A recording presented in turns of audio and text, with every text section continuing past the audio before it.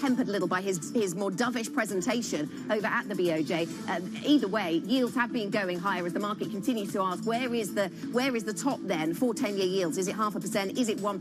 UAE is certainly saying he does not think that they will go above 1%. This is the German 10-year yield, because I wanted to make the point that we're seeing this push yields higher on a global basis. It certainly did on treasuries yesterday in the US, and it continues to have that effect here in Europe as well. And the euro at 109.72, holding on to that negativity that was generated by Christine Lagarde's emphasis on the weakness in the economy of the Eurozone in yesterday's session, even if they have optionality around September. These are the features. Negativity expected at the start of the European trading day, and really expecting to catch up with the US, because Wall Street was pretty weak yesterday at the end of trade, and that was very much to do with higher yields and the BOJ story. So we'll see where that leaves Europe. We are expecting then a bit of negativity, but worth pointing out that US futures have been pretty positive, suggesting E-minis and NASDAQ futures all go higher, and so maybe we shortcut the trip downwards and just go to the upside. Doesn't look like it from here. We look as if we're going lower this morning, down by 0.1% on the FTSE 100, and the Spanish IBEX down 0.1%. And with Spain in mind, I'll just tell you that the CPI numbers for Spain have just hit. The July number for CPI rises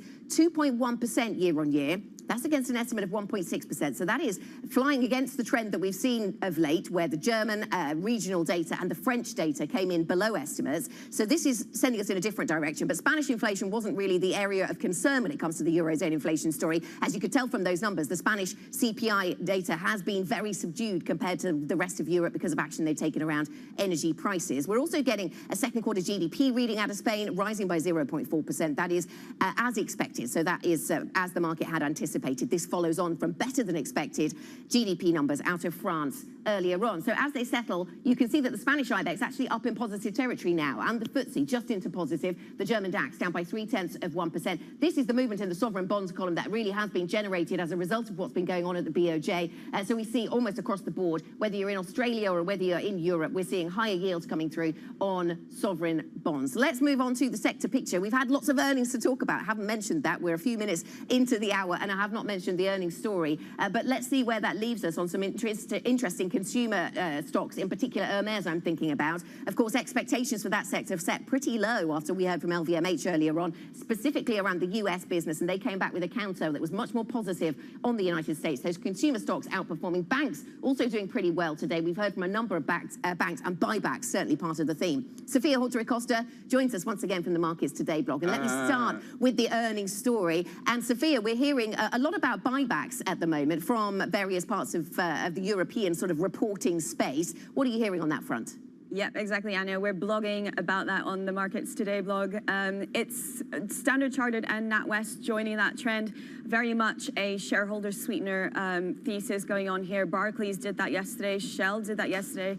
Centrica, which owns British Gas, also increasing shareholder rewards. This is very much a, when profits improve, companies are doing this to kind of sweeten the deal. But also NatWest today falling short, reducing their outlook for net interest income, but increasing their buyback. So this for us on the blog, very much a story of the earnings season, as is profitability. Let's see what the banks are doing today. Here I'm looking at my screen. Standard Chartered is up. That suggests that shareholders like this buyback plan. Also, AIG, which owns British Airways, painting a rosier picture for flight trends throughout the year. So we're looking at that as well, Anna. And another one is pricing power. So a lot to digest today, but buybacks is the big one. And it's been a very, very busy week for bank earnings.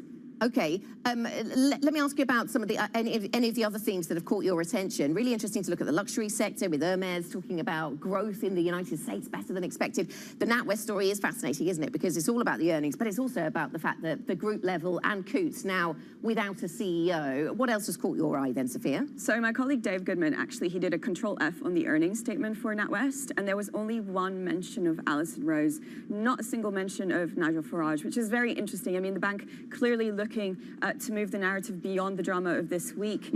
Losing two CEOs in a week, well, in a span of, I think, 24 hours is not a good look. And also the fact that, there are impairment costs, that's lower than expected, which is good news, but the profitability outlook not so good for the bank. So really kind of what is the narrative for NatWest and what kind of message does the new management want to put forward? That will be a key focus for today. When we look at, the other themes that we're looking at is, as I said, pricing power. The luxury story is very, very interesting because, Anna, we've talked about the slowdown in the US and whether China can kind of outweigh that. Standard Chartered talking a little bit more optimistically about China because obviously that's a key market for the bank. But, the kind of economic slowdown in China, that, as I said earlier on the show, the narrative around that is changing a little bit. People are becoming slightly more optimistic around that. But the US growth slowdown for the luxury market is a key focus. Okay, and certainly that luxury story is playing out for European stocks today. The best performing sector is consumer products, and Hermes lifting that sector, Kering, Moncler, Watches of Switzerland, all going higher on that theme. Real estate, the worst performing sector, down by 1.4%, as perhaps the higher yield environment, if we anticipate that in Japan, has some global read across. Sophia, thanks so much. Sophia Horta-Acosta from our Markets Today blog. And you can get more from the Markets Today team. Of course, the Bloomberg UK website can take you there. You click through onto the Markets Today blog, or you can go to TLIV Go on the Bloomberg terminal. Let us check out on some individual stock movers. Joe Easton joins us with an update. Joe. So these are where the banks are opening up. Anna, so NatWest pretty much unchanged at the moment. They do downgrade their net interest margin target. But as I said earlier, that is in line with what we saw from Lloyd's just a few days ago. So that perhaps already priced in. Meanwhile, Standard Chartered doing $1 billion share buyback, sending that stock up around 5%. That's more than double what some analysts were expecting in terms of the capital returns. Then over in the Basque Country, over in Spain, BBVA, they've got some strong Spanish earnings, the local market doing well, Mexico looking pretty weak, and Turkey as well. So that one unchanged at the moment. Thrown in Evertech, this is a completely different sector, pharmaceuticals. They've got a profit warning. They've got some rare drugs that haven't done as well, and they are cutting their guidance. That's a German-listed pharma company, dropping around 8%. Then we're going to flip over to a few of the other stocks that we mentioned over in Stocks to Watch. So there's Kering. You did a few of the luxury openers there. Hermes as well. Both of those two stocks rising. Kering, that stock has really underperformed, and it was weak again today in terms of the earnings, but again, likely priced in, given it has really tracked the broader peers. Hermes, the handbags doing pretty well. L'Oreal, they did report some surprise strength over in the US, but Europe still pretty weak, and their consumer business perhaps disappointing a tad. We'll have to dig a bit more into them. We brought up Prada as well over in Hong Kong, not here in Europe, but a good benchmark. That one's still down 3% in late Asia trading this morning after they also disappointed on their guidance. Then finally, we're going to have a look at those airlines, Air France and IAG. Where are they opening up? So Air France down 3%. Now that looked pretty strong to me. They have increased their prices up almost a quarter since 2019, and the CFO telling Bloomberg that they haven't really seen a downtick in demand, but that one not being liked at the moment. I'll look at some analyst notes in a moment on that one. IAG gaining, they are reporting strength in the leisure business, so that one's up 2% here in London. AstraZeneca, we haven't hit that one yet, but they've reported strength in their cancer drug business. They've also done a deal with Pfizer in the US. They've bought some gene therapy drugs from them. That one's breaking on the terminal just a few moments ago. And finally, Valeo, this is a French car parts maker, a profit warning. They haven't upgraded their guidance. They've trimmed it slightly. So that is weighing on the auto sector today, Anna. That's interesting, isn't it, that update from Valeo, and that's not moving downwards. Joe, thank you very much. Thanks for the update. Joe Easton from our equities team with an early look 8 minutes into the trading day here in Europe at some of the movers. Let's return to one of the big stories of the overnight session, and that is, of course, around the BOJ. The Bank of Japan has jolted financial markets after announcing an adjustment to its yield curve control program. Minutes ago at the press conference, Governor Ueda said the level of uncertainty for the economy and inflation is still very high. He also said he doesn't expect the 10-year yield to rise to 1%. For more, let's bring in Bloomberg Intelligence FX and rates analyst Stephen Chu. Stephen, I guess the market is still trying to work out, so what is the top for 10-year yields right now? Where is the place at which the BOJ will stop those yields rising any further? Is it 0.5%? Is it 1%? Is it somewhere in between? It's very interesting. They kind of give you the number already. They say that they're going to intervene at 1%. Now, even though we saw the Governor Ueda came out and said that they're not going to let the yield to rise toward that, but the fact that BOJ lay out that explicit defense target means that eventually, as long as the inflation pressure remains in Japan and wages remain high, then market will push the 10-year yield towards that level. And that's where BOJ committed to step in, not 0.5% anymore. So of course, we know what's going to happen is as long as fundamental works well, like inflation stays sticky, then the yield has to head towards 1% before BOJ steps up the intervention. Now that's actually what BOJ wants as well, because they want to normalize from this yield curve control and eventually withdraw any sort of target and withdraw from YCC. So today, certainly, it's a step forward in doing that. Right, and so you expect to see it move to 1%? Has it just? I mean, is it still trading? Why is it not moving to that place right now, then, Stephen? I mean, like it's not going to move today because, like, after BOJ lay out that target, obviously they'll be in the market. So if any abrupt move pushing yields towards 1%, of course they'll be here to buy bonds. But I mean, like in time, gradually, so over the next month, over the next quarter, and in the second half of the year, I mean, like, because we saw inflation remains very sticky in Japan. Like we talk about core inflation is still over 4%, more than double the BOJ's target. And if that stays the way, then of course yields will have to push higher to justify that higher inflation. So it's really a matter of time that we're going to see 1% being hit, and BOJ has to step in further. So of course, it's not going to be today, like we can stay calm for every market traders, but then eventually in the second half of the year, at some point that we'll see that. Because remember, we had like this yield curve target used to be 0.1, a quarter, yes, and then 0.5%. Yes. And now we're here, so it's a matter of time. And it moved.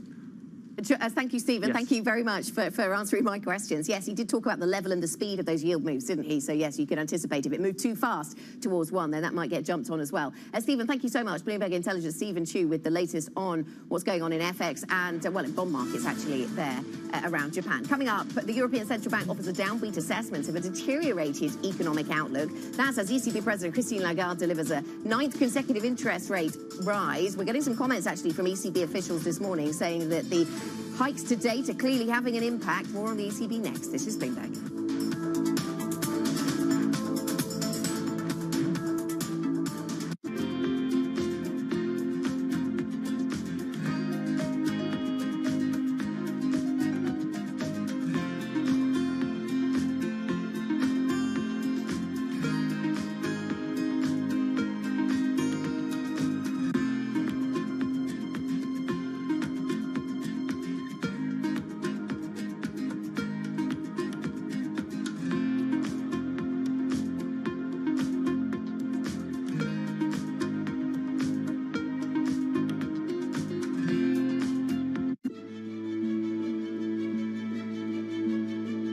I don't think we can replicate Tesla. Tesla is a unique because when they founded and then the personality behind it, the product is beautiful, technologically very, very strong. So in many areas, Tesla is Tesla, but Xpeng is Xpeng. We want to focus on what we think is important for our customers.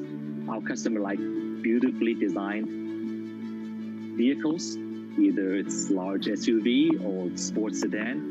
We believe we have a very, very appealing family look that our customers is really attracted to. They like to have user-friendly features inside the cabin that has a technology feel.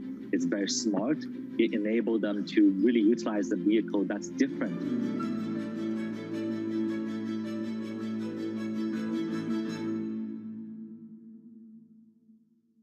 Our studios in New York and San Francisco. Our expert hosts of the data and analysis about the companies you know and the startups to watch. Plus, the interviews you don't want to miss. Watch Caroline Hyde and Ed Ludlow on Bloomberg Technology, the only daily business show dedicated to tech, right in the middle of the trading action. 12 p.m. on the East Coast, 9 a.m. in the West. Only on Bloomberg Television, your global business authority. Slice through the noise. Forget the noise, ignore the noise. Is this just going to be noise? Just noise. It's noise versus signal. Now, more to the point. What is the lesson or the observation?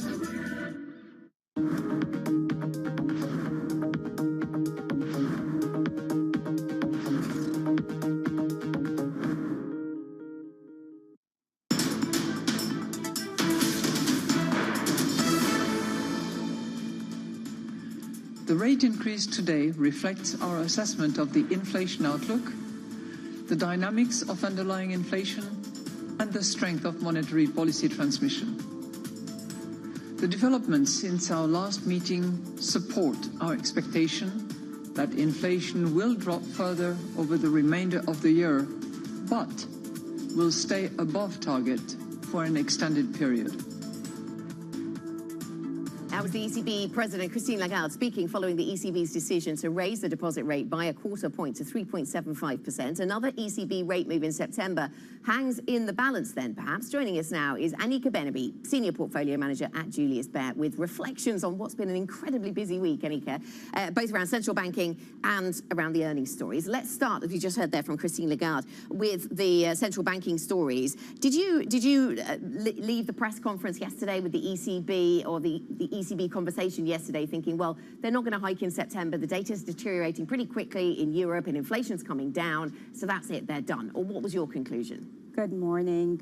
That's exactly how I felt, actually. I think that the ECB's way is not straightforward. You still have inflation in Europe at 5.5%. Christine Lagarde taking a slightly different posture from before, where she pre-announced de facto interest rate increases. She's now saying that they may hike, they may not.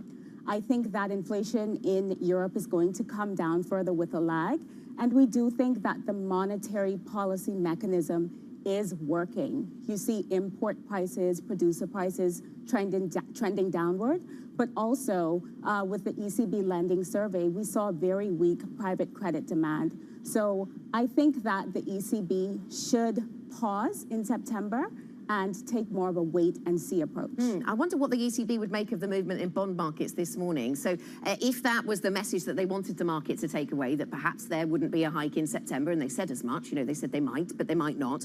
They might be a little unhappy with the move we're seeing higher in bond market yields this morning, and a lot to do with the BOJ, of course. A really important week in illustrating the interconnectedness of the Fed, the ECB, the BOJ. Absolutely. The BOJ with a surprise move yesterday or this morning. Yes.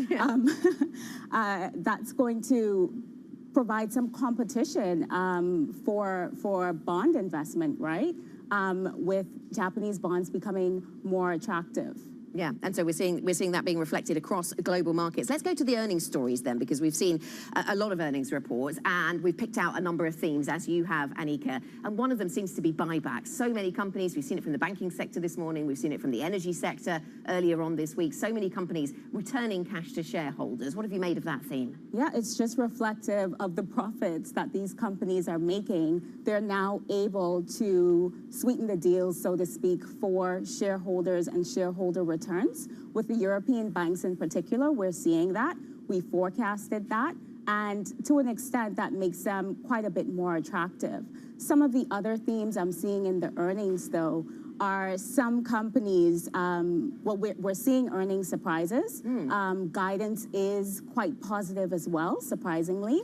And the companies that are missing on earnings, their share price reaction is actually quite muted or even positive, because analysts are looking through the current weakness, and we're seeing that in cyclicals, for example. And another theme I'll mention is the resilience of the consumer is still very much coming through. Yeah, and we saw a lot of resilient macro data out of the US yesterday. Absolutely. And with that in mind, the resilience of the consumer really interesting. And we're seeing the luxury space being driven by a number of sort of competing stories around a return of demand in China, what we thought was weakness in the sort of high-end US consumer with the LVMH numbers, but then Hermes turns around with some very strong numbers in the US. I mean, what do you make of the consumer in the US and where it is right now in the face of so many rate hikes? I think the consumer is still very strong in the US.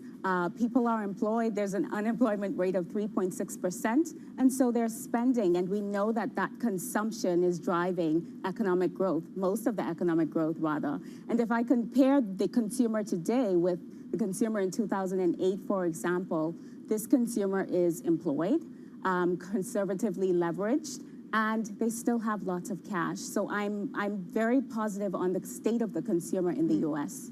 Almost makes you worry, though, as markets were doing yesterday, about whether it therefore takes longer to bring down inflation, or we get the soft landing scenario where inflation is falling and rates go higher and yet growth stays robust. I mean, that almost seems to be what we're seeing, certainly in the US, maybe not in Europe. I think for the US, we're getting that soft landing scenario, or we're moving closer toward that. I think the Fed has done a fantastic job bringing inflation down from 8.5% last year to 3.1% at the last CPI reading. I have to say, though, that I'm slightly concerned with Jerome Powell's seemingly obsession with bringing inflation to 2%. I'm not sure the US economy operates any more efficiently with an inflation rate at 3% rather than 2%. I think there's a risk there of over-tightening, and I think the Fed has done more than enough. Okay, and then from the earnings stories, you also pick out some other some sectors that are in focus for you, and healthcare is one of those, communications, also technology. Do you think then that technology valuations didn't run too far in the first half of the year? It's been interesting to see how resilient that sector has been in the face of pretty high expectations. Exactly. What we're seeing with technology is that they're beating estimates, the earnings, but you're not so much seeing the stock price react that positively, especially in the absence of strong management confidence that these earnings are sustainable. But I do have confidence in tech. I think the AI boom is very much a real thing that's going to seep into other parts of the economy as well. Okay. Anika, thanks so much for joining us. Really good to speak to you. Anika Beneby, Senior Portfolio Manager at Julius Baer. Coming up on the programme, NatWest may have reported earnings this morning, but all the attention is, of course, on the Farage fallout after the resignation of the bank's CEO this week. We also saw the Coutts boss departing. We'll bring you the latest on the lenders' call, the analyst call currently underway. We're hearing from the CEO, who's only been appointed a couple of days ago, and also from the chairman. More details next. This is Bloomberg.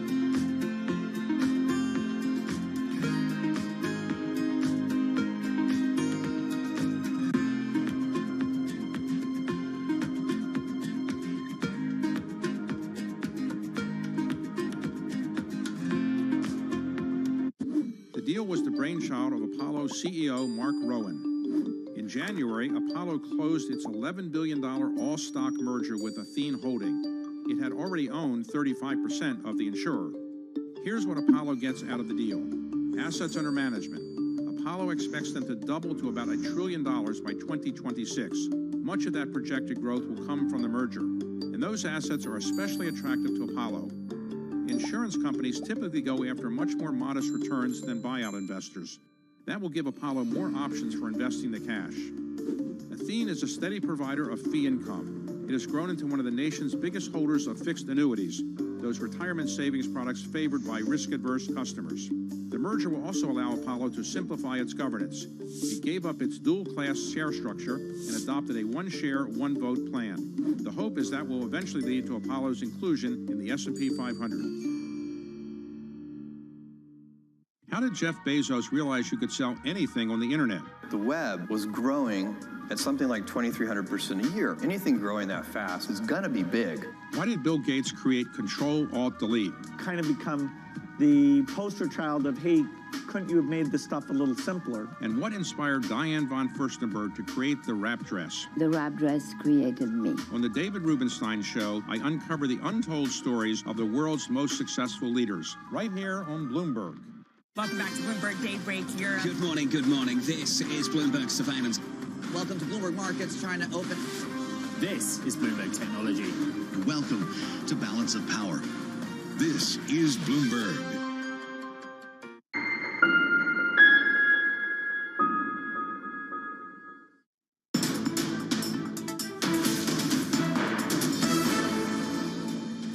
This is Markets Today, 23 minutes into a very eventful European equity trading session. Eventful in terms of the last 24 hours news flow and some of the market moves last night in the US, the news flow around the BOJ as well. This is what we see on European markets right now. We are a little weaker overall, but there are some areas of green. The FTSE 100, for example, up by 0.2%. Let me talk about what's going on at the BOJ just briefly, because we have another red headline across the Bloomberg. There have been so many on the BOJ, but this is Governor Ueda giving his press conference. He says today's move is not a step toward normalization. Some in the market have been interpreting it as such. The band stays at minus 0.5% to plus 0.5% on the 10-year yield. But now they are talking about defending up to 1%. So there's a lot to talk about there. But that's Governor Ueda's line right now about this not being a step towards normalization. So let's pivot back to what's going on the corporate earnings story. NatWest is cutting guidance for net interest margins this year. The UK bank's earnings call is currently taking place with results overshadowed, of course, by the fallout from the ill-fated decision to cut ties with politician-turned-pundit Nigel Farage. That led to the departure of CEO Alison Rose and also the boss of the Coutts Bank. Joining us now then is Bloomberg's finance reporter Will Shaw. Will, I feel like we should have a moment to reflect on the earnings. Anything to say on the earnings? So they've reported pre-tax profits of £1.77 billion. That's a beat on the estimates compiled by Bloomberg, and it's up 27% on last year. Obviously, nobody is really interested in that today.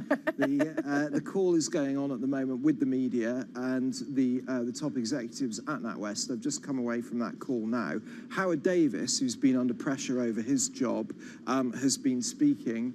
He's told reporters, we have the support of our main shareholder and regulators, exactly the government, and that he intends to lead the board and provide stability. So it looks for the moment that, like Howard Davis is probably safe. He said the board felt that it was okay to back Alison Rose at the time, but the political reaction to that decision became untenable, and that is why she left. Now, Paul Thwaite, he's the interim CEO. He's been speaking as well. People in on this call, just after only having days to prep for this. Yeah. Very, very few people know who he is outside of NatWest. So it was good to get a feel of who he was. He said it would be an understatement to say that these are not ideal circumstances for somebody to be taking over the job. Right. Okay. Well, that does sound like an understatement, doesn't it? Incredible performance, though, just to be on the call, I suppose. So thank you very much, Will, for the update. Bloomberg finance reporter Will Shaw with the latest on NatWest, and those lines from the call still coming through. Howard Davies, the chairman, saying the board has had a succession plan in place and agreed on Thwaite. The chairman saying that it is his intention to continue to lead the board. We'll continue monitoring that as we continue to monitor the BOJ as well. The BOJ jolting markets by loosening its grip on bond yields in Kazuo Ueda's first surprise move since taking the helm. He's still talking in Tokyo. This is Bloomberg.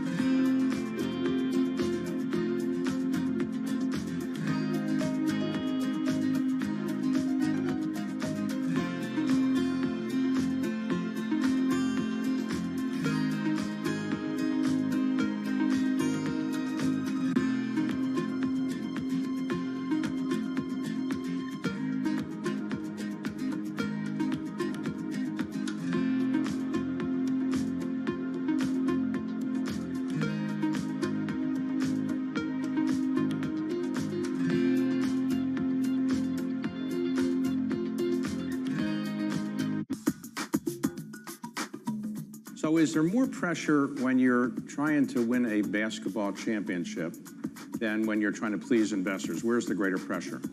Oh, I think it's definitely trying to win a championship.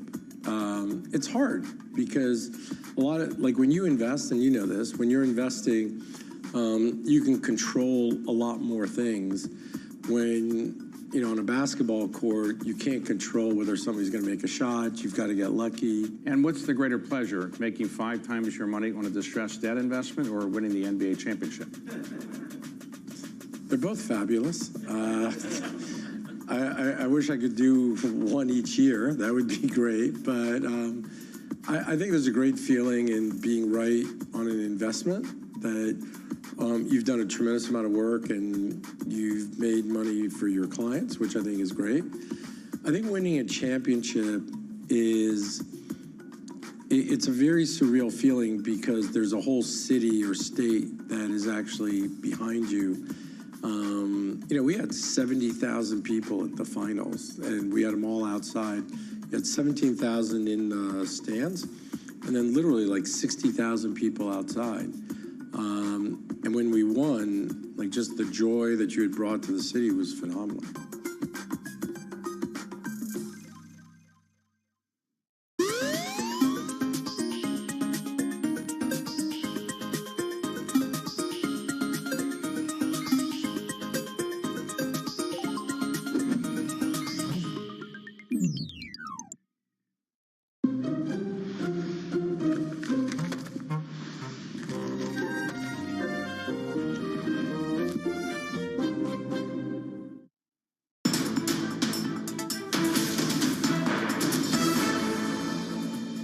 This is Markets Today, 30 minutes into your European trading day. Let's get to your top stories. The Bank of Japan surprises global markets as it adjusts its yield curve control program. Governor Ueda says the action boosts the sustainability of the central bank's easy policy. The yen whipsaws and yields jump. ECB President Christine Lagarde says the central bank is open-minded on another hike in September, but the euro holds on to losses after her dovish performance. Plus, in the bag, Hermes bucks the luxury trend with US sales soaring 20%, far outpacing rivals like LVMH and Richemont. Shares climb. Welcome back to the program, everybody. Let's have a quick check on where we are on the European market picture. We're down by 0.3% on the Stock 600. The FTSE 100 outperforms a little, up by 0.2%, and we're seeing elsewhere a little bit of weakness coming through. This reflects weakness on Wall Street yesterday, really, and we're playing catch up with that. US futures look substantially higher, actually. Nasdaq futures up by 0.7%. E-minis up by 0.4%. We saw some adjustment in the US yield story to the BOJ changes yesterday, sort of front-running those a little bit based on some reporting out of Japan. So maybe that's why we're seeing a less responsive picture on treasuries than we're seeing on European bonds, because European bond yields are jumping on the BOJ story. We just should show you the sector picture then as a glimpse at where we are on European markets. We're seeing banks as the best performing sector. So banks up substantially this morning. The best performer, as I say, Standard Chartered is the best performer within that. Then we have some Irish banks. Then we have CaixaBank. Returning money to shareholders is a bit of the theme, and we've seen that from some of the banking names, and that seems to be going down well with investors. We also see consumer goods doing pretty well, up 0.2%, and in the mix there, we've had some of the names like Unilever, for example. In fact, I was looking for what was happening with the consumer products and services groups. Let me go to that. There we are. Hermes is up by 3.5%. That's helping to lift that particular group. And to the downside, anything that is particularly rate sensitive in Europe, maybe not having a great day. So we see things attached to the housing market are moving lower. This is to do with the rate story and interest rate on sovereign debt going higher this morning. Let's get a check on some of the individual stocks. Joe Easton has a briefing. Joe. So these are the gainers that are standing out to me after around half an hour of trading. AMS Osram, which is a maker of sensor technology over in Switzerland, rising at about 15%, the most in 3 years, amid strength in demand for things like computers and also mobile phones as well, helping the chip space in that company. Hermes, you've just mentioned, up around 4%. It is that surprise US strength lifting the maker of handbags today, given the weakness we saw in the likes of Louis Vuitton over in America during recent reporting. AstraZeneca up almost 4%. Doesn't sound like a huge move, but for that company, that's the biggest gain since February, and it's adding around 20 points to the FTSE 100 this morning, given it is one of the largest stocks here in London with more than £200 billion of market cap. Stand chart as well, almost 6% gain, a big jump for the Hong Kong-focused lender after that share buyback. And we spoke to the company earlier today about their Chinese business. Here's what he had to say. The Asian markets where we operate are doing relatively well. We hear about the slowness in China, which is true. I mean, the recovery has been sporadic, but fundamentally, the region's opening up. Economic growth is strong, and like that's the backdrop for all of our colleagues. We have added thousands of people over the course of the past year. We're also aggressively digitizing our business. So of course that means that people are going and people are coming all the time. But net, this is a growth story. Let's just hone in on those Asian markets, of course, hugely important for you. You say it's positive. Your CFO said last month that China's property market isn't getting materially better. Since then, of course, there's been lots of public support for the private sector. So are you saying that there is no further pain in Chinese commercial real estate to come? You are seeing improvement. You know, we took a little bit more pain in the second quarter, so we took some impairments against China real estate. We still have quite a substantial overlay as well, which is sort of saying we've taken a provision against risks that haven't materialized yet, but that we fear might. So we feel very well provided against a little bit further downside. But basically, it feels like things have stabilized, albeit at a lower level. The public support, the government support is picking up. That's encouraging, but it hasn't really lifted the market yet. So we'll see. It'll probably take another 6 to 12 months before we can say, yeah, this market's back on track. And of course, the other thing that rumbled your sector was the Credit Suisse takeover by UBS. How much are you benefiting in terms of wealth management? We had really good inflows in terms of net new money in the first half of the year and in the second quarter. Some of that came from Credit Suisse. Some of that is the organic growth that we've been experiencing for years now. Of course, wealth is rising across the Asia, Middle East, and African markets where we operate. So there's a natural growth, and I think we're picking up a bit of market share. Of course, you always have to see when things settle out, whether we're really picking up share, but it feels like we are. So the combination of some of the Credit Suisse money diversifying away from now the combined UBS, some ongoing Chinese and other Asian investors just accumulating wealth and wanting to invest it in high-quality international product, and then the general underlying economic trends are all boding well for that business. So that was the Stand Chart CEO speaking to Bloomberg earlier. As I say, that stock up around 6%, so very much in the green. But an area that's not in the green today is the French market, which is underperforming significantly given a couple of key earnings reports. So Air France, we said earlier that they have increased their prices by about 25% since 2019 levels, but we are seeing early signs of a decline in demand according to some of their outlook commentary, and also just an increase in wage costs and also the labour and other fees related to their union payouts as well. That seems to be what analysts are pointing to this morning. Meanwhile, Valeo, this is the parts maker, the car parts maker. This one weighing on a bunch of peers today, including Continental, their big peer. So Valeo reporting some weakness in the market for tyres and other car parts, that kind of thing, cutting some of their guidance. Capgemini, also in France, IT services, bit of a downgrade for earnings there. And Evotec in Germany, pharmaceuticals, biotech, they've got a profit warning on some of their gene therapies, slightly weaker than expected. That's one of the worst stocks in Germany for Evotec. Joe, thank you very much. Joe Easton with a lot to keep track of from the equities team with a look at things on the move this morning. Let's get back to central banks. Let's bring in Bloomberg's Mark Cudmore and Maria today to talk about the BOJ and the ECB, both so newsworthy in the past 24 hours. Mark, let me come to you on some of the red headlines, and there have been plenty of them on the BOJ. So just a while ago, Ueda saying that today's move is not a step towards normalization. Perhaps you can give us your thoughts on that. But also then just saying in the last closing comments of the press conference, he doesn't know yet if the BOJ's bond buying will decline. They're also considering volatility in FX markets in today's move. What do you make of the latest news lines?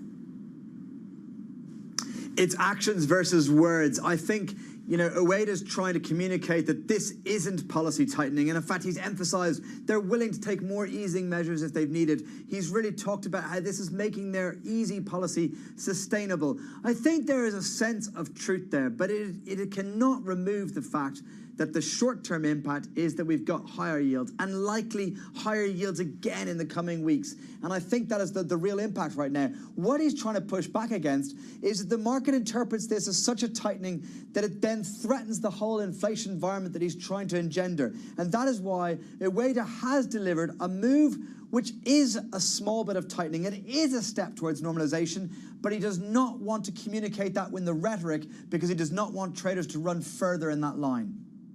And Maria, let's come to you on the ECB. Does it sound to you as if the ECB is now seriously considering a pause then from September? So like yesterday's hike was the last of this series. Does that how it seems to you from Brussels? Well, Anna, there has been a real significant change here in the space of a month, because if you go back to June, right, she made it clear that no, there was no idea of a pause, that they weren't contemplating one. And yesterday, it was a switch from that to now, yes, they are contemplating potentially a pause in September. She talked about maybe we hike, maybe we hold. It's an open mind, and it will come down to data. So yes, there has been significant changes in tone, but also in the messaging coming across from the European Central Bank. Of course, a lot of this will depend on the data. She also talked about another factor going into September, even if there was a hike or hold, and a lot of that, again, is pending that data. She also noted it may not point to a sequence. From now on, it may change from meeting to meeting. So now it does show that the European Central Bank not only is considering a pause, but also what happens after that. It's a big question mark, too. Yes, and what does it mean to be data dependent then when we look at the data that we've seen, Maria? I mean, if you exclude the French GDP data, a lot of it's looked weak, and a lot of the lending data's looked weak as well. Yes, Anna, and again, it's very difficult always, as it is, to create a narrative for the European Central Bank, because at different points, data paint a narrative that is oftentimes cloudy. You did get a massive beat from the French economy. Inflation also, I should note, obviously still above target, but it cooled the most since the war started on a headline basis. Germany points perhaps to some softer numbers too on the inflation front. The Spanish economy continues to be resilient, but we did get an uptick on both core and headline inflation. But nonetheless, even the numbers that we get today, Anna, it is difficult to see the European Central Bank making decisions on today. There's a whole summer of data pending, and of course our own projections for September. That will probably feature more than anything we get today. Right, and the weather's been pretty exceptional as well, and how that features will be interesting to watch. Mark, let me come back to you on the BOJ. And big picture on yield curve control. It's interesting because months ago, maybe even a couple of years ago, I'm sure we talked about how it would be difficult to sort of gradually move away from yield curve control. You're either doing it or if you're not. If you give a suggestion that you're not going to do it so much, that the market will sort of attack you in a sense. What do we make of the ability of the BOJ to deliver the policies that it's trying to deliver right now? This is a brilliant question, Anna, because we were talking earlier on the desk whether ultimately Ueda will, gain credibility out of this move. Short term, I think people are very upset and feel that he's lost a bit of credibility. But waiting to do this in an environment when, A, we've got disinflation around the world, so people are talking about peak rates in other major central banks, other major markets, and therefore we've got downward pressure on many global yields, maybe not so much in the weakened US yields, but generally that's the theme of getting near peak yields, and at a time when no one is expecting it. Probably gave him the best chance to kind of widen the band. And in fact, that maybe this confusing delivery of policy was intentional. This idea of people don't really know how much buying is going to happen between 0.5% yield and 1% yield. Theoretically, he's not eased at all as he tries to maintain. Theoretically, the target top of the range for yields is 0.5%. There has been no change officially in the target range for 10-year yields and the specific target, which is actually 0%. The range is minus 0.5% and 0.5%. It's purely in the method of how they're going to enforce it. Ultimately, and we'll probably need a couple of months to decide this might have been a brilliant way of trying to exit yield curve control without shocking the market. But it's a little bit too early to jump to that conclusion just yet. Yeah, it just all looks very confusing, doesn't it, Mark? But thank you very much, Bloomberg's Mark Cudmore, helping us to understand what is really going on at the BOJ. Fascinating news day and the developments there. And Maria, thank you to you as well. Maria Tadeo from Frankfurt yesterday and over to Brussels today with the latest on the Eurozone growth story and rates. Coming up on the programme, Intel has weathered the PC storm better than expected with a surprise profit in the latest quarter. We'll break down those earnings next. This is Bloomberg.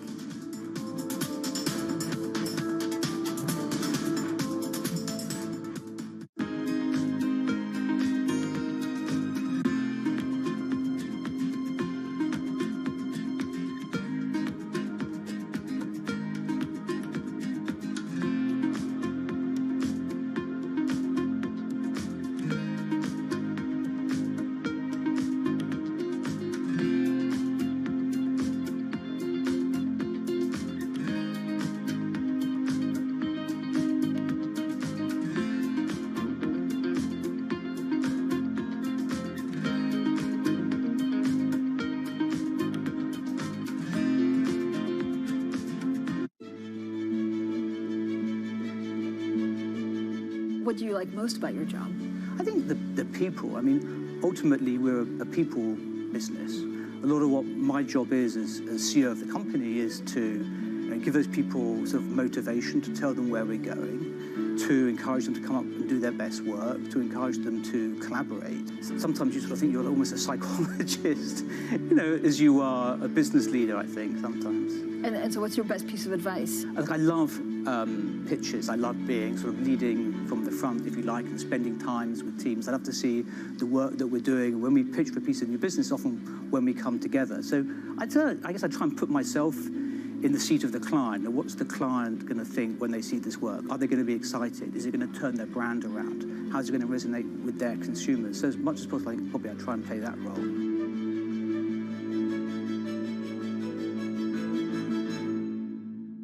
People ask me all the time, what is the key to being a really good investor? And I tell them it's to surround yourself with and work with the best investors you can find. On Bloomberg Wealth, I'm going to take you to meet the greatest investors in the world, the people that I would like to have managing my money.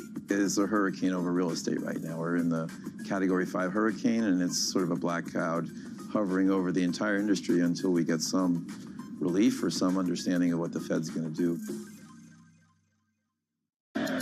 From New York City, In London, in Sydney, From Washington. in Tokyo. 9 a.m. in Beijing and Shanghai. Good morning, everyone. Have a great evening. Here's what I'm watching. You do not want to miss this Is story. there the kind of upside?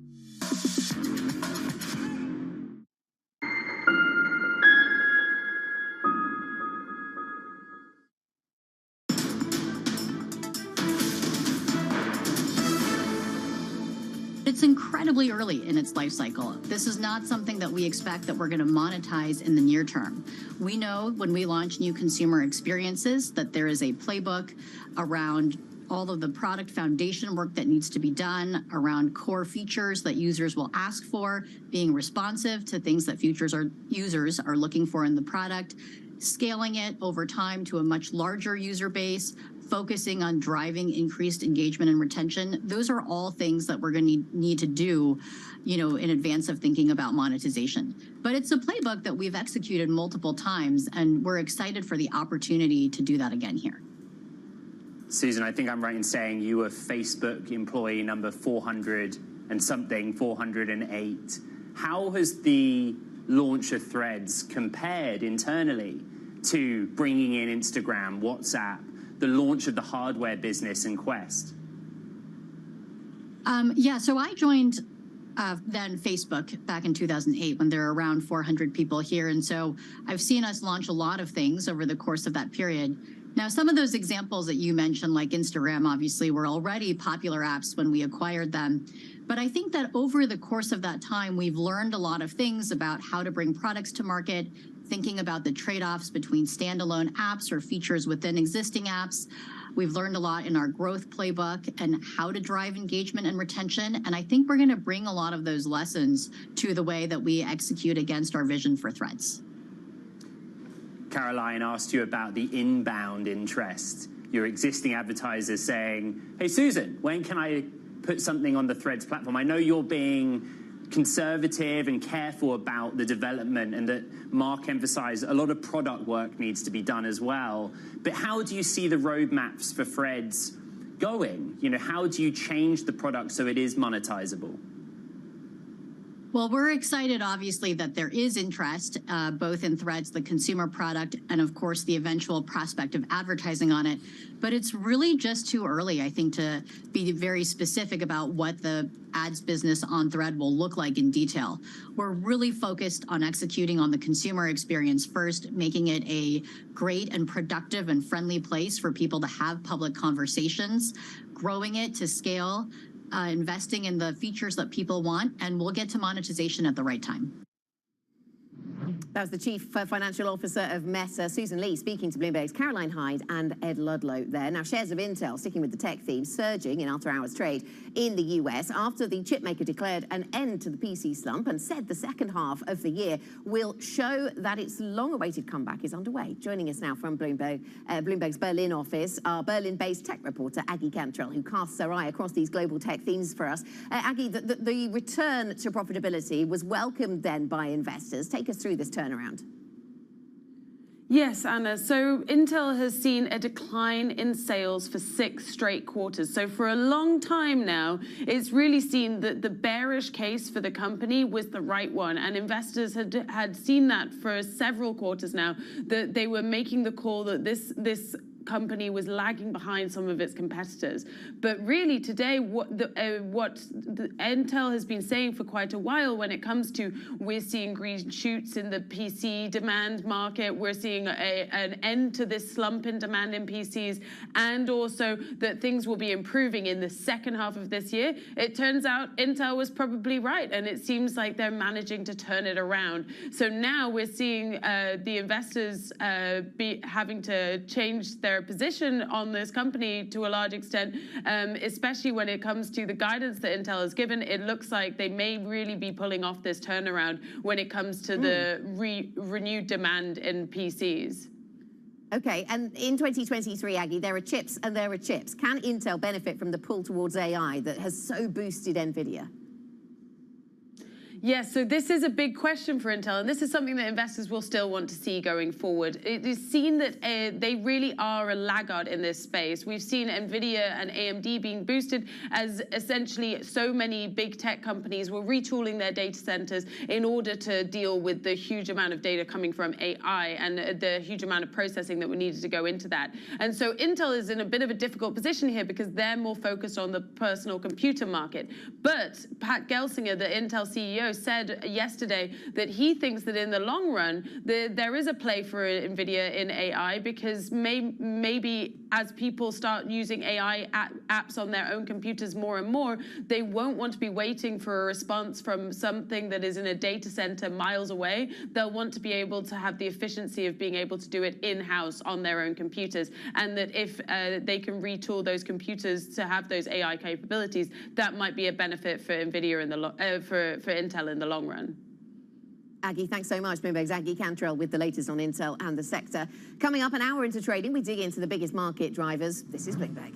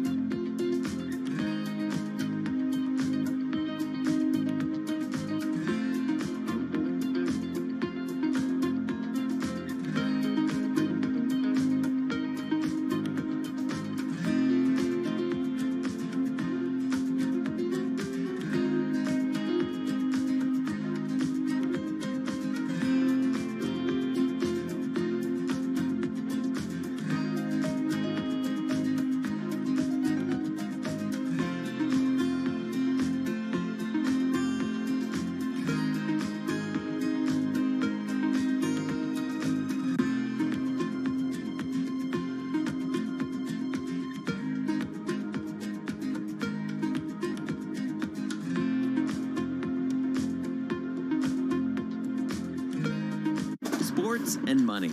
They've always gone together. But never before have sports been so massively influential and as lucrative as they are today. NFL, NBA, none of them were what they are today when they were born. There's leagues that are being thought of and built every day. New teams, new leagues, new business models, even entirely new sports. I never in a million years would have thought this is what my life would be like. We set out to find what's happening and what's about to happen at the nexus of business, sports, and culture. Getting involved from a business perspective was something that was very natural and an easy transition for me. From the pickleball courts of Arizona, to the kabaddi tournaments in India, to the cornhole boards at your local tailgate. This is what's next in sports.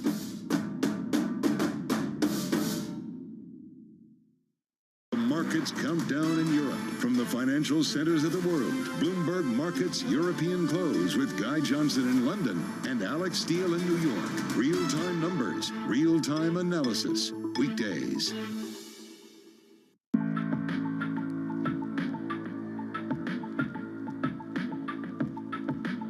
This is Bloomberg.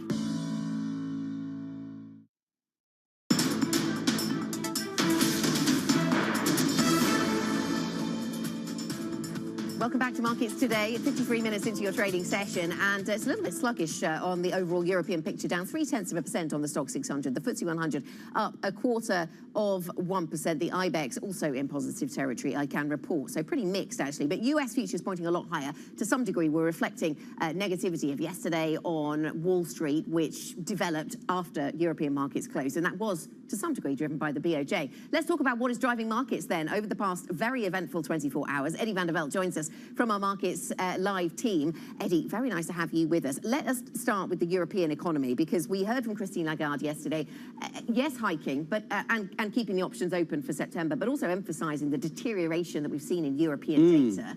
And some of that welcome if you're talking about deteriorating inflation rates. Absolutely. But some of the other deterioration less welcome. And what have you made of the data set we've had recently out of Europe? Yeah, so the data that we had out of Europe this morning has been a little bit mixed, but definitely with a lower inflationary bias. We had numbers in from Germany so far, regional numbers from Germany, North Rhine-Westphalia, as well as for France, where the inflation numbers came in well below expectations. Now, the ECB and the Fed, for that matter, has said that they are data dependent at this point. And I think that data dependency, the focus is really strongly for the ECB in particular on inflation, because they have much less of a growth aspect to how they set policy, right? So I think this is really interesting. Now, we did get the Spain numbers slightly above expectations, but Spain probably less influential than the rest of the Eurozone. So interesting. And those, and when we look at those outright levels of inflation in Spain, they have always been at the lower end of the European sort of inflation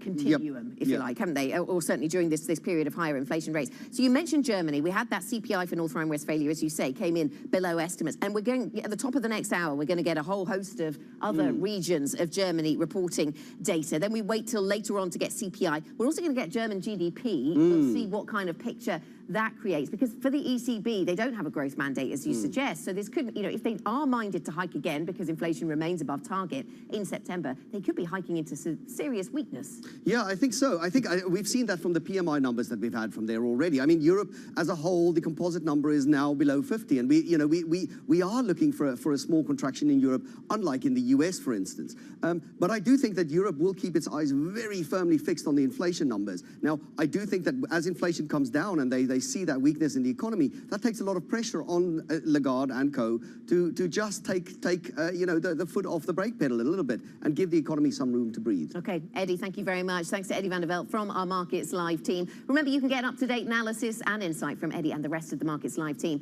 That's available to you on the Bloomberg terminal, of course. Quick check on the markets before we head to into the top of the next hour. As I said, a lot of data coming through from Germany at the top of the next hour, so we'll stay tuned for all of that inflation data from the various regions and for the GDP picture. This is what we see across markets right now. We have the Stocks Europe down by 0.3%. Elsewhere, a little bit varied. The FTSE, for example, going a little higher. In terms of world bond markets, we see yields going higher. This being driven by Japan. Interesting, really fascinating developments in the Japanese story. Are these baby steps away from yield curve control? The BOJ says it isn't. More on that next week. This is Bloomberg.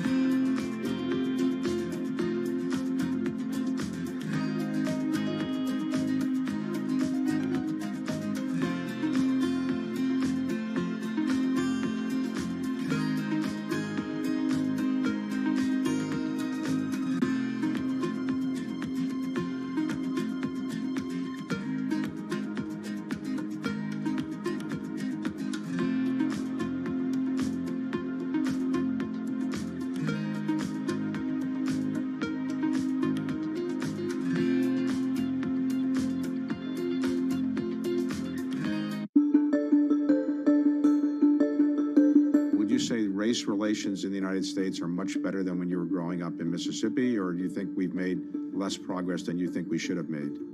Both. I think that much better than when I was growing up. There's so many people who occupy areas I never thought I would see them in. But I would have hoped it would be better. It's been a lot of progress, and somehow we're in an era now where, in spite of the progress, race relations in certain areas has become very scary. You know, some of the things that one reads about now remind me of growing up in Mississippi.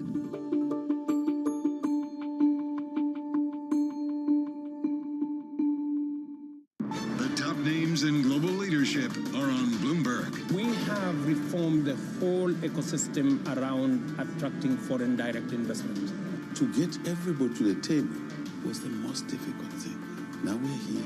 The next is consummation. The commitment is there. Now what we need to see is the actions. Nobody covers the top global leaders like Bloomberg Television and Radio, your global business authority. Information you want, analysis you trust, everything you need to get set for the start of U.S. trading. Watch Bloomberg The Open with Jonathan Ferro. Weekdays on Bloomberg.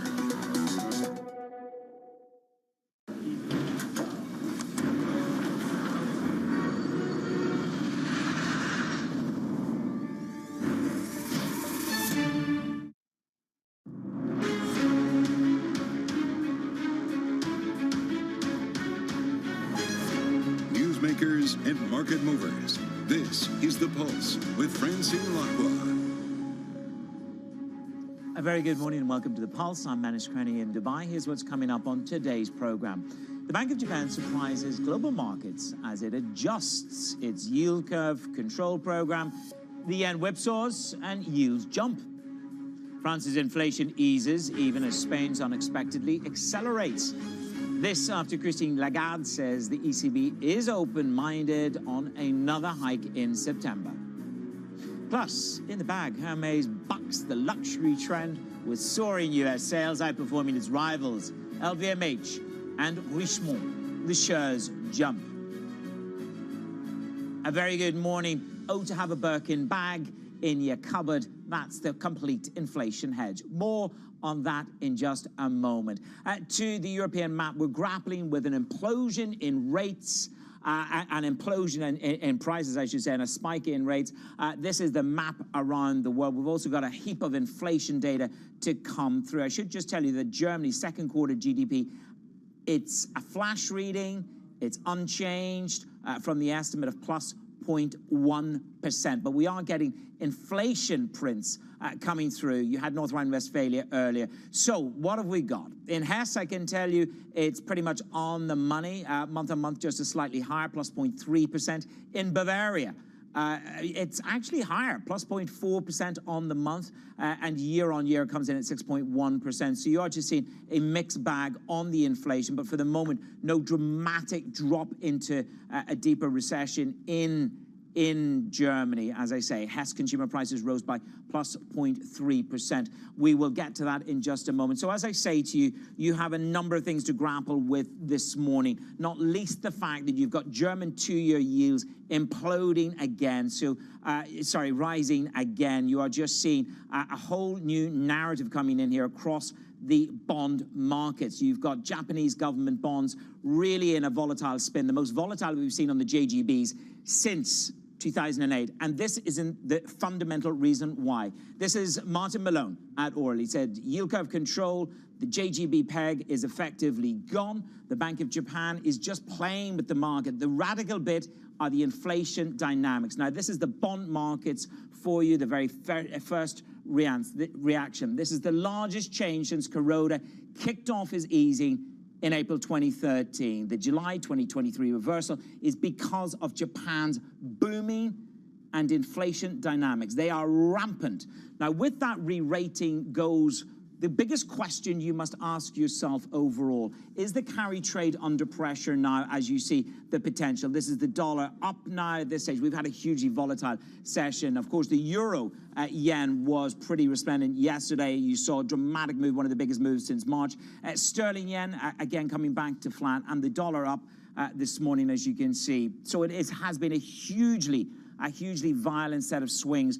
German bond markets are where you want to pin your focus. As Donaris talks to the market and says he hopes it's the last rate hike that we've seen from the ECB, you are just seeing the impact of this move from the Bank of Japan. It wasn't supposed to be this way. They weren't supposed to blow the doors off. They were only supposed to perhaps do something a little bit more tempered. But with that in mind, the market story today is the Bank of Japan. So let's bring in our Bloomberg Intelligence FX and rates analyst. It is Stephen Chu. So various people have IB'd me this morning. They've said that this is something quite radical. It's not just a tweak. This is effectively launching a new paradigm in rates in Japan. It may be baby steps, but it's coming. It's actually a very important step. I mean, like, of course, they deny it's not a normalization for the yield curve control, but to me, it certainly is. I mean, essentially what we're seeing, it's the upper cap has been moved from 0.5% to 1%. That's where the BOJ steps in. It's no longer at 0.5%. So, I mean, that's really the key takeaway, like whatever they say and however they deny that it's a normalization today.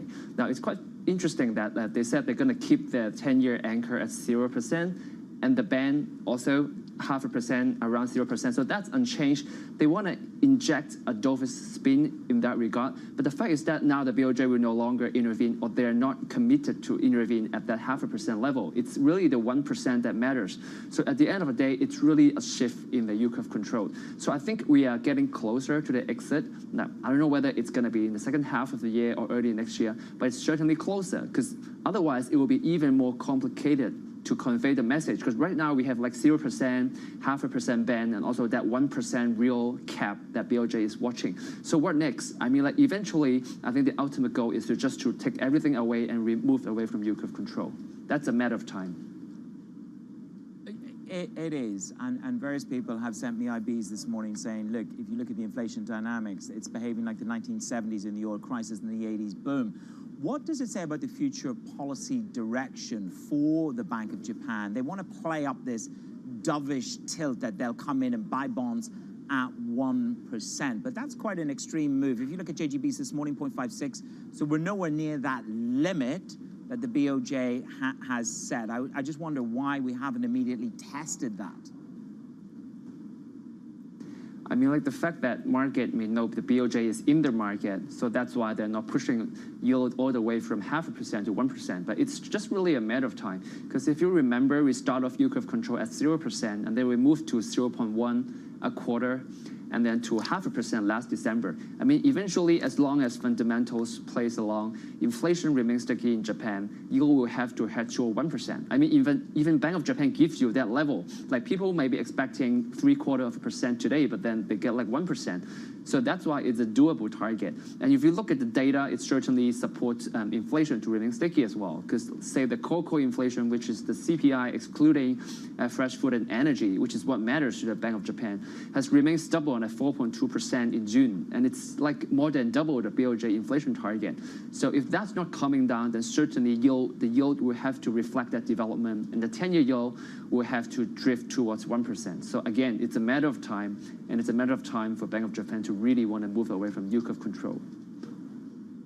Stephen, thank you very much. Very eloquently put together. Stephen Chu, our Bloomberg Intelligence Analytics first take on the Bank of Japan. Our guest first take is from Christian Koff, Union Investment CIO for Fixed Income and FX. So we saw this headline this morning when I was here at the office at 5 a.m.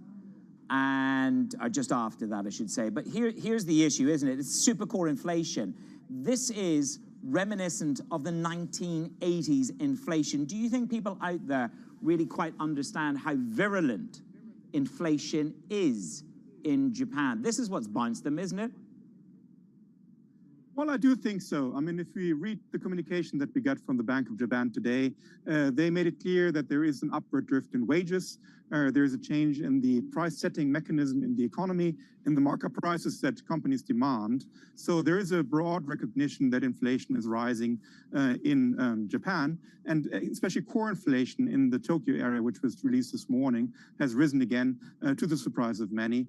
That said, if we look at the long-term inflation projections of the Bank of Japan, for 2025, they're below 2%. No? So much of that rise that we're seeing here is still related to the effects of higher energy prices that we've seen in the past. Some of it should fade. So we do see a sustained increase in inflation in Japan. We're likely not going back to the levels we've seen prior to the pandemic, but we don't see hyperinflation. We don't see 3-4% inflation here forever in Japan.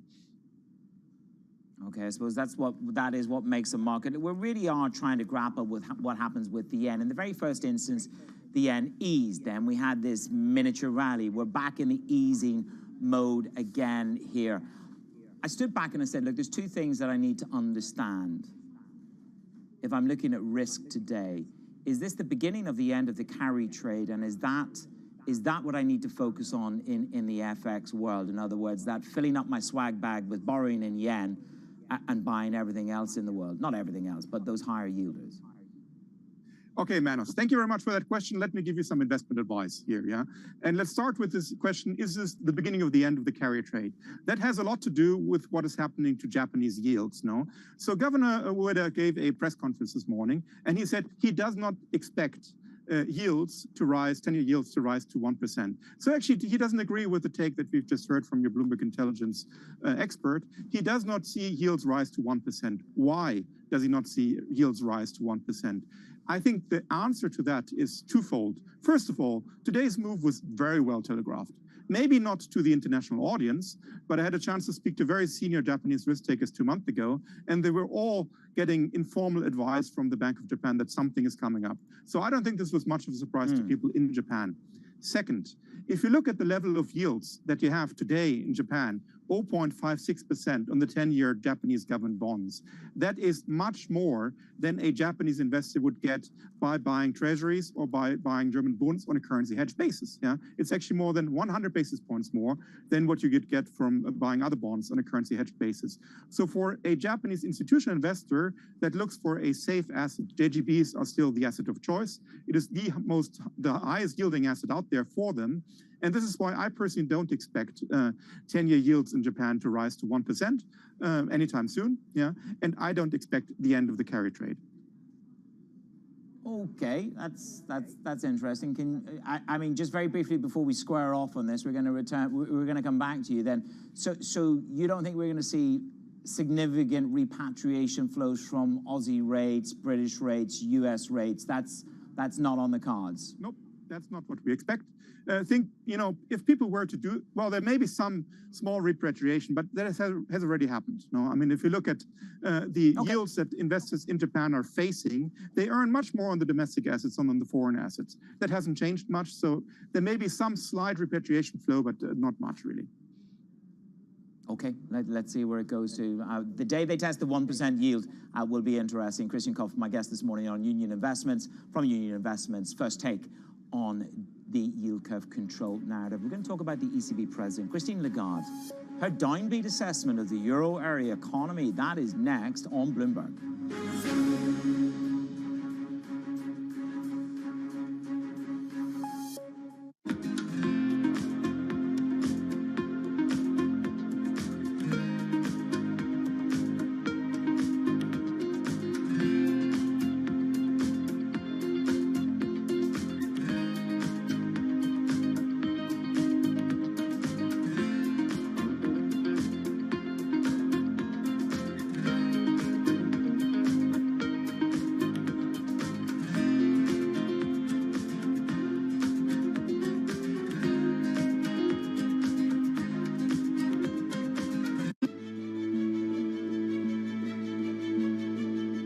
don't think we can replicate Tesla. Tesla is a unique because when they founded and then the personality behind it, the product is beautiful, technologically very, very strong. So in many areas, Tesla is Tesla, but Xpeng is Xpeng. We want to focus on what we think is important for our customers.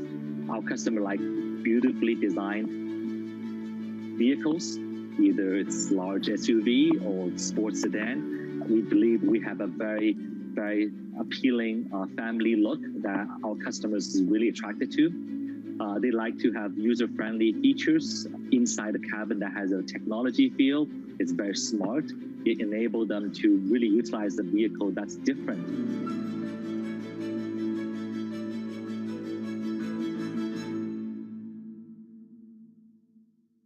Three prime ministers, 4 chancellors, an energy crisis and the soaring cost of living. It's been a hard year for startups, but even in the toughest times, some of the best ideas are born here in the UK. Bloomberg UK's Startups to Watch will profile the brightest companies under 10 years old, with the winners unveiled at the Bloomberg Technology Summit in London in October. Get your entry in by the 7th of August for the chance to have your company profiled and to attend unique networking events. Good luck, and we hope to see you there.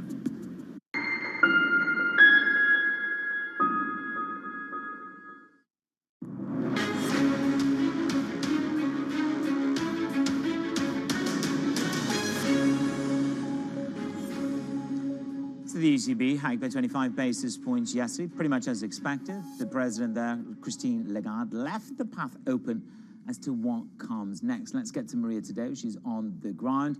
Maria, you spent the day there yesterday listening in that room to Christine Lagarde. She, if anything, finessed the concept of perfect optionality. She has an open mind. What did you walk out of the room? What did you walk out of the room within your mind? Look, she has an open mind, and maybe you and I also need an open mind, and that's how life goes. But look, it is a significant change in tone from the central bank, Manis. In the space of a month, they've gone from no, we've not even debated the idea of a pause, to now actually we may go and get one in September. Remember, she said keep an open mind, look at the data. In September, we may get a hike or we may just hold. The other factor here, which equally important, I would say, is that she also stressed no matter what happens in September, and again, that is a close call, it may not point to a sequence. If they hike, it doesn't mean that they will continue after that. If they hold, it doesn't mean that it will stay like that. It may not be a sequence. It may vary from meeting to meeting. Now, again, when you look at the data, we've had a lot of data today from France, Germany. It's kind of all over the place, as it usually is with the euro area economy. But either way, Manas, it doesn't really matter, because we know they will focus on every data point that we'll get throughout the summer, but in particular, their projections to come in September for that open-minded decision that we're expecting. Okay, Maria, thank you very much. Maria Tadeo there, who walked out enlightened from the ECB yesterday. We'll return to Christian Kopf, my guest from Union Investment, CIO for fixed income and FX. The short end of the curve is imploding. It tanked yesterday on the view that we could be near the end, despite Madame Lagarde's openness. Open-mindedness. This morning we collapse even further, as Yanis Stonaris says, the next rate hike should be the last. We are very close to the end. Do you think we're near the end from the ECB? Do you think we skip into pause in the autumn? Excuse the dreadful pun. Yes, I think we're definitely near the end. I think until yesterday's meeting, the ECB was basically on autopilot with their rate hikes, and they were on a mission to restore credibility, which had been lost by underestimating the strength of the inflationary spike that we've seen in 2022. And the message that we got from Lagarde yesterday was much more nuanced. There are still inflationary pressures in the pipeline. The ECB has become very data dependent. And the message we got from other members of the Governing Council as well was, look, I mean, we've got data now. We've got 2 important inflation numbers coming up. We've had the Senior Loan Officer survey, which shows a weakening supply and weakening demand of credit. We've got the PMIs, which are very weak in the euro area, especially in Germany. So it really depends on the data. I think it's a very close call, as Maria has said. And we actually do expect another rate hike in September, taking the overnight deposit rate to 4%. But it's a close call. You know, there could also be little tweaks that they do. For example, what they could do is they could hike the deposit rate, but keep the main refinancing rate unchanged. You would say that that is the hawkish surprise. Now, I made a little bit of an error a little bit earlier. The German data, of course, we exited recession, but GDP has essentially stagnated in the last quarter. You know, when you look at the German banking data, the IFO down for the 3rd month in a row, the question then becomes around Europe, not just in Germany, but around Europe, as being to hike further would be policy error. Well, the ECB doesn't have a dual mandate, it has a single mandate, and the mandate is price stability.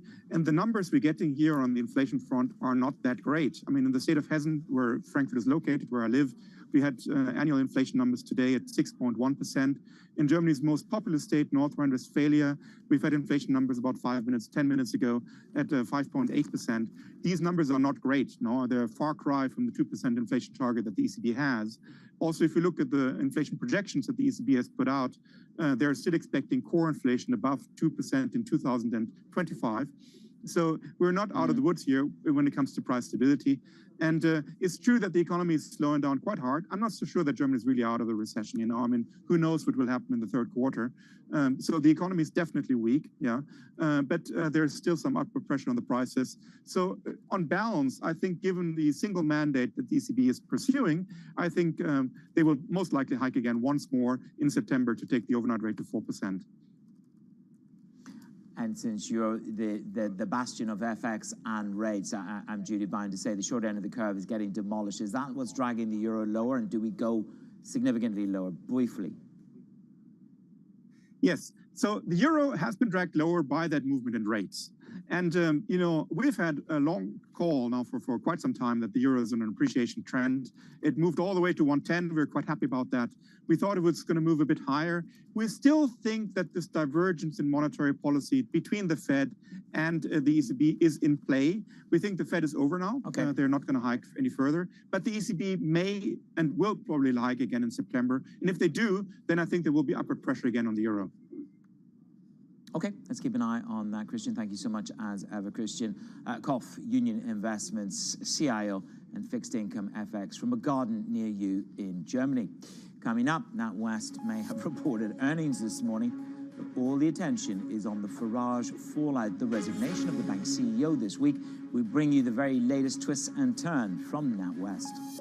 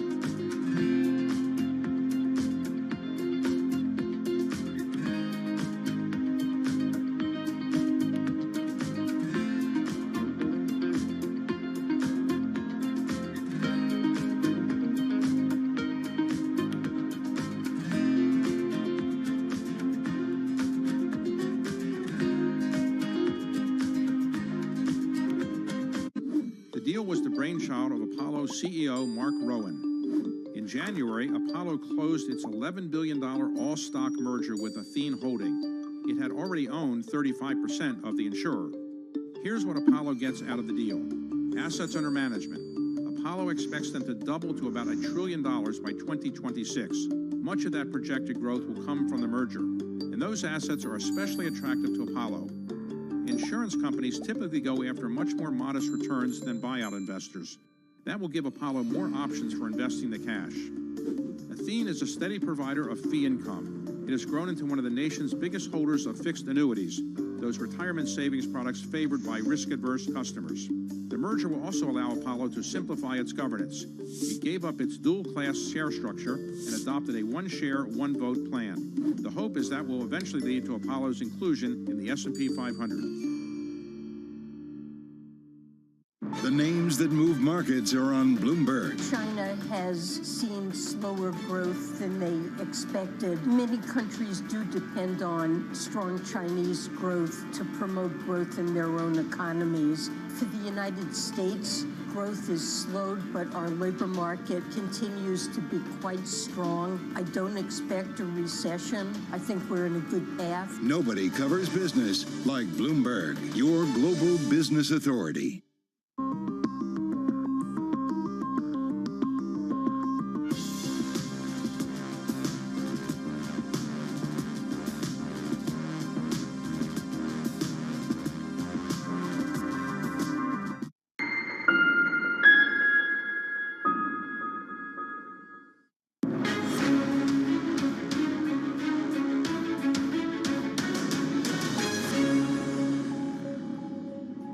conversations that matter, the insights that you need. This is The Pulse. I'm Manish Krenny in Dubai. So NatWest is cutting its guidance for net interest margins this year. The UK bank's results today, they're being overshadowed really by the fallout from its ill-fated decision to cut ties with the politician turned pundit Nigel Farage. The controversy has now led to the resignations of both CEOs from the Coutts subsidiary and NatWest Group. The scalps are falling fast. Our reporter Will Shaw is with me. Will, tell me this. What are the takeaways from the results today? Very similar to Barclays, which is the top of the mountain of NIMs. So Barclays reported pre-tax profits for the second quarter of £1.77 billion. That beat estimates. It was up about 27% from the same period a year ago.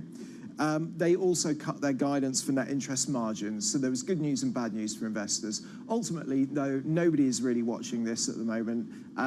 They are interested in what's going on with the Nigel Farage scandal, and that's where all focus was this morning. So the top executives at NatWest came out and appeared in public for the first time since this began. We saw Howard Davis, who's the chairman. He said, we've got the support of our main shareholder, critically that's the UK government, and regulators. He also said that he intends to lead the board through this in order to provide stability. So his job had been looking quite shaky up until now.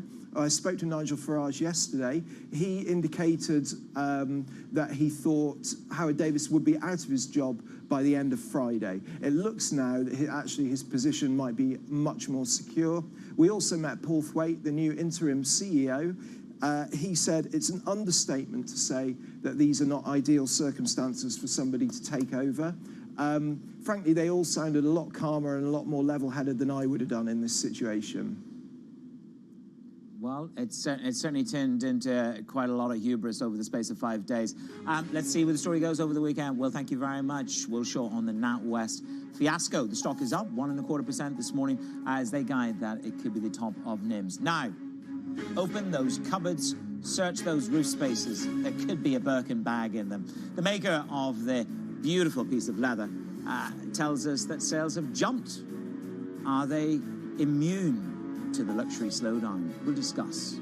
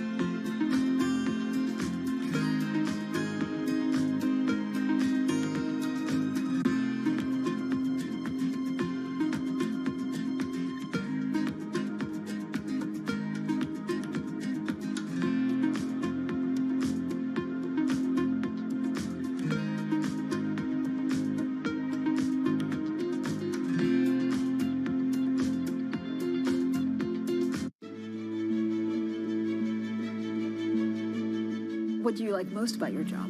I think the people. I mean, ultimately, we're a people business. A lot of what my job is as CEO of the company is to give those people sort of motivation, to tell them where we're going, to encourage them to come up and do their best work, to encourage them to collaborate. Sometimes you sort of think you're almost a psychologist, as you are a business leader, I think, sometimes. And so what's your best piece of advice? I love pitches. I love being sort of leading from the front, if you like, and spending times with teams. I love to see the work that we're doing. When we pitch for a piece of new business, often when we come together. So I guess I try and put myself in the seat of the client. And what's the client going to think when they see this work? Are they going to be excited? Is it going to turn their brand around? How's it going to resonate with their consumers? So as much as possible, I think probably I try and play that role.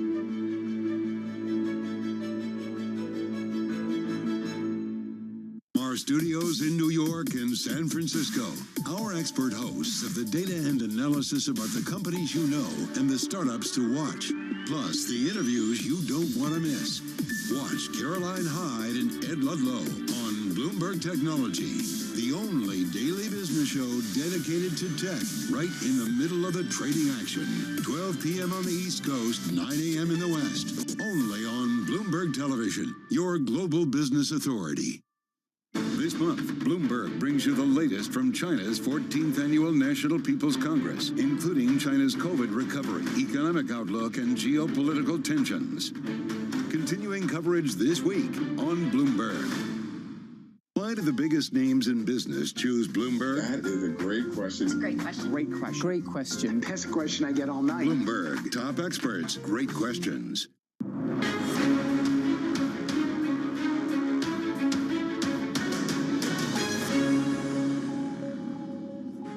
The Bank of Japan surprises global markets as it adjusts its yield curve control program.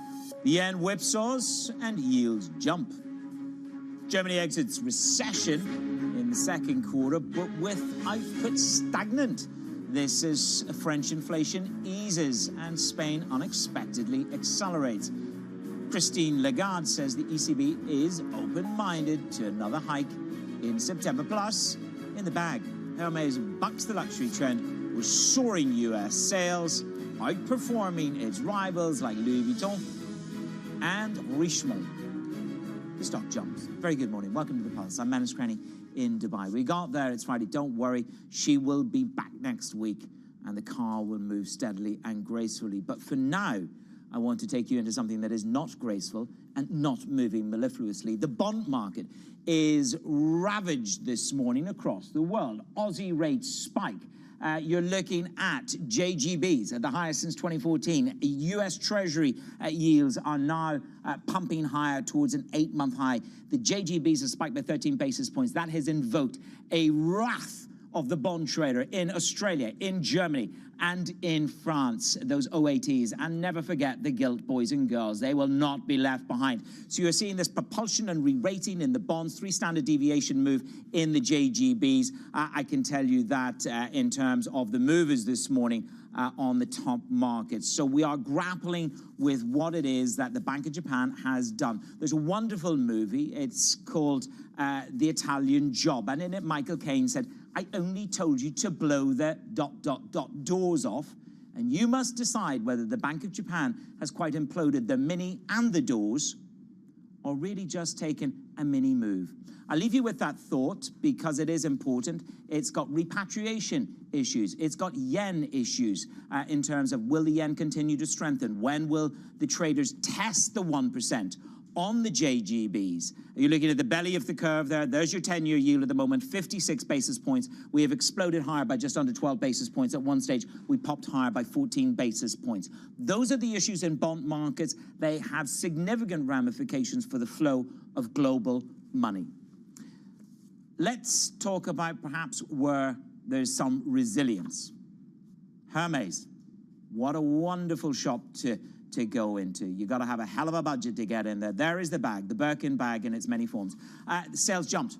The Birkin bag maker reported strong demand in the US. That contrasts with the luxury rivals LVMH, who have suffered sluggish growth in the same region. Joining me now to discuss is Aurélie Husson Demutier, HSBC's Director of Equity Research at Luxury Goods. Good to have you with me this morning, Aurélie. I look at Hermes. They have soaring demand in the US. Is Hermes a brand in luxury that can live with impunity when you look at everybody else?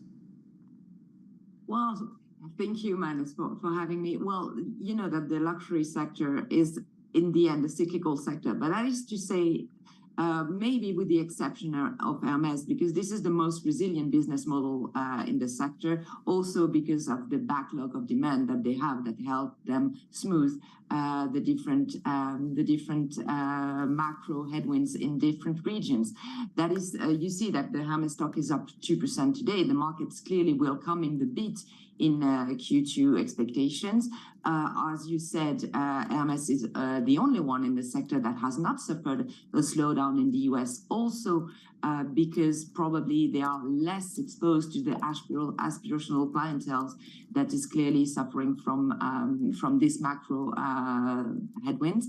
and also the beat in EBIT margin that has reached a record high level of 44%. And also, we can also mention that the CEO said that July trends were not suffering any slowdown. So definitely, this is very good news that we hear from Hermès. Is much better than the rest of the sector. Which takes me then to the quote from LVMH, the CFO. Of course, we saw them see some cracks in the walls in the United States, but this is what the CFO had to say. The global mood isn't for the revenge buying that we experienced in 2021. So we're talking about a normalization. And I think that this is, you know, this is where we are.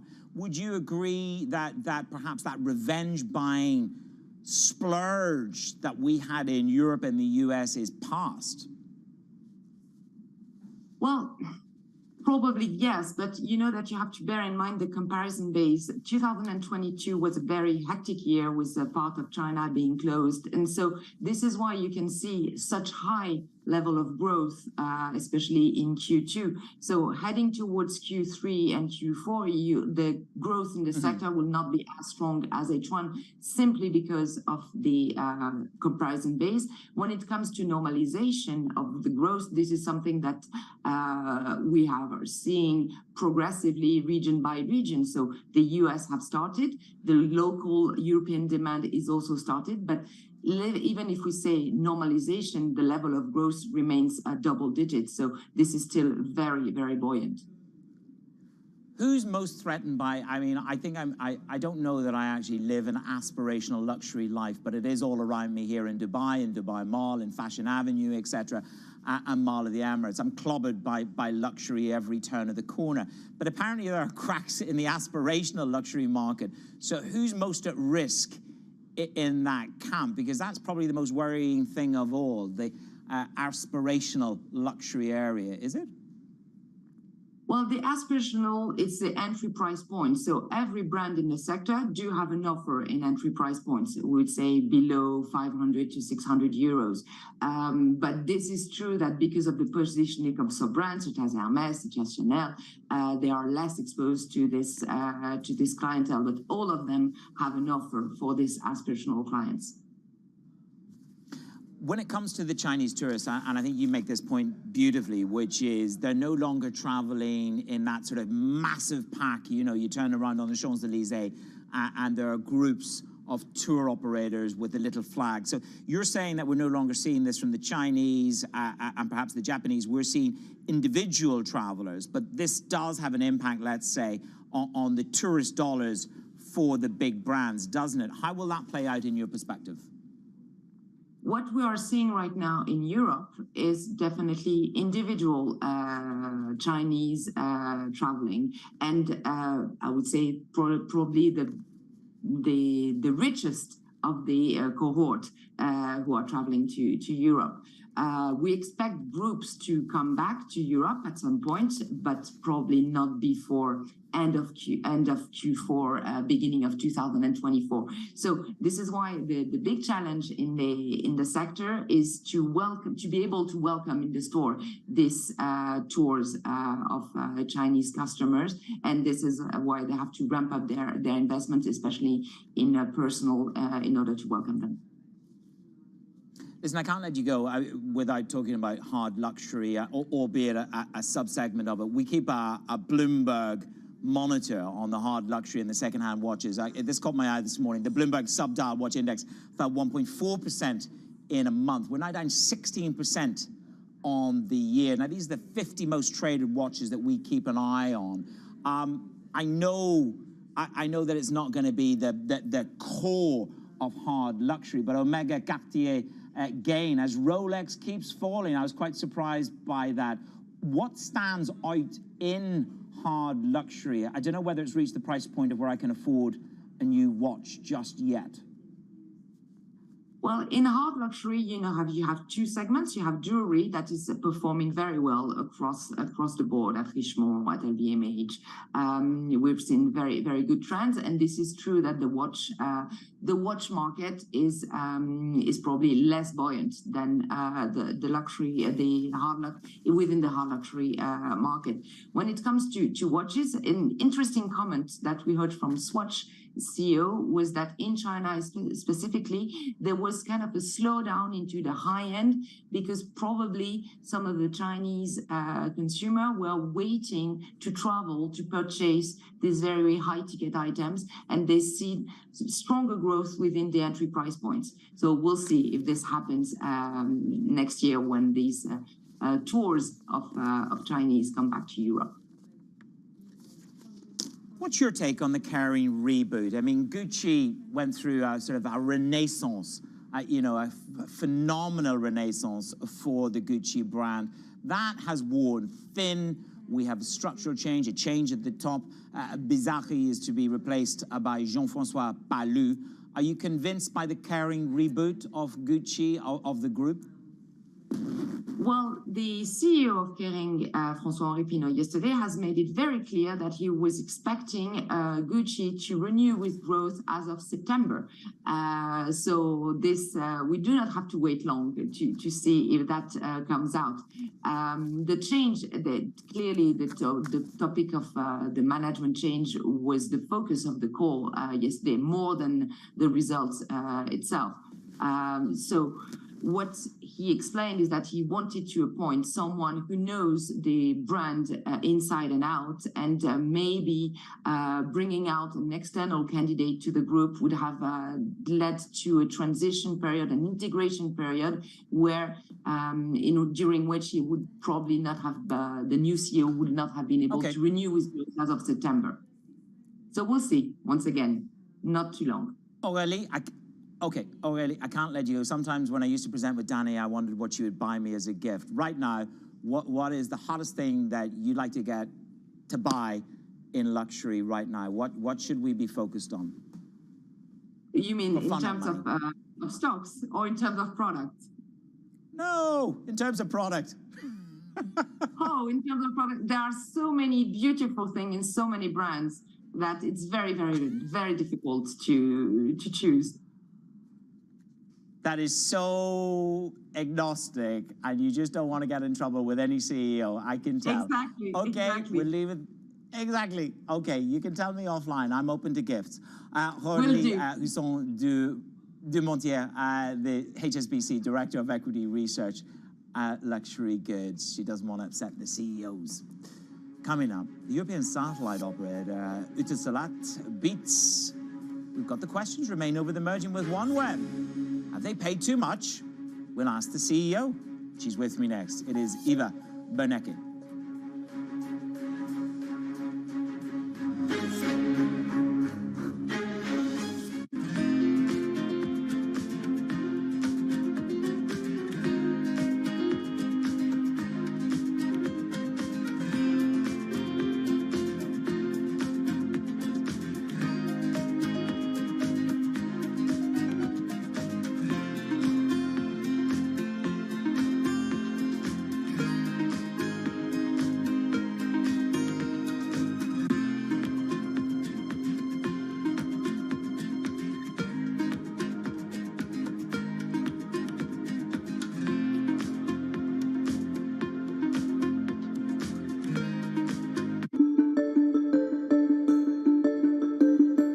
Race relations in the United States are much better than when you were growing up in Mississippi, or do you think we've made less progress than you think we should have made? Both. I think that much better than when I was growing up. There's so many people who occupy areas I never thought I would see them in. But I would have hoped it would be better. It's been a lot of progress. And somehow we're in an era now where, in spite of the progress, race relations in certain areas has become very scary. You know, some of the things that one reads about now remind me of growing up in Mississippi.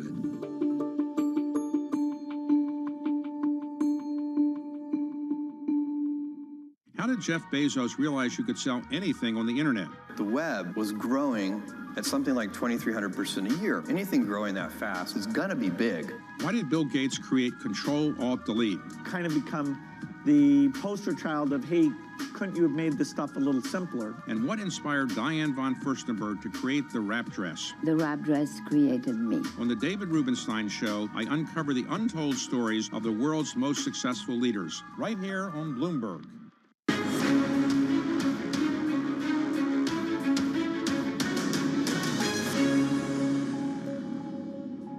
The conversations that matter and the insights that you need. It is The Pulse. I'm Manish Krenny. Eutelsat shares are down in touch this morning, despite the satellite operator reporting EBITDA for the full year that beat on the estimates. Now, this comes after the company was downgraded by Fitch following the planned merger with the British provider OneWeb. Joining me now is the CEO, Eva Berneke. She joins me now on the back of these numbers. Thank you so much for being with us. I mean, on the business, let's just square that away. Once you've done this deal with OneWeb, how much market share do you say you will win over the next couple of years? Within connectivity, which is probably the market you're talking about, we will be one of only 2 players who have a constellation in what you call low Earth orbit or LEO orbit. So the low Earth orbit constellation, the other one being Starlink. So what we are buying with OneWeb is a quite unique asset. It's one of only 2 operational LEO networks in the world. And they are not going to be more, we estimate probably max a handful of LEO constellations in the world. So to us, it's quite unique that we buy this asset of a low Earth operational constellation. On top of it, the strategy is that we combine the 2. We combine the best of both worlds with the geostationary satellites which Eutelsat operates today, together with a low Earth orbit constellation, and actually be able to provide a multi-orbit constellation. What is the growth for that low orbit satellite market? You say that it's going to give you a unique position, but what is the growth of that market? It's a market that's seeing an amazing dynamic right now with quite rapid growth. Today, we estimate the connectivity via satellite, so connectivity via satellite market to be around 4.3 billion. We expect that to grow to 16 billion, so almost 4 times as much in 2030. Now, a lot of that growth will actually come in, yes, it's quite dynamic. I'll try to explain a little bit why that's happening. It's happening because we are all of a sudden getting access to cost-effective satellite capacity that also responds to latency demands, so a much lower latency, which gives the same user experience as you can actually see on normal terrestrial networks. That's what the low Earth orbit with Starlink and OneWeb actually will be able to provide. But also costs are coming down in terms of terminals, so it's going to be a market which is going to be accessible in many more user cases. What we're seeing right now is especially that mobility segment, whether you're on an airplane or whether you're on a cruise ship or whether you're in shipping, is eating up all the capacity we can actually get to the market. So the connectivity in general via satellite is actually a very dynamic niche in the global connectivity market. Okay, so those are the pillars of why you're doing the deal and what you're going to get. I've got Fitch. I'm opening the statement in front of me now. They're lowering you've been downgraded, okay? And they're worried that the planned merger is going to lower your revenue visibility amid pressure in key segments. Bloomberg Intelligence says you're overpaying for this deal. So let's square some of this away. Justify the price that you're paying for OneWeb. Are you overpaying? I don't think so. What we're doing is we're buying a quite unique asset. Being a unique asset also makes it quite difficult to actually value it.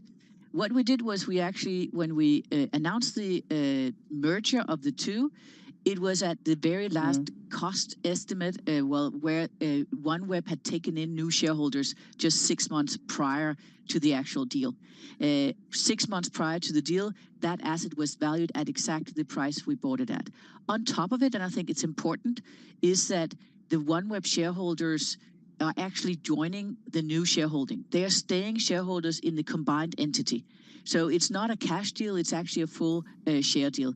And then the final couple of points is that OneWeb has probably invested somewhere between 5 and 6 billion in the network, and we're paying much less than half for it. And the final one is the only comparable that I can find out there today for a LEO constellation is Starlink. Okay. And that's kind of a totally different mindset in terms of evaluation of well over 100 million. That might not be fully correct for OneWeb, but it certainly doesn't sound like we paid too much. The other argument, I mean, from both the ratings agency and from Bloomberg Intelligence is that you're diluting your predictable cash flows. The synergies that you're perhaps hoping for are already all in the price. A quick response on that. Are you diluting cash flows, and do you think you're overambitious on synergies? No, I think synergies are actually quite real. And we've just spent a few months actually trying to work them through and updating them since the deal was announced a year ago. And we feel quite comfortable with both the synergies we have on OPEX, as well as revenues, as well on CapEx. So the synergies I'm quite comfortable with. The ground grade from Fitch was absolutely expected. Eutelsat is fundamentally changing its makeup. We used to be a very predictable, very cash flow rich, very high dividend paying share. High predictability because we were in a market with a lot of visibility, which was the video broadcasting market. And now we're adding a totally new high growth, but also high uncertainty market on top. And it's clear that rating agencies like visibility and predictability, and that's not necessarily something you get in a very high growth, very dynamic market. Okay, well, we'll draw a line under it there. Those are the defense. That's what you're there to do, to drive the business and to make sense of this deal for the market. Eutelsat CEO Eva Bernicki with me this morning. Coming up on the show, the Bank of Japan jolts the global bond markets, yields spike. We bring in the analysis. It was a shocker, or was it just a tweak?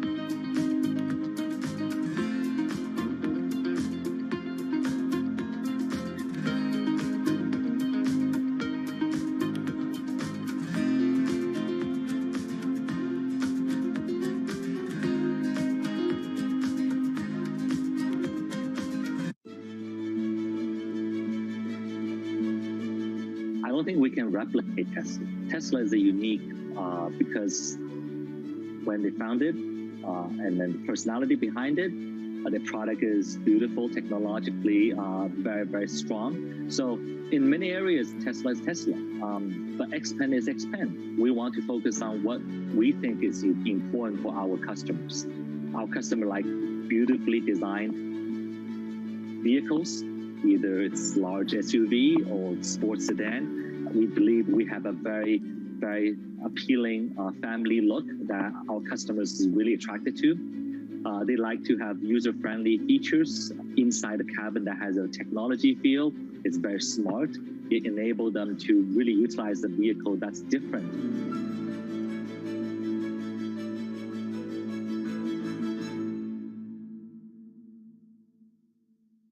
People ask me all the time, what is the key to being a really good investor? And I tell them it's to surround yourself with and work with the best investors you can find. On Bloomberg Wealth, I'm going to take you to meet the greatest investors in the world, the people that I would like to have managing my money. It's a hurricane over real estate right now. We're in the Category 5 hurricane, and it's sort of a black cloud hovering over the entire industry until we get some relief or some understanding of what the Fed's going to do.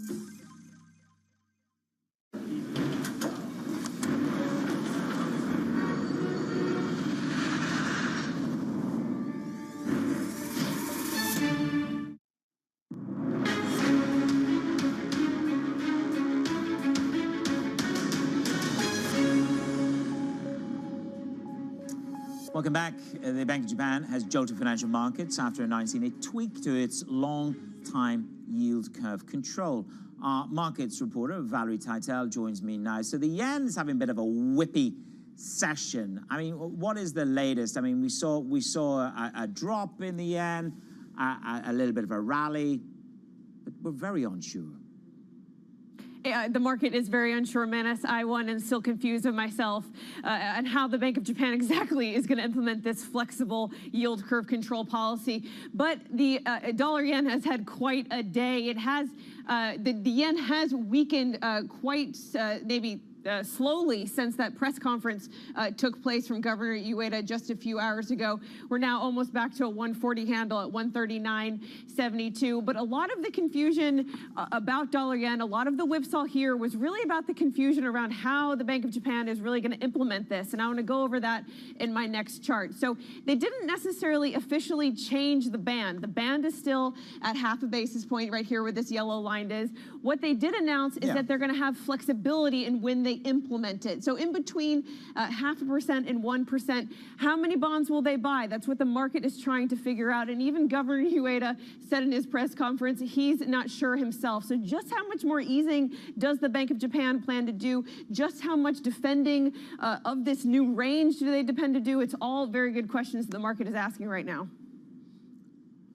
Well, it sent a depth charge across global bond markets. I know the short end of the German curve has tanked. That's Donaris's comments and sort of idiosyncratic stuff at the short end of the curve there with Lagarde. But the rest of the bond market has been propelled higher. Aussie rates, French rates, Brit rates. So this is a depth charge in global bond markets. Square that for me briefly. But look, Manus, I need to say that it's a lot. If you look at what's going on in the Treasury market, they really have hardly moved this morning. If you look just at the 10-year Treasury, this is the one-day change. It's essentially flat, right? It's not really telling us that this bout of term premium is about to be released on the global bond market. If anything, they're holding in quite well. I am very surprised to see that Treasuries are rallying on the day. Okay, well, not such the case with the Aussie rates. Aussie rates up 14 basis points. The belly of the curve in Japan up 5 bips, and Sweden up 8 basis points. So we now need to question the carry trade and repatriation. Quick snapshot of risk for the tech sector. This is what we've got. Look at that. Intel up as they deliver.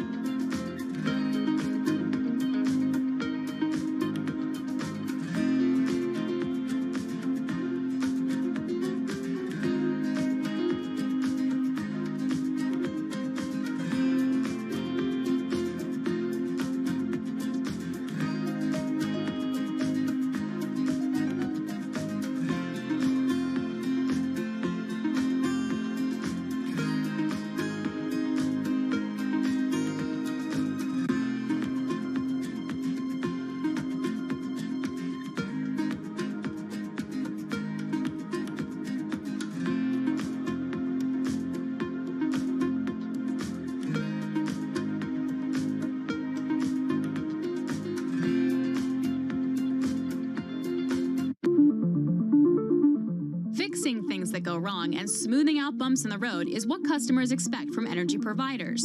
And for Duke's renewable assets, that process is overseen from one room in an office building in Charlotte, North Carolina. Brian Savoy showed me around the company's Renewable Control Center.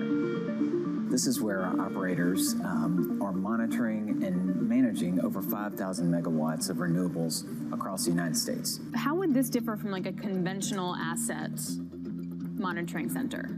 Yeah, so assets, historically, they would have the monitoring center on site. So you might have an operator with screens, but at the site. Whereas this, we could do 90 sites. There's offshore wind, onshore wind, solar, and they're looking for the smallest change in output because every megawatt hour is money. When one of these assets isn't producing full capacity, we're putting another resource on, and we're having to toggle this on a consistent basis. And this, as clouds come, this is by the minute. This is not, or the hour it's off. No, it's by the minute, and then it'll fall, come back, and we have assets that follow this digitally as well, so that we can keep a consistent flow of electrons on the grid.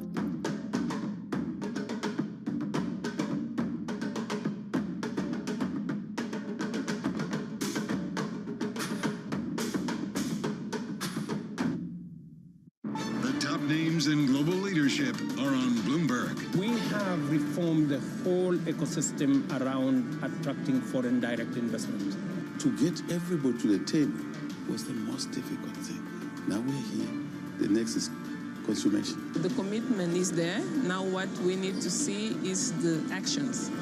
Nobody covers the top global leaders like Bloomberg Television and Radio, your global business authority.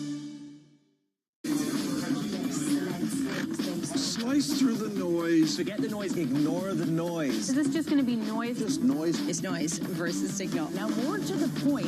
What is the lesson or the observation?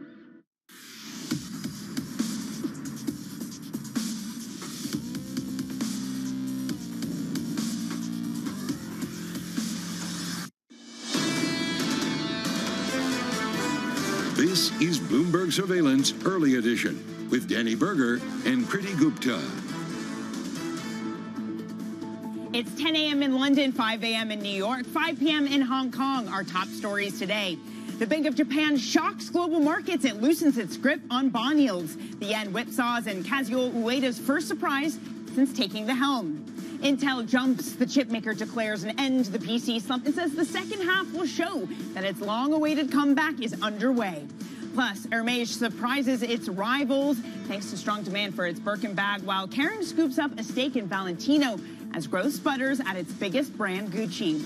Welcome to Bloomberg Surveillance, the early edition. I'm Danny Berger in London. Kriti Gupta is in New York. Kriti, I wanted on the record that last week and the start of this week, I said that the Bank of Japan would be the most exciting meeting, and it did not disappoint. It loosens the cap on yields, and Japan thus becomes the land of the rising yields. That is fair. I got to say to our global audience, last week, I want to say like maybe early last week, we were planning for this week, and Danny said, if we don't hit this hard, we're going to be in big trouble. So kudos to you, Danny, because, hey, you were right, and you can really see that in the market action here. Look, there's some mixed cross currents because we are still dealing with earnings season stateside as well, and that is going to be crucial simply when we talk about what we're seeing. Remember, S&P 500 futures are higher today, but real outperformance coming from the NASDAQ futures, higher by 0.6%. But I don't think you can really tie that to the Japanese monetary policy. Go to the bond market, though, a completely different story. The 10-year yield coming up against that 4% level. It is a massive move in yesterday's session that we saw. Now virtually unchanged right now as you're starting to see the market kind of balance itself out.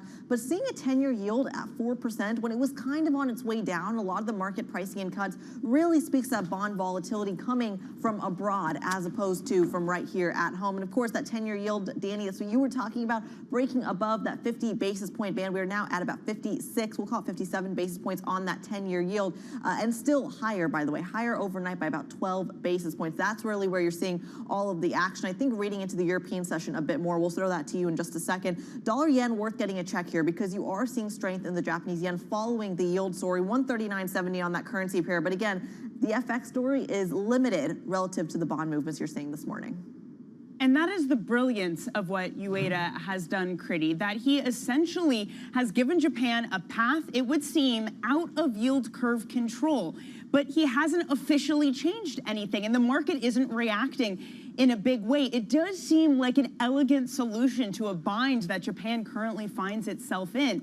You can see that in what euro versus the yen doing, which really has been the most important cross. Yesterday, the euro declined some 2% versus the yen, its biggest move since SVB collapsed. It was twofold for Europe. It was actually threefold. It was a slightly dovish tilt from the ECB. It was hot data coming out from the US. And then you had this announcement from the Nikkei hinting that the BOJ would do what they would do today. But again, we're barely getting any movement today.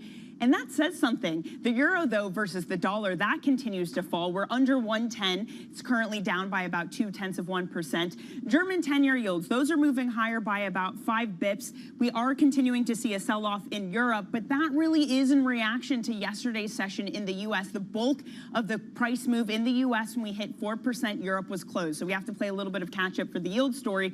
And European stocks, Kriti, as you said, I mean, a million cross currents out there right now. This is partially in reaction to all the other FX stuff, to the yield stuff, but also to earnings too.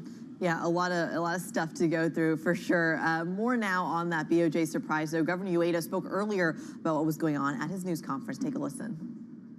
I want to stress that the decision today to tweak the YCC is not a step towards normalization. The aim is to enhance the sustainability of the monetary easing.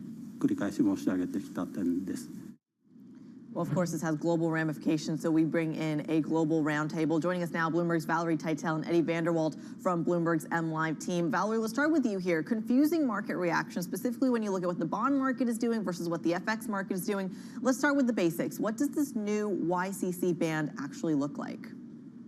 Look, Kriti, again, that's one of the confusing things because officially the band's target hasn't moved. It is still at 50 basis points. What has changed is their implementation of how they intend on defending the band. They are going to use flexibility when they take action between 0.5 basis point and 1%. The other key question then after that is how much intervening does the Bank of Japan intend to do? How much bond buying do they intend to do? Even Ueda said himself he is unsure. So really, it's maybe all down to where U.S. yields go. If we get more hot data out of the U.S., if global yields keep headed higher, followed by treasuries, if then JGBs do follow that global yields higher, we then will, it's not only, and then we find out how much the Bank of Japan really intends to slow down this volatility, slow down this yield creep as that JGBs may or maybe not head towards 1% sometime soon.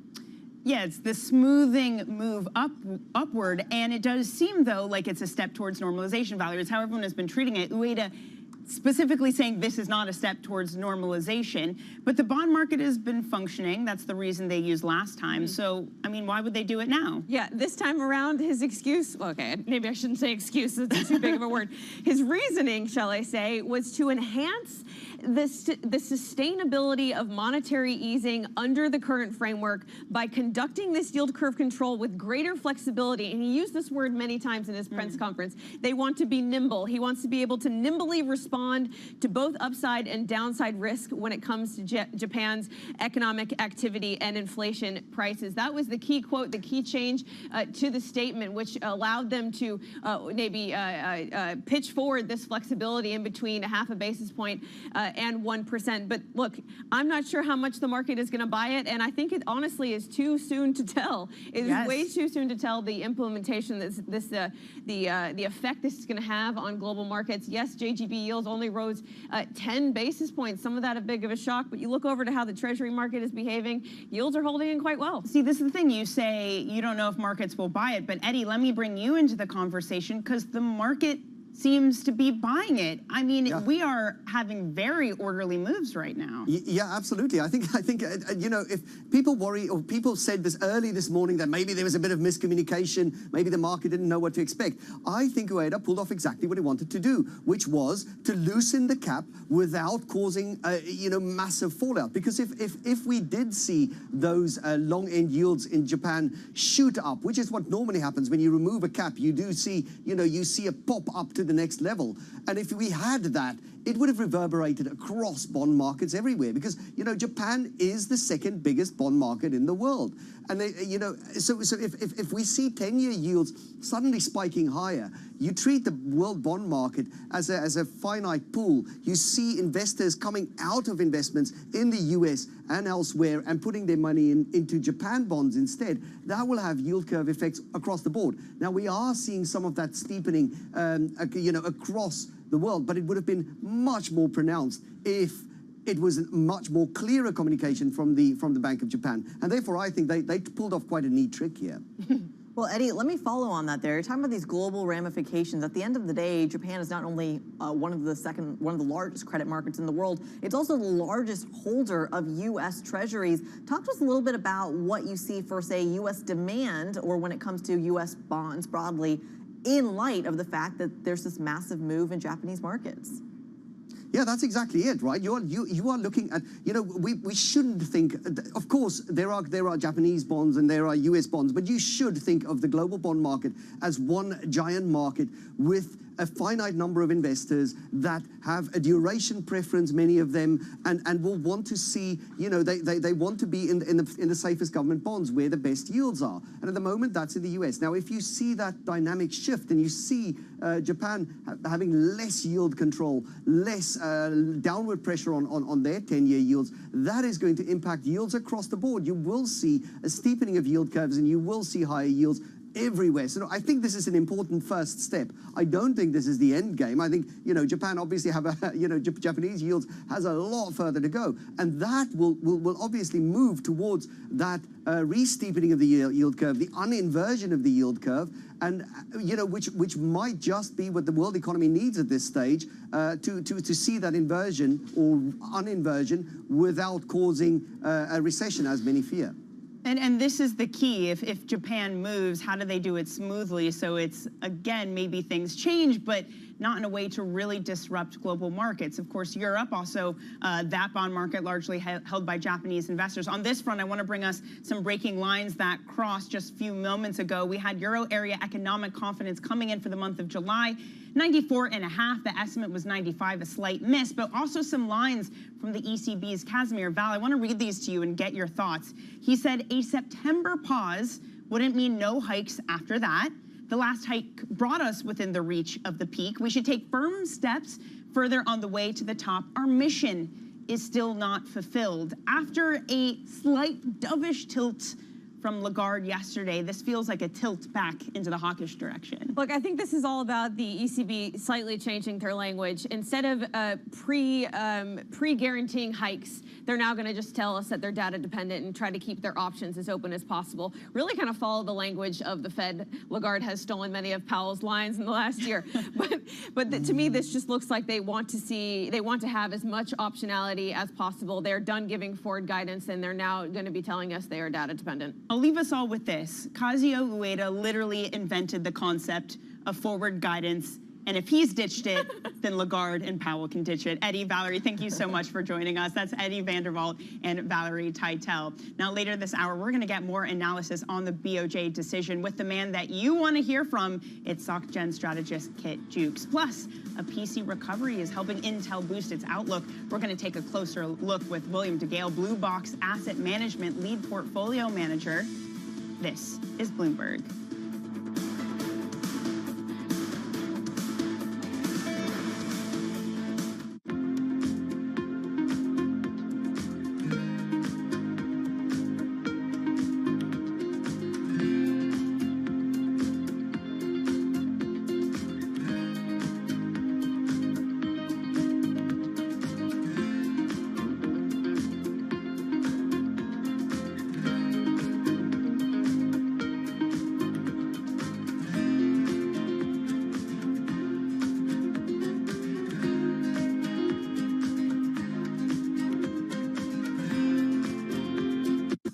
What's the best investment advice you've ever been given by anybody? The compound interest, the compounding of returns is an incredible miracle of business, finance, and human existence. Everything you learn is additive every day, and if you keep at it and don't quit, it's an incredible miracle. And it's not just interest. It was always said about compound interest returns, compound business returns, compound human returns. They're all very additive because you learn every day. And if you keep at it, it's very, very helpful. In your observation of investors, what do you think is the biggest mistake that average investors make? Selling at the wrong time. And they sell when the prices go down? Yes. Or yes. Not keeping, look, people have conviction, or they invest for if they invest for the right reasons, just keep at it. The names that move markets are on Bloomberg. Concentration in industry after industry after industry is a threat to our economy. It is a threat to innovation, and ultimately often leads to price gouging, whether it's consumers or the government. I believe in the power of markets, but they only work if we enforce the rules that keep competitors going rather than monopolists. Nobody covers business like Bloomberg, your global business authority.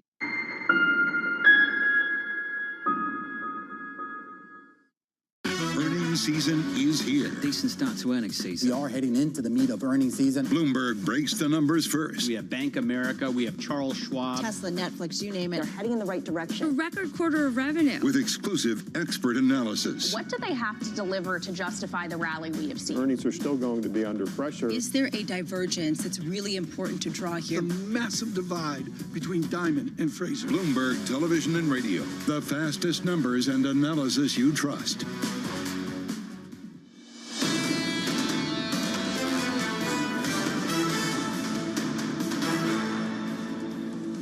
This is Bloomberg Surveillance Early Edition. I'm Danny Berger in London. Kriti Gupta is in New York. Luxury earnings are in focus. We've had a lot of them. Gucci owner Kering struggled to keep up with its rivals when it reported yesterday. We also had Hermes, some strong numbers. Joining us now is Bloomberg Intelligence's senior industry analyst for the luxury sector, Deborah Atkins. Deborah, let's start with Kering. It's the first one we got yesterday.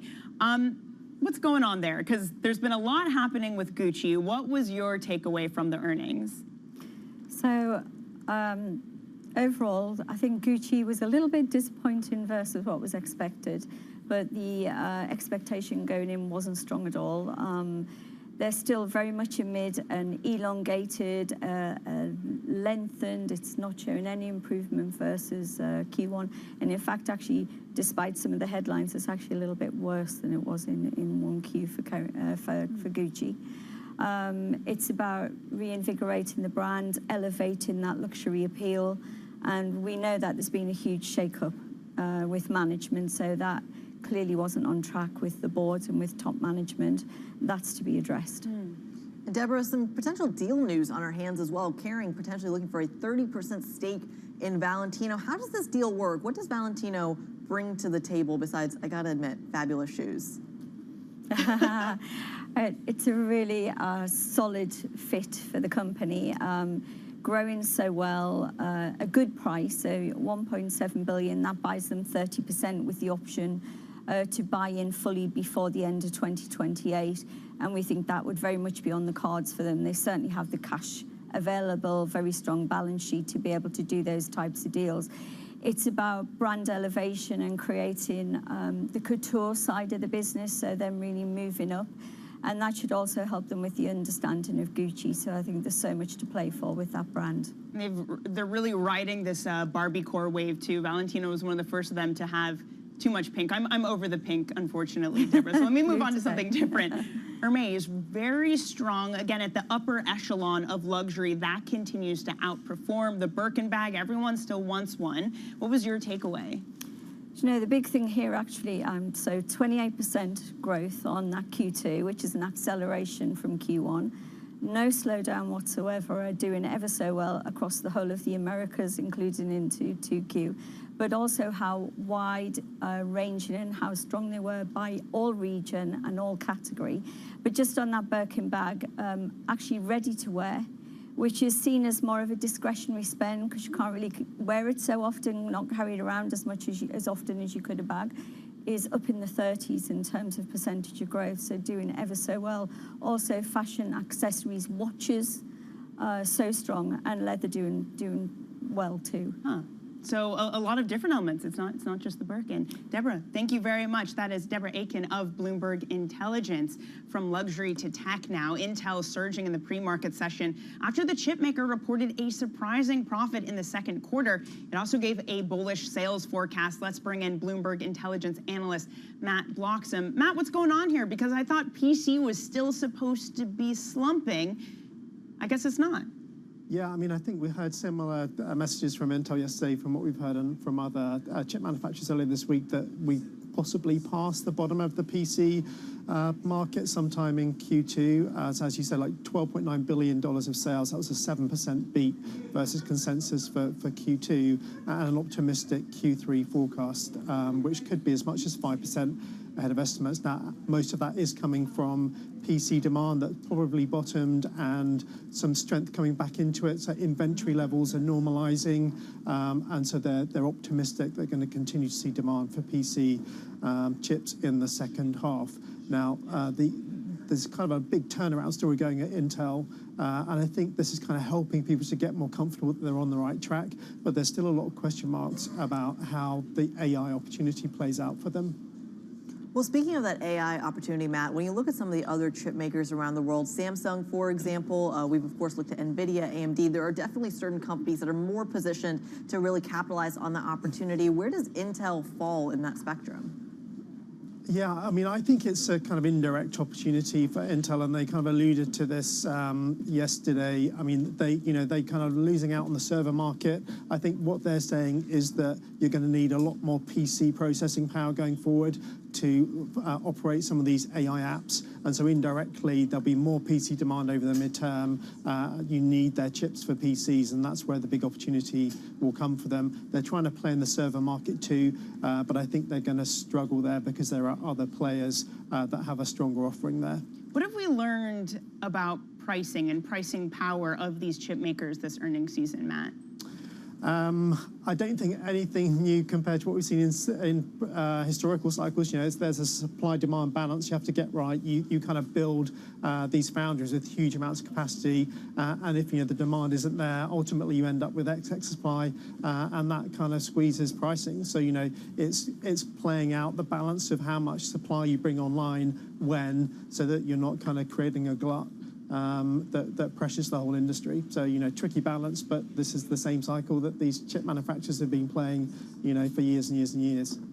Okay, Matt, thank you very much for joining us. That's Matt Bloxham of Bloomberg Intelligence. And later today, Intel CEO Pat Genslinger will be joining the Bloomberg Tech team. That's at 12 p.m. New York time. First, though, coming up here, Ford holds back on its plans to ramp up EV production. It blames the latest price war in the industry. We'll have more on that next. This is Bloomberg.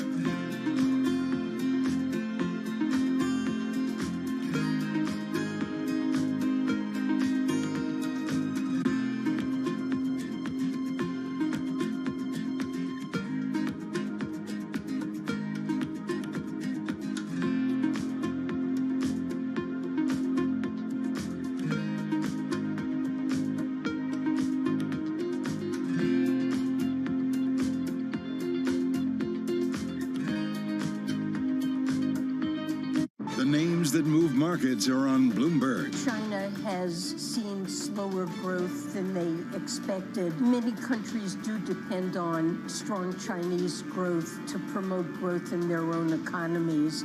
For the United States, growth is slowed, but our labor market continues to be quite strong. I don't expect a recession. I think we're in a good path. Nobody covers business like Bloomberg, your global business authority. For the first, call it 18 years at Chipotle, this was you come into Chipotle along the line, You interact with the crew and you customize your meal. We've got this separate make line, and it's digitized, and so the orders come in, and they're really kind of staged so that if you say at noon, I want to come in at 1 o'clock, we hold that order, and we will send it to the crew like maybe 10 to 1. Right. So it's ready right when you pull up your car. How do you manage these kind of two different staffing needs, right? Yes. And making sure you have the right amount of people Yes. at the right time. We spend a lot of time projecting sales. A lot of it is, it's part art, part science. We're trying to bring more science and more AI into it. Because if you get the right sales projection, then you know exactly what your staffing needs to be. So if you get the sales right, you can get the entire restaurant staffed perfectly. With just a couple people, our average restaurant now does about over $1 million per restaurant in digital sales. Bloomberg covers the world with unmatched reach and resources. From more than 120 countries, the moment news breaks, 24 hours a day. Bloomberg, your global business authority. People ask me all the time, what is the key to being a really good investor? And I tell them it's to surround yourself with and work with the best investors you can find. On Bloomberg Wealth, I'm going to take you to meet the greatest investors in the world, the people that I would like to have managing my money. It's a hurricane over real estate right now. We're in the Category 5 hurricane, and it's sort of a black cloud hovering over the entire industry until we get some relief or some understanding of what the Fed's going to do.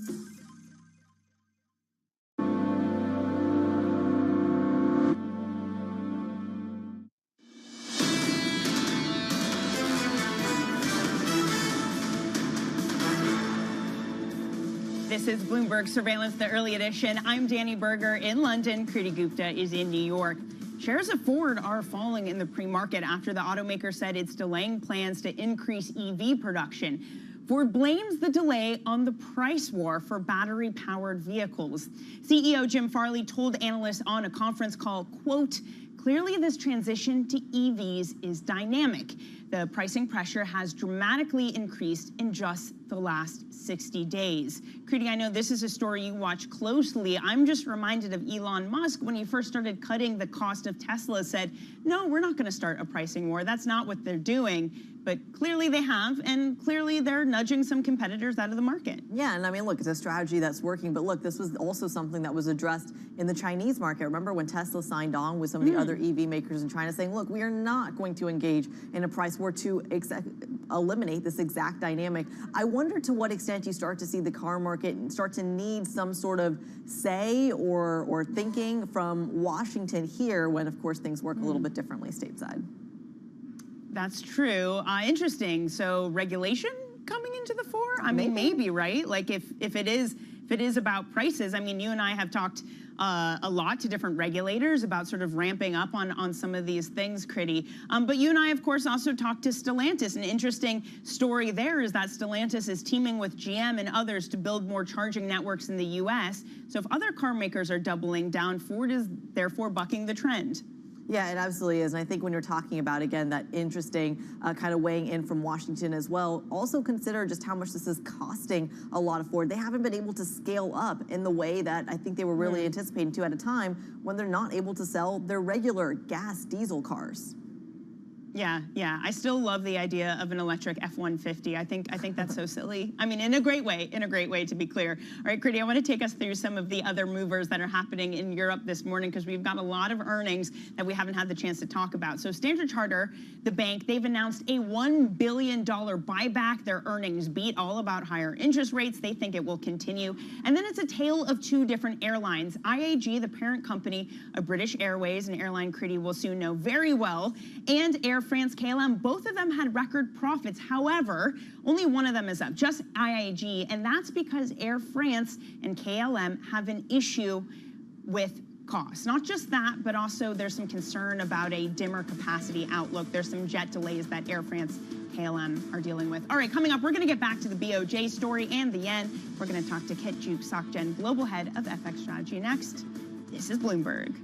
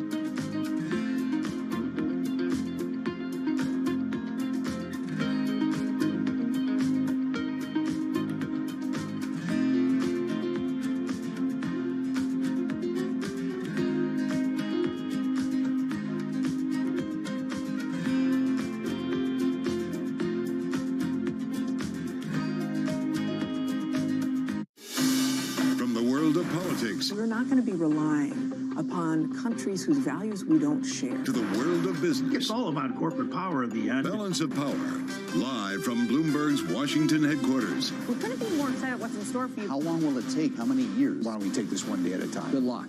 Everybody has a perspective. Every weekday at 5 p.m. Eastern Time. Join host Anne-Marie Hordern. It's the one area, really, of bipartisanship. I think we're getting more, but That's optimistic. And Joe Matthew. the debt ceiling is looming. How close are we going to get to the line before you start to worry? Alongside Kaylee The Langs. door was open for regulators to do more, and that puts the Fed between a rock and a hard place. As they deliver news. This is such an important economic issue. He's no longer trying to run away from That it. really blew some minds. Insight. We can both invest in law enforcement and also make sure that communities feel safe in their own skin. And analysis. I think your audience will get this more than most. This is not the Republican Party that you know. It allows him to do what he did so successfully in 2020, which is run against crazy. From and about politics' biggest power players. This was the zombie case, and it's now more than well alive. That's for sure.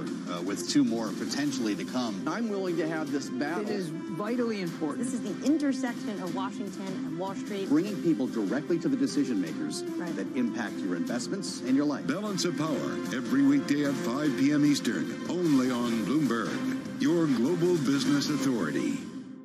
In a multi-trillion-dollar industry, there's a lot of ground to cover. We indeed have a rally. We're talking a lot of dividends, we're talking income. We'll show you what's happening in ETFs like no one else. Bloomberg ETF IQ, Monday on Bloomberg.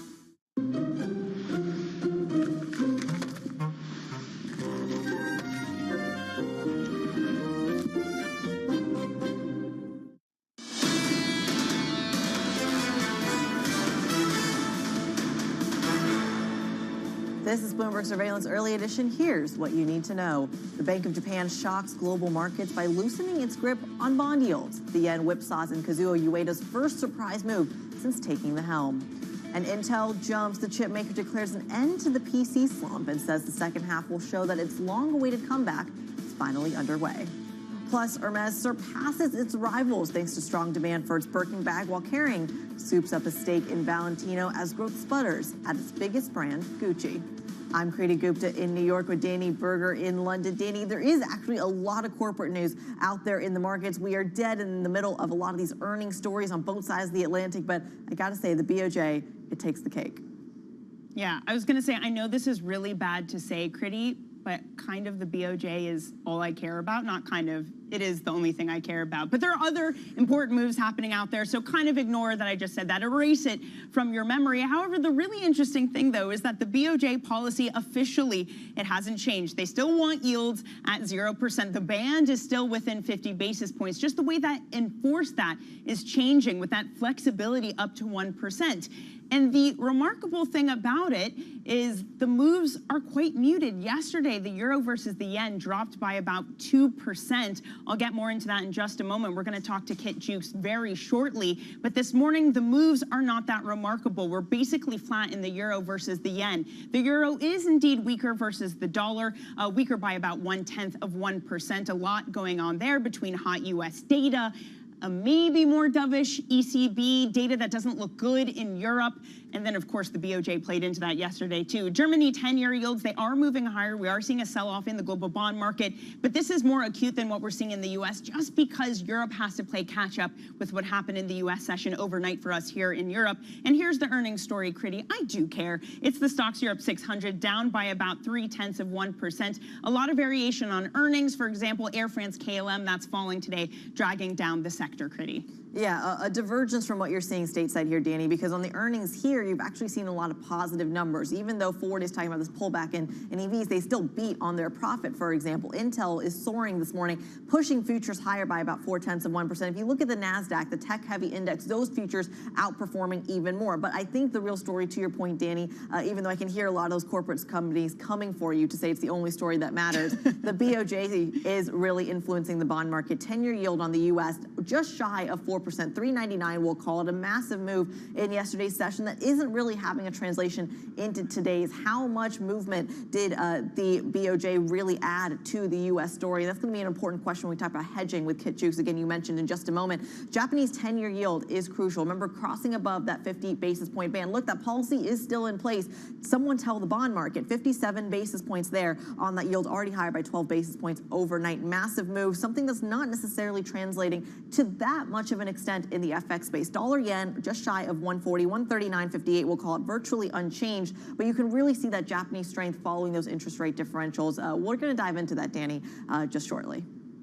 Yeah, I actually want to dive into it now, Critty, because the most fascinating FX pair yesterday was euro-yen. Let me show you what it looks like over the 2-day, because first, the yen was hit by an ECB decision, only slightly though, I should say. We were kind of trying to see if we could read some of the dovish tea leaves. And then you got US data, which sent the euro lower. And then you had that release from the Nikkei saying that the BOJ was considering tweaks to YCC. So you get it cratering yesterday. It dropped by more than 2%, the biggest drop since SVB collapsed. But if you look at today's session, you can see some of the wobbles around the BOJ announcement that 1% is the hard land they're going to draw in the sand for yields.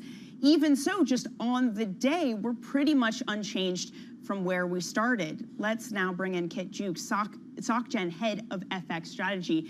Kit, really wonderful to have you on. A lot to cover, perhaps too much to cover. I want to start with that, though. What do you make of the fact that the moves are very orderly this morning to something that feels like a step towards normalization? I think in part, if you look at the way people trade the yen, there are two groups of people.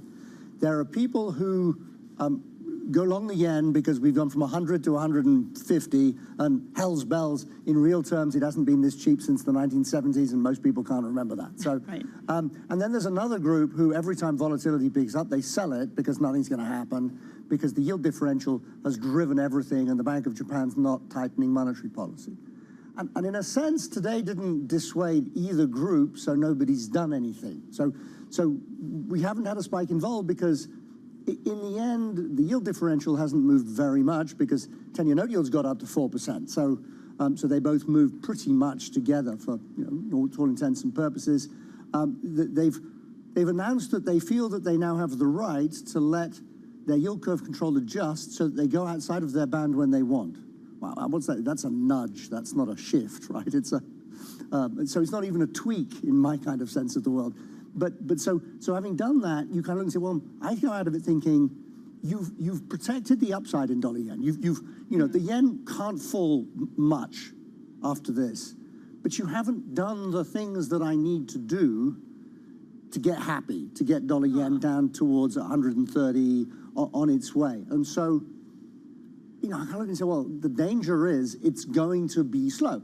The positive a yen bull can take is, I think it's very clear that they don't want dollar yen moving higher than this, back up to 145, yes. 150. So you can feel comfortable, but that's kind of as good as it gets. But will we look back on this then and say, okay, this was actually a pretty elegant solution from the BOJ if they're making, again, just small nudges, as you say, but they're moving in that direction without disrupting anything, without getting a spike in vol? Or are you saying it's not enough? It doesn't mean anything. It's a nudge. No, I think it reflects the fact, and you can see it in the forecasts.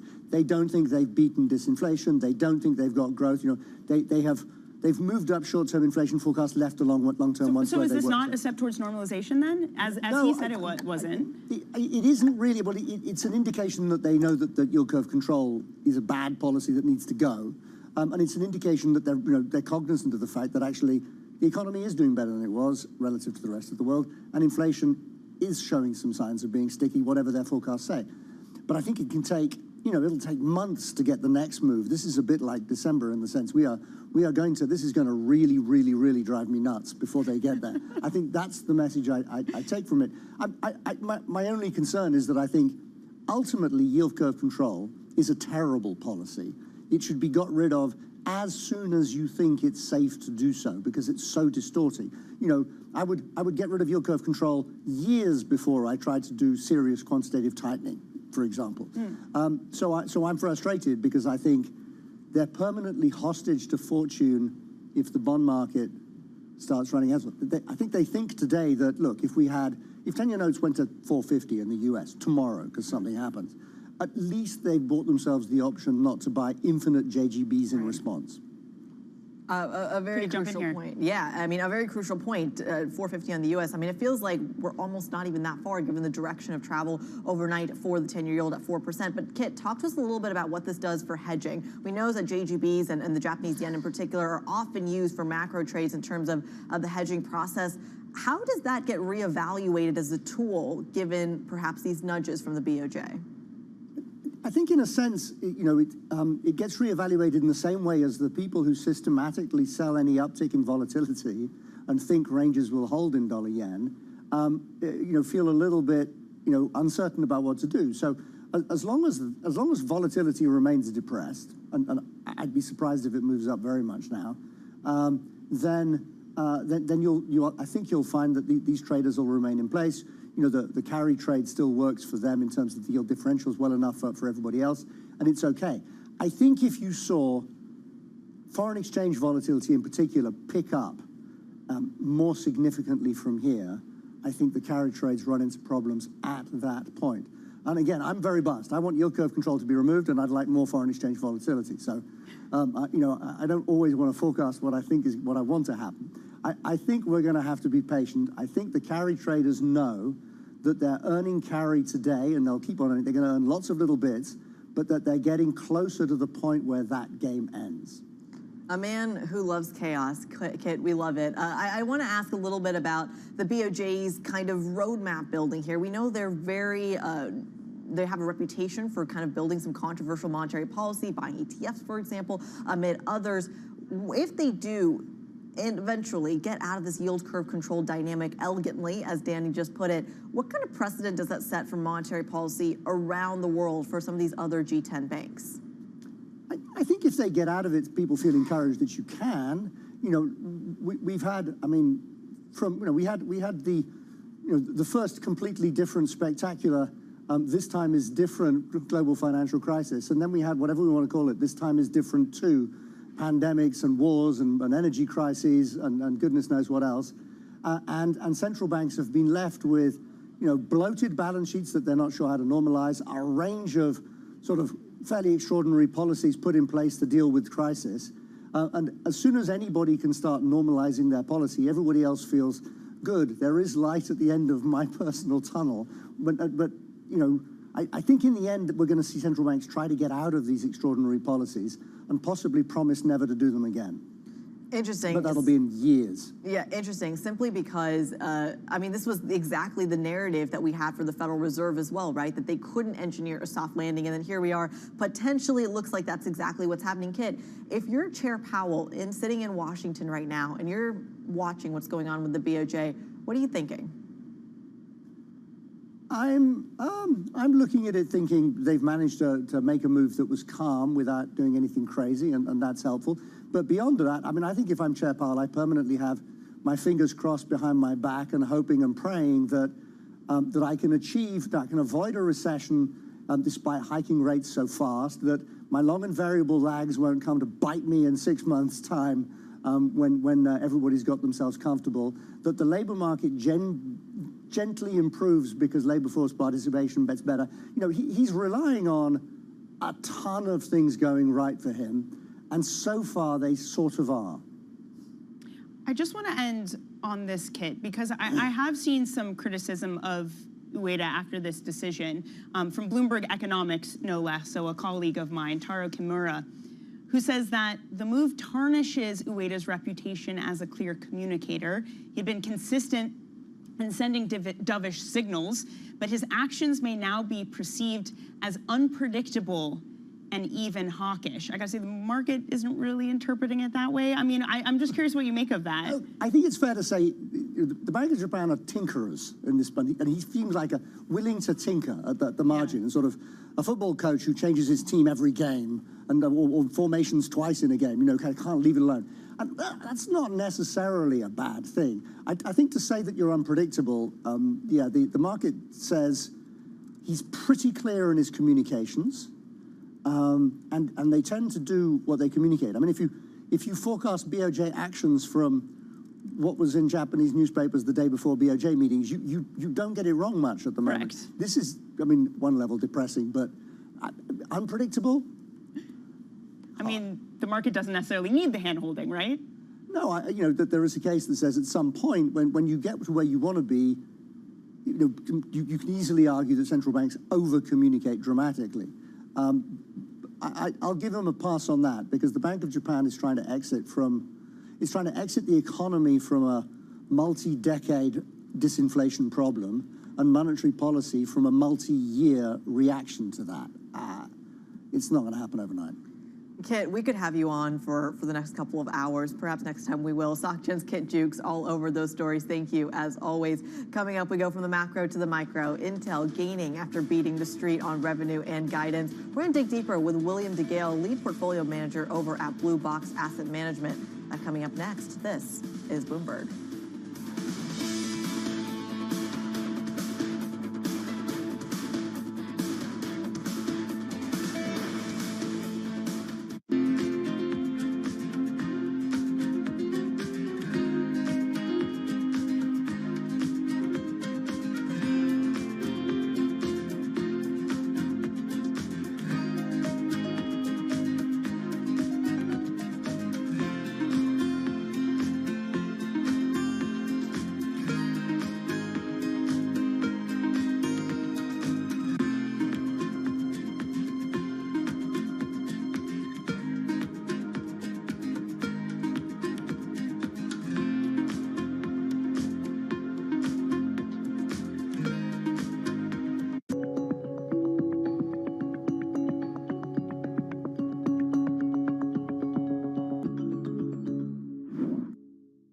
London will stay a financial center. It will stay our EMEA hub.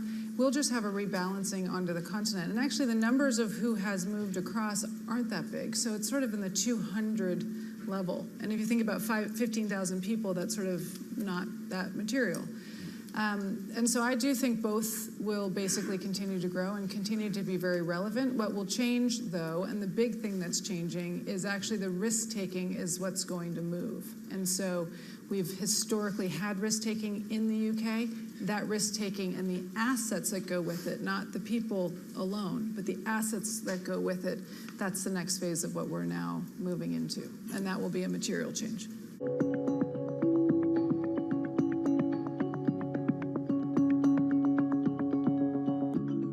Welcome to the world of decentralized finance. You can see the massive gains for the OG crypto coin. The breakout we have all perhaps long awaited finally realized. We'll see if it sticks. Bloomberg's covering all things crypto, the people. There's no question this industry is composed of some bad actors and some good actors. The transactions. Volumes have surpassed $24 billion per day. And the technology. Stop talking about the technology. Start demonstrating the utility. Bloomberg Crypto, Tuesdays.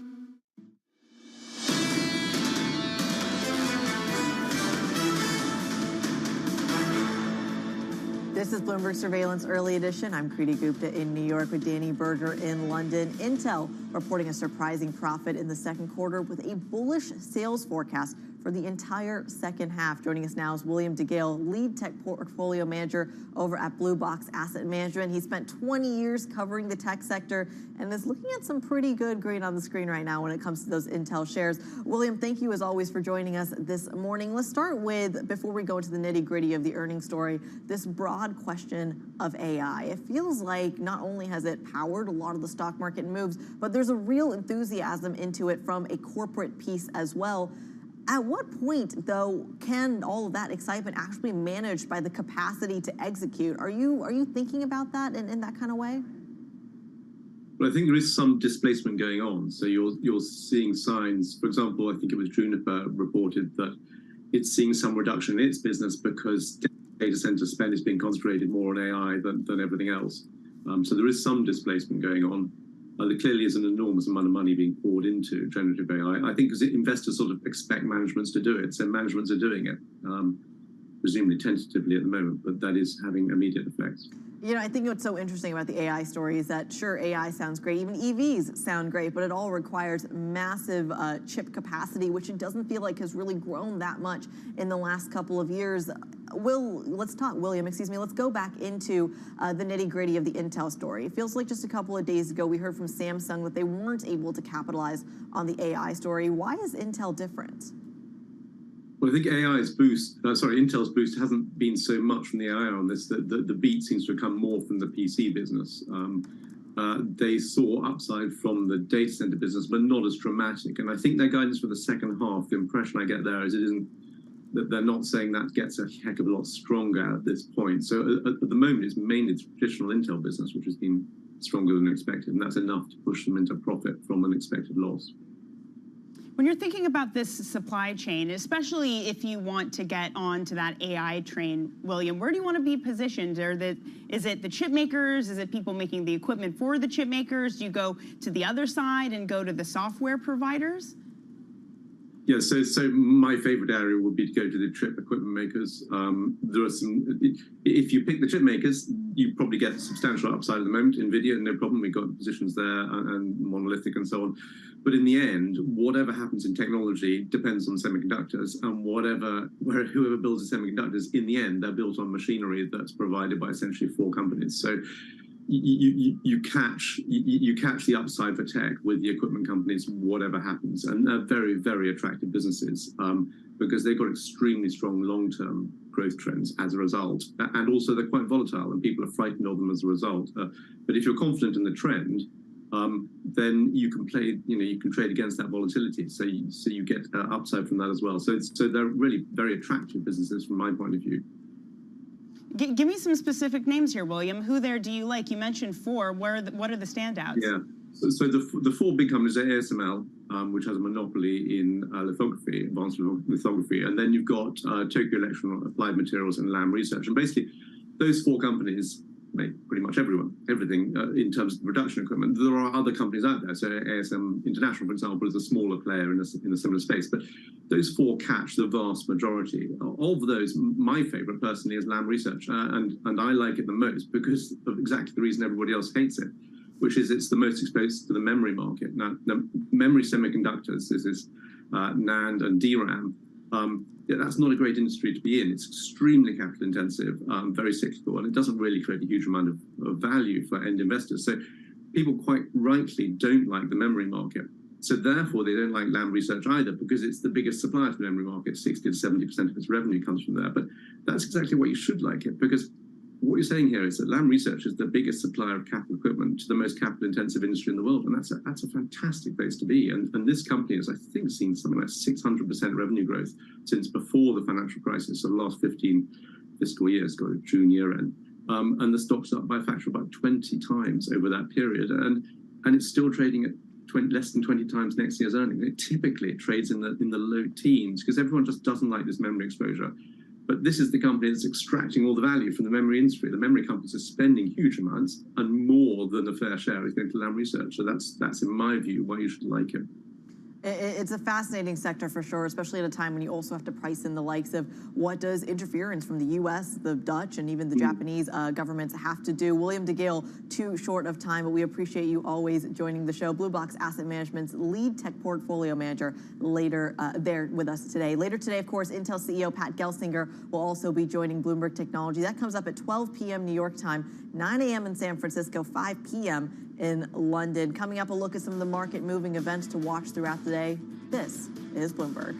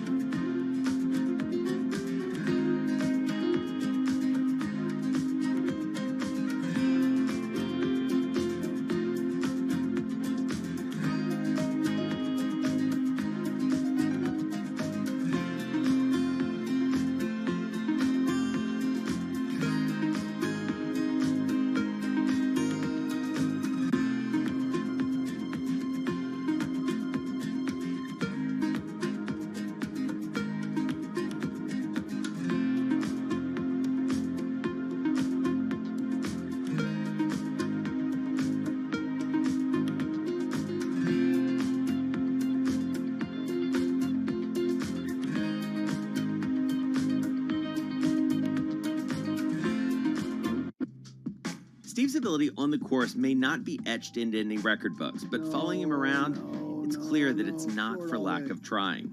Jeez. We were constantly hustling behind him as he caught up with executives in the portfolio companies and reminisced with former and current players. He's a day trader. He taught himself, self-made day trader. Yeah. And so he's on the bus after a game in New England, and he's day trading on the bus, and Bill Belichick sees him and cuts him on the spot. You know, in many ways, it's a convention, right, of the people that I don't see maybe once a year. And so it's kind of all come together. My firm, our charity, our fundraising efforts, and then the friends that are around. My dad and my brother, it all happens right there as a confluence of all these parts of my life that have found its common center.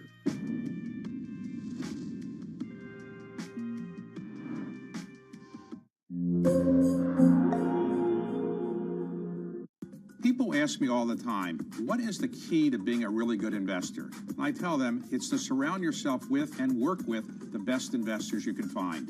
On Bloomberg Wealth, I'm going to take you to meet the greatest investors in the world, the people that I would like to have managing my money. It's a hurricane over real estate right now. We're in the category 5 hurricane, and it's sort of a black cloud hovering over the entire industry until we get some relief or some understanding of what the Fed's going to do.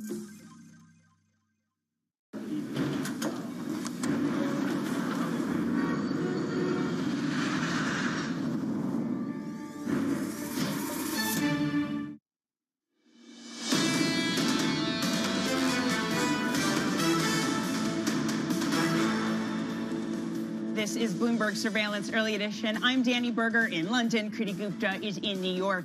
Now let's take a look at what's ahead on your Friday. Chevron and Exxon both reporting earnings before the U.S. market open. And then we're going to get the latest read on German inflation. That will be at 8 a.m. Eastern time.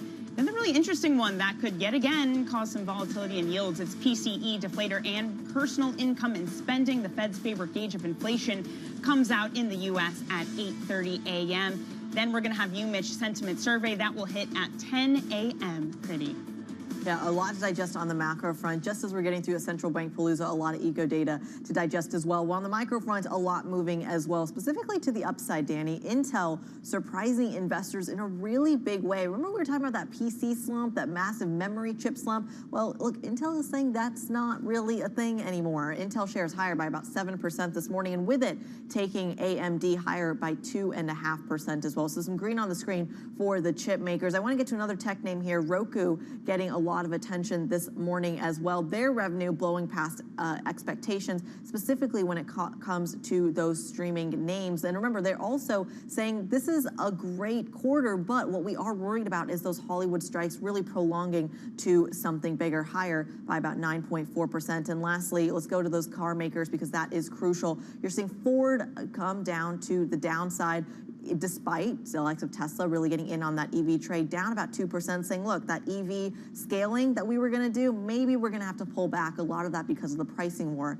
you're dealing with the other tech car makers. Kriti, I also wanted to bring us an update on that car-carrying ship in the Netherlands that is been on fire. We're, of course, hoping for everybody's safety around there. The ship has been on fire since late Wednesday. Latest reports, it still is indeed on fire. However, this is the update. Almost 500 electric cars are on this ship. Previously, there were suggestions it was just 25. The question has been, is it an EV that started this fire? It seems more likely given that number. It's something that will potentially play into the image of these EVs. All right, that's it for Early Edition on this Friday. Surveillance is up next. We'll be speaking to UBS's chief U.S. economist, Jonathan Pingle. This is Bloomberg.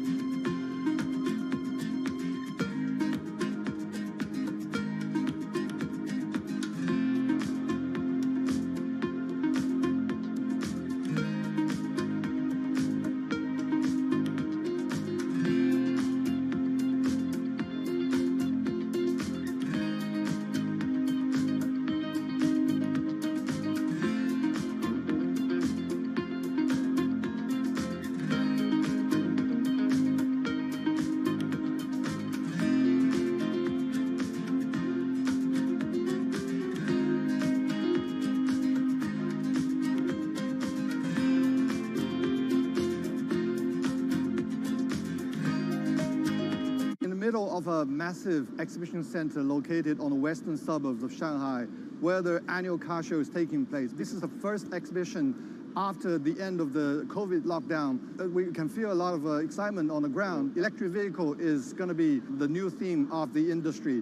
Most of the European companies and Japanese car makers who are considered latecomers to the China EV party are, launching their EV products. They are making their foray, intensifying competition in the market. For example, Volkswagen yesterday debuting their ID.7, which is electric vehicle rivaling the likes of Model 3, which is one of the best-selling products in China. And Mercedes-Benz, they are announcing the launch of their new super luxury model of Maybach, which is going to be a fully fledged electric vehicle priced at $200,000 each. Domestic players are also trying to maintain their lead in the market. BYD, for instance, unveiled its first luxury model called Yangwang yesterday. It's priced at about 1 million yuan. At the same time, it's seeking to gain market share in the mass market as well. Needless to say, attracting all the car makers to the Chinese market is the rosy growth prospect. Demand is surging. By some estimates, EV sales in China are on track to exceed 8 million units this year from more than 5 million last year. The future of the car industry is EV, for sure, no question about it. This is Charlie Zhu, Bloomberg News, reporting from Shanghai Auto Show. From New York City, From London in Sydney, from Washington, in Tokyo. 9 a.m. in Beijing and Shanghai. Good morning, everyone. Have a great evening. Here's what I'm watching. You do not want to miss this Is story. there the kind of upside?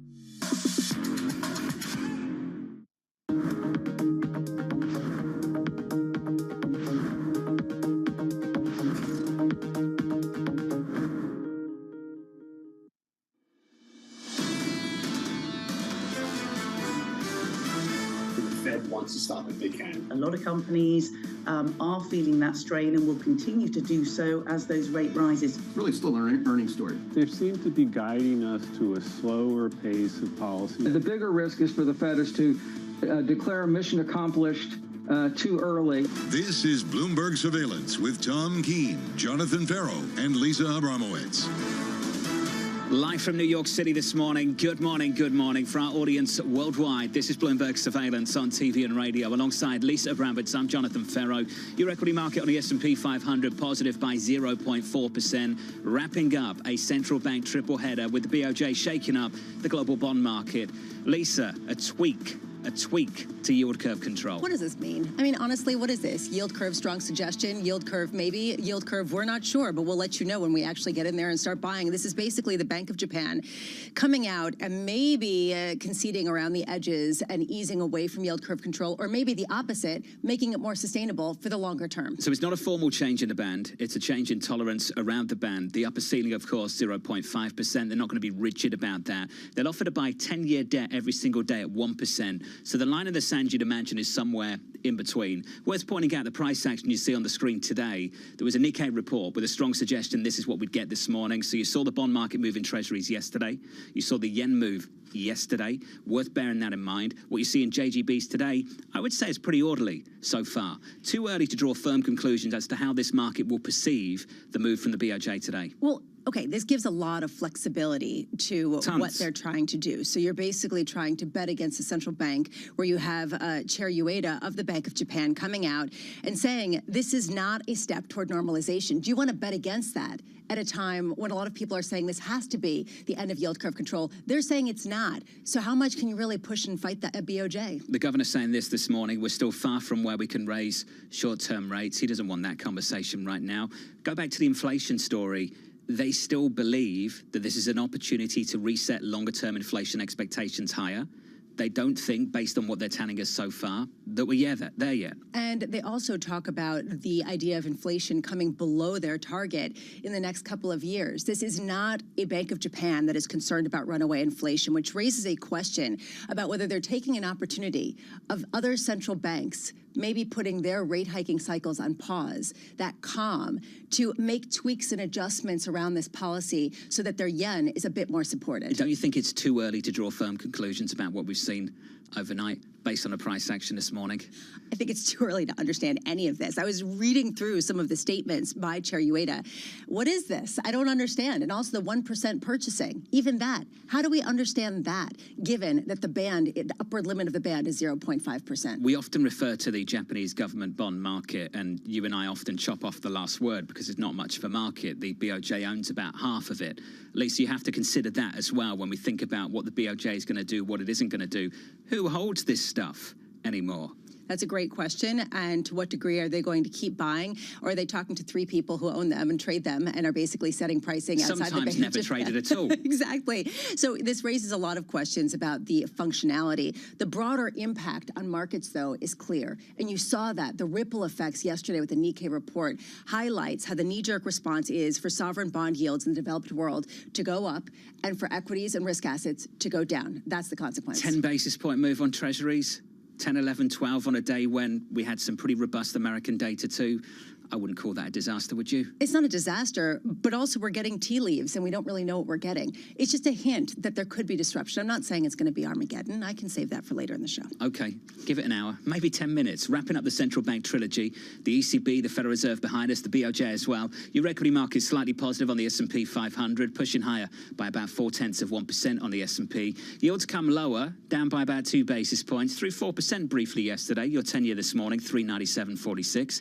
And in the FX market, a bit of dollar strength recently, taking the euro back sub 110. This morning, Lisa, 109.73. Europe is very much catching my eye this morning, in particular some of the GDP reports that we got overnight and the CPI reports out of France and Spain. At 8 a.m., we got the German CPI for the month of July. Core CPI in the Eurozone still stubbornly high at about 5.5%.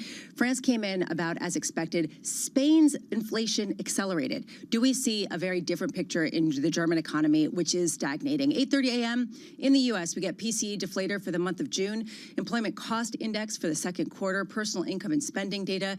I am watching core PCE. The Fed watches this very closely. Do we see it come down meaningfully?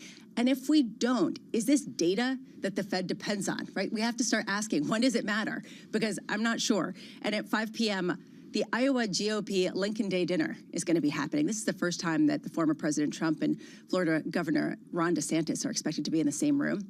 And it's kind of the kickoff to the GOP convention and all of these debates coming up. That's where Tom is. That's where T came. Hoping for, at the Iowa GOP Lincoln Day dinner on leopard shoes. Honestly, this is going to be really interesting to see, especially in light of some of the recent developments around President Trump, as well as Ron DeSantis and his campaign. Put those two things together, and a lot of people are going to be in that room. AMH coming up a little bit later. She's in Washington. She didn't make the dinner, but she will be talking about it on this program this morning. Joining us now, Jeff Hughes, Senior Market Strategist at BNY Mellon. To kick off the program with us, Jeff. Great to have you with us, sir. Your reaction, I guess, first of all, to what we saw from the BOJ. What is the new line in the sand for a Japanese 10-year government bond yield? Well, if you look at that slide that the BOJ announced, there's this hazy part between 0.5 and 1%, right? So I think that's the BOJ telling you there is no actual line in the sand. Strategic ambiguity, I guess, there's some component to that. But taking a step back, if it's tightening in financial conditions that you're trying to achieve, then generating volatility in FX markets, which Governor Ueda talked about, and in fixed income markets, then job done. Every BOJ meeting is probably going to be live up ahead, and that marks a change compared to the previous decade. So, Jeff, you actually believe that maybe this opens the door to taking a step towards raising interest rates next year? I think everything is on the table. So Governor Ueda himself admitted, April, the outlook, and perhaps a bit too much on the benign side. And there's a 70 basis point increase in this year's inflation outlook, hence a tweak. Now, you cannot phrase or you cannot really characterize such a tweak in response to a higher inflation print or inflation forecast as an easing step, right? So I think the market can see that, but again, it's about the next step. We know the trajectory is towards tightening in comprehensive conditions, the phrase that they're using, and markets, yen, equity markets, and in particular, JGB's global fixed income will need to react accordingly. Has the reaction in global markets, we did see a sell-off in sovereign developed market bonds. We also saw a sell-off in risk assets. Is that indicative of what could potentially happen that it will be orderly, but it will be disruptive? Or do we not have any sense at all of what the response will be to true yield curve control abandonment, given that we've just heard whispers and unclear guidance? All of the above, really. But what we do know is, those figures that you mentioned earlier, so US 10 years, moving much more than what the JGB has done. 1 basis point in the US in bonds is not equivalent to 1 basis point in JGB 10 years. Let's make that clear. So the more that it's going to move, then if you assume the process is going to be linear, then the stronger the reaction is going to be. Having said that, Japanese investors, they've been retreating from Europe for some time now. They've been retreating from the US on a relative basis. China's been retreating as well. So looking for new purchasers, for the Eurozone bond market, for the US Treasury market, I think that has been going on for some time now. So in that context, shouldn't generate too much volatility if Japan steps back a bit more. Okay, so in other words, even if we do get full normalization, you could see it happen in an orderly fashion that won't necessarily present a tail risk or some sort of headwind to sovereign bonds globally. I think as long as the normalization itself from Japan, from Tokyo, is going to be more orderly, then the answer is yes. If it's going to be sudden stepwise changes, large discrete changes of 25, 50 basis points, something like that, then it's a different story. So it takes 2 to tango. We have to go beyond wrapping up the last 24 hours. We've got to wrap up the last 12 months. For the last decade, we've had 2 anchors around the neck of the global bond market. The ECB, the BOJ, buying government bond yields, seeing what's been happening in Germany for a long, long time, Jeff. Those anchors are away, slowly being lifted over in Japan. So I need to think about a new floor in the global bond market when it comes to yields, Jeff. How are you thinking about that now? Well, 2 things there. Firstly, you said the word yourself, it's going to be slowly lifted, right? So they'll make sure that it's not going to be a volatile process, as excess reserves, that aspect of the central bank's balance sheets and continues to come off. They'll be monitoring that very, very quickly. But the second part of it is going to be data. And here I think the impetus is more on the ECB or anything. Imagine previous environments. If we had German manufacturing PMIs, on the 30 handle, the ECB would be talking about easing, right? So now that's where the direction of travel is. I think we have to think about, who's going to stop this balance sheet unwind process. And I think that will help to serve as an offset. But overall, at this point, looking at all the central banks, I think that markets can absorb this for now. Well, but Jeff, just to push us a little further, as we look here, question whether we're seeing the end of the rate hiking cycles for both the Fed and the ECB, which some people believe is the case. We're talking about the potential abandonment of yield curve control. Where are we going to head if yields do come down? What is, to John's point, the floor that we hit that seems like the new normal at a time when some of the more unconventional policies are no longer in effect? Well, if you really want a nominal number, my rule of thumb is always, where is potential growth on a nominal basis? So in the US, is it on the 4 handle, 5 handle? In the Eurozone, if growth is going to be close to flat, your inflation target's 2%, is it on the in the 2 to 3 range? Japan probably slightly lower. So that's where longer term, the Wixelian rate, so to speak, that really starts to come in. But to get there, we need to get inflation back to target first. And I think that is the risk. That means a lot more unwinding, more QT first before we can even start that discussion. Let's get to favorite trades in FX right now, Jeff. Which one? So you want to own APAC funders against the dollar right now. So what I mean by that, your Korean wons, your Taiwan dollars, even renminbi in the short term in this respect, right? Because now that Japan has moved and the yen can strengthen a bit, then that gives more room for Asian central banks to tighten things or at least shift towards a more assertive stance. Because you have China, Japan put together, the yen renminbi 40% in your trade weighted basket. You can't afford to let your currency strengthen. Now they are allowing a bit more tolerance for strength, so can you. And given in our iFlow data, our custodial positioning data, these currencies are quite underheld right now. Good risk reward to start buying them back. Jeff, just to be clear, that's APAC versus the US dollar? Yes, and euros and versus G10 as well. Okay, Jeff, wonderful to catch up. As always, buddy. Jeff, you there of BNY Mellon, wrapping up the central banking trilogy this week. Hikes from the Federal Reserve, 25 basis points. From the ECB, 25 basis points. And the BOJ was meant to be a snooze, remember that? Then a tweak to yield curve control. As you said, Lisa, and I think as Jeff said, his phrase, strategic ambiguity. That's where we're at right now. It's up to us to see how this market begins to perceive the move from Japan overnight, because it's not that clear, at least for now. The analyst notes that I was reading, some of them were saying this is the first step to abandoning a really unsustainable policy of trying to control a market that is no longer a market and that seems completely incompatible with where inflation is. And other people are saying it was not sustainable for them to keep going. If they tweak things and allow more flexibility, they can keep going with this for even longer. Two very different sides of the same coin, which perhaps is a reason why you're seeing a bit of stasis after yesterday's brief concern in markets when the Nikkei report came out. And let's wrap up the week. 3 decisions. Which one stands out for you? I think probably the ECB, because to me that was more dovish in some ways, given the inflation picture and given their single mandate. The Bank of Japan, definitely interesting, but I can't really come to a conclusion other than there's going to be more float. With the ECB, even some of the rhetorics by officials afterwards has been somewhat, we don't know what we're going to do next, given the slower growth perspective. The side-by-side of President Lagarde and Chairman Powell. It's the same. It was almost identical. And I went home yesterday afternoon, I was sitting there and I was just thinking, well, there's nothing identical about the underlying economies. It's a very different situation. I've said for a long time that President Lagarde has a much harder job to balance inflation with growth and financial instability potentially on the periphery. And what you've seen develop today is exactly that, some divergence with French growth picking up. Looks great, right? That's kind of what you'd like to see if the whole economy looked like that. Problem is, the whole Eurozone economy does not look like that right now. Germany is stagnating. Oh, I was thinking exactly about that this morning. How do you deal with the biggest economy in the weakest spot? How do you deal with that as a central bank, where you do see maybe inflation coming down, but it's reaccelerating in Spain, where the economy is strengthening? So you look at this kind of motley picture. How do you have any conviction on how to create some sort of united policy? It has always been so much harder to come up with the right policy. One thing for the whole of the Eurozone. Jay Pilowski of TPW, constructive on the rest of the world for much of this year, constructive on international equity markets. He's going to be joining us very shortly. Your equity market on the S&P 500, positive 0.4%. This is Bloomberg.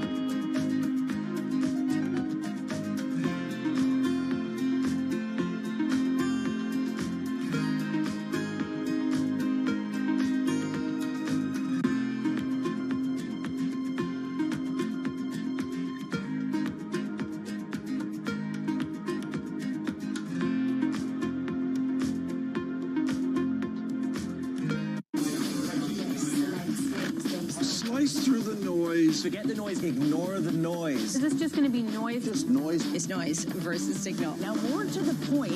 What is the lesson or the observation? 3 prime ministers, 4 chancellors, an energy crisis, and the soaring cost of living. It's been a hard year for startups, but even in the toughest times, some of the best ideas are born here in the UK. Bloomberg UK's Startups to Watch will profile the brightest companies under 10 years old, with the winners unveiled at the Bloomberg Technology Summit in London in October. Get your entry in by the 7th of August for the chance to have your company profiled and to attend unique networking events. Good luck, and we hope to see you there. Welcome back to Bloomberg Daybreak Europe. Good morning, good morning. This is Bloomberg Surveillance.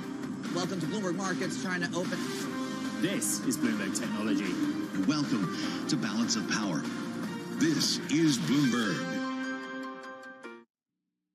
Earnings season is here. Decent start to earnings season. We are heading into the meat of earnings season. Bloomberg breaks the numbers first. We have Bank America, we have Charles Schwab. Tesla, Netflix, you name it. They're heading in the right direction. A record quarter of revenue. With exclusive expert analysis. What do they have to deliver to justify the rally we have seen? Earnings are still going to be under pressure. Is there a divergence that's really important to draw here? The massive divide between Diamond and Fraser. Bloomberg Television and Radio. The fastest numbers and analysis you trust.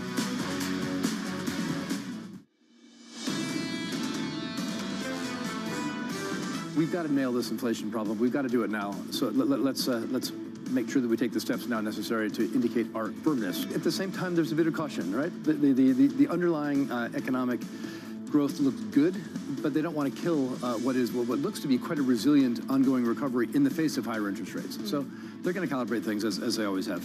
It's resilient, all right. The data in America this week, stellar again. That was Bill Winters there, the Standard Chartered CEO. And you'd have to say, Chairman Powell must like the position he's in right now relative to the position he thought he would be in 12 months ago, looking a year out. From New York City this morning, good morning. Welcome to the program as we close out the week and get you to the weekend. Your equity market with a lift of 0.4% on the S&P 500. In the bond market, bit of a shakedown in the last 24 hours. Treasuries dropped, yields popped off the back of a Nikkei report suggesting the BOJ might adjust yield curve control. This morning, I guess to some extent they did. They've changed their tolerance around the ceiling on a 10-year Japanese government bond yield. It was 0.5%, and Lisa, now I guess we're going to tolerate something a little bit more above that. But it's definitely not abandonment of yield curve control, and they're definitely not going to raise rates. This, according to Chair Ueda, basically confusion. And what the market is saying is they're not going to do anything too rash, too quickly. And so you are seeing an orderly reassessment of yesterday's drama, I should say. But, you know, how much, you pointed this out, how much of yesterday's drama had to do also with strong GDP data out of the U.S., out of strong economic data that really raises questions about just how much the Fed, to your point, can really take a sigh of relief. So a bit of both in treasuries. I'd say if you wanted a cleaner read, you could look at FX. And what that would have spoken to on any other day would have been dollar strength, and we saw some yen strength. So I think you could really see that Nikkei report start to stir up concern that we were going to get a shift. Ultimately, we have done, but I'd go back to what I've said repeatedly already this morning in the last 20 minutes, and I'll keep saying it. It's too early to draw any firm conclusions as to how this market will perceive the moves from the BOJ overnight. It will be interesting to see on various data points as they come in through the next several weeks. That'll be the real test as to where this market is going to push that perceived line in the sand. And whether Chair Ueda has lost some credibility, given that he wasn't really telegraphing this at a time when a lot of people were saying he's going to wait for the strategic review next year before he makes any significant moves. It's been a fascinating triple header for central banks this week. A hike from the Federal Reserve, a hike from the ECB, a shift in yield curve control. Maria Tadeo was at Central Bank HQ over in Brussels, now in Frankfurt yesterday. Let's talk about it, Maria. The changes we saw from President Lagarde, the unwillingness to offer any forward guidance. What was your takeaway? Yeah, and these are significant and important changes to the European Central Bank. Like, really, we have to stress that. Just a month ago, remember, she was almost an autopilot. We got a hike.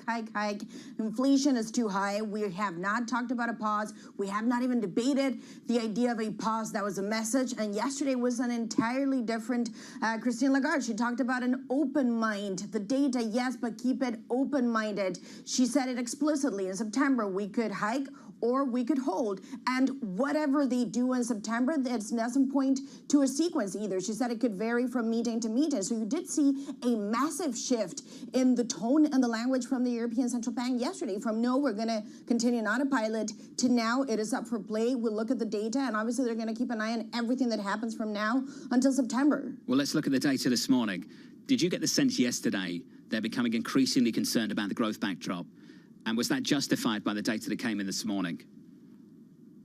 Well, it depends what economy you look at and who you ask. Yes, she did talk about an outlook for the European economy that is still massively under pressure and maybe even deteriorating. She also talked about the divergence between services and the industry, and that also feeds into the GDP story that we got this morning. When you look at the French economy, it was a massive beat. Very good news for the French president. By the way, finally, some good news. When you look at the German economy, it's not in recession, but you don't really see material growth in that economy. So again, it depends. The same happens for the inflation data. You have the Germans suggesting perhaps you see a cool down, but in Spain, this is a service economy. Of course, it's a summer season. People love Spain for a holiday, so you see it pick up. It really depends. But what I would stress is they're not going to make a decision based on the data that they get today. That is clear. We have 2 more inflation prints to come, 2 more core inflation prints that will happen in between this and the future decision, and they will look at it on an overall picture, also baking in their projections. Maria, just to push us a little further, are you feeling tensions between ECB members, depending on which economy they're tied to, based on the fact that some are accelerating and some are very much not?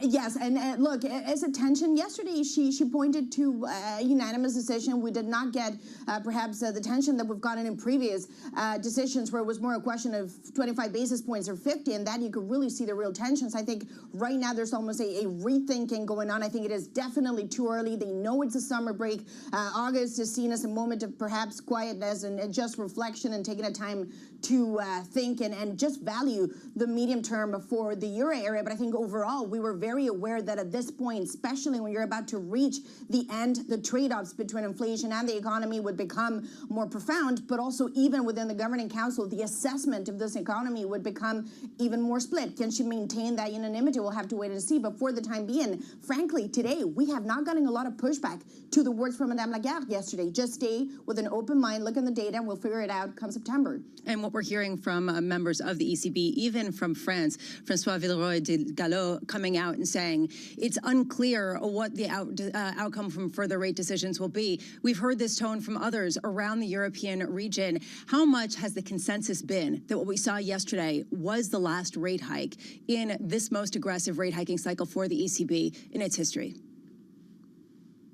That's a very difficult question to answer because, look, this was the key question to Madame Lagarde. This was put to her in every possible way, and she did not go one way or another. I mean, she made it clear multiple times. In fact, she repeated this idea, let me repeat again and explain. It will be about the data, the proof, and the burden of the proof is on the data. Obviously, she is a lawyer by training, so maybe there's some irony in that too, but it was very difficult to get a sense of which way they go. Again, I think a lot of this will depend on the inflation data that we get throughout the summer. Is this a bias? No, but I think overall what is significant though is that they've gone from we're not going to pause, we're not debating a pause, to now putting one on the table. That is significant in the space of a month. Maria, a really important question. If there was a 200 million euro transfer from Madrid to Paris, what would happen to Parisian economic activity?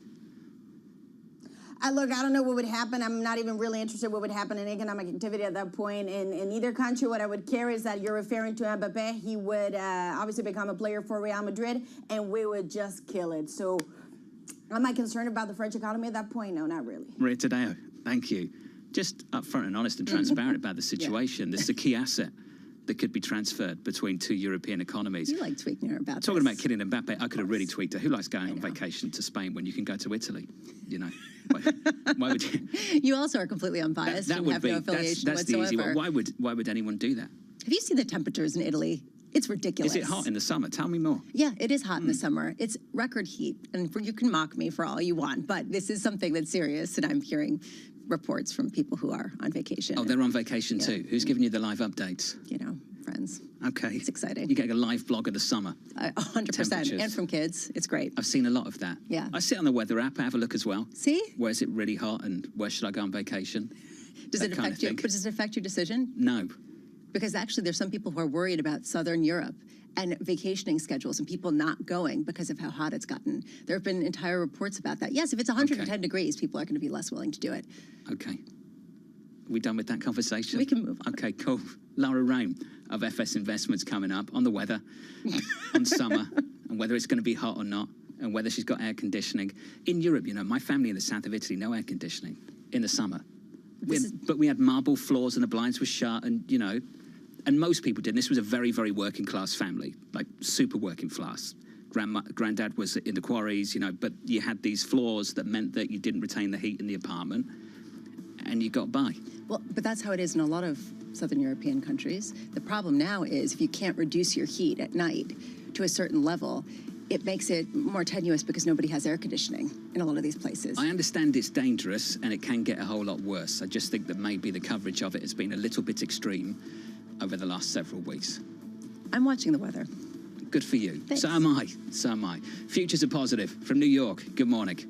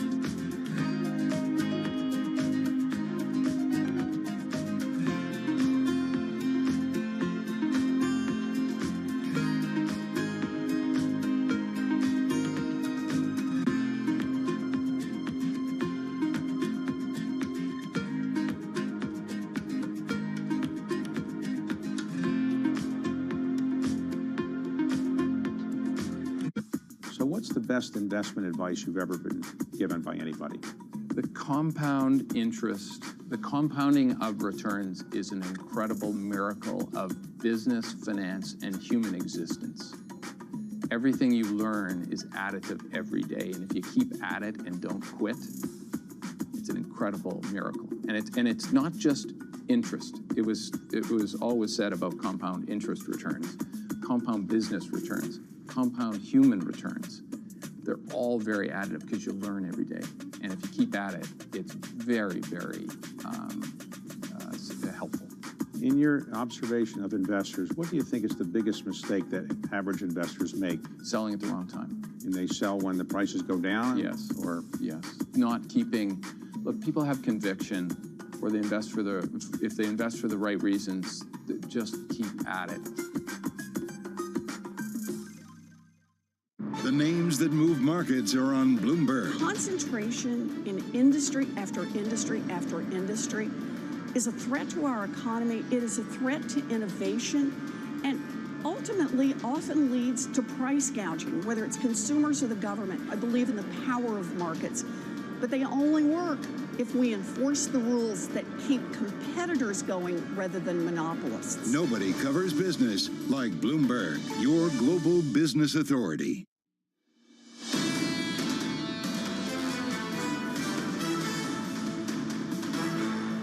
Live from New York City this morning. Good morning. Directly markets shaping up as follows on the S&P 500, positive by 0.4%. On the Nasdaq, up by 0.8%. Advancing going into a big week for earnings next week.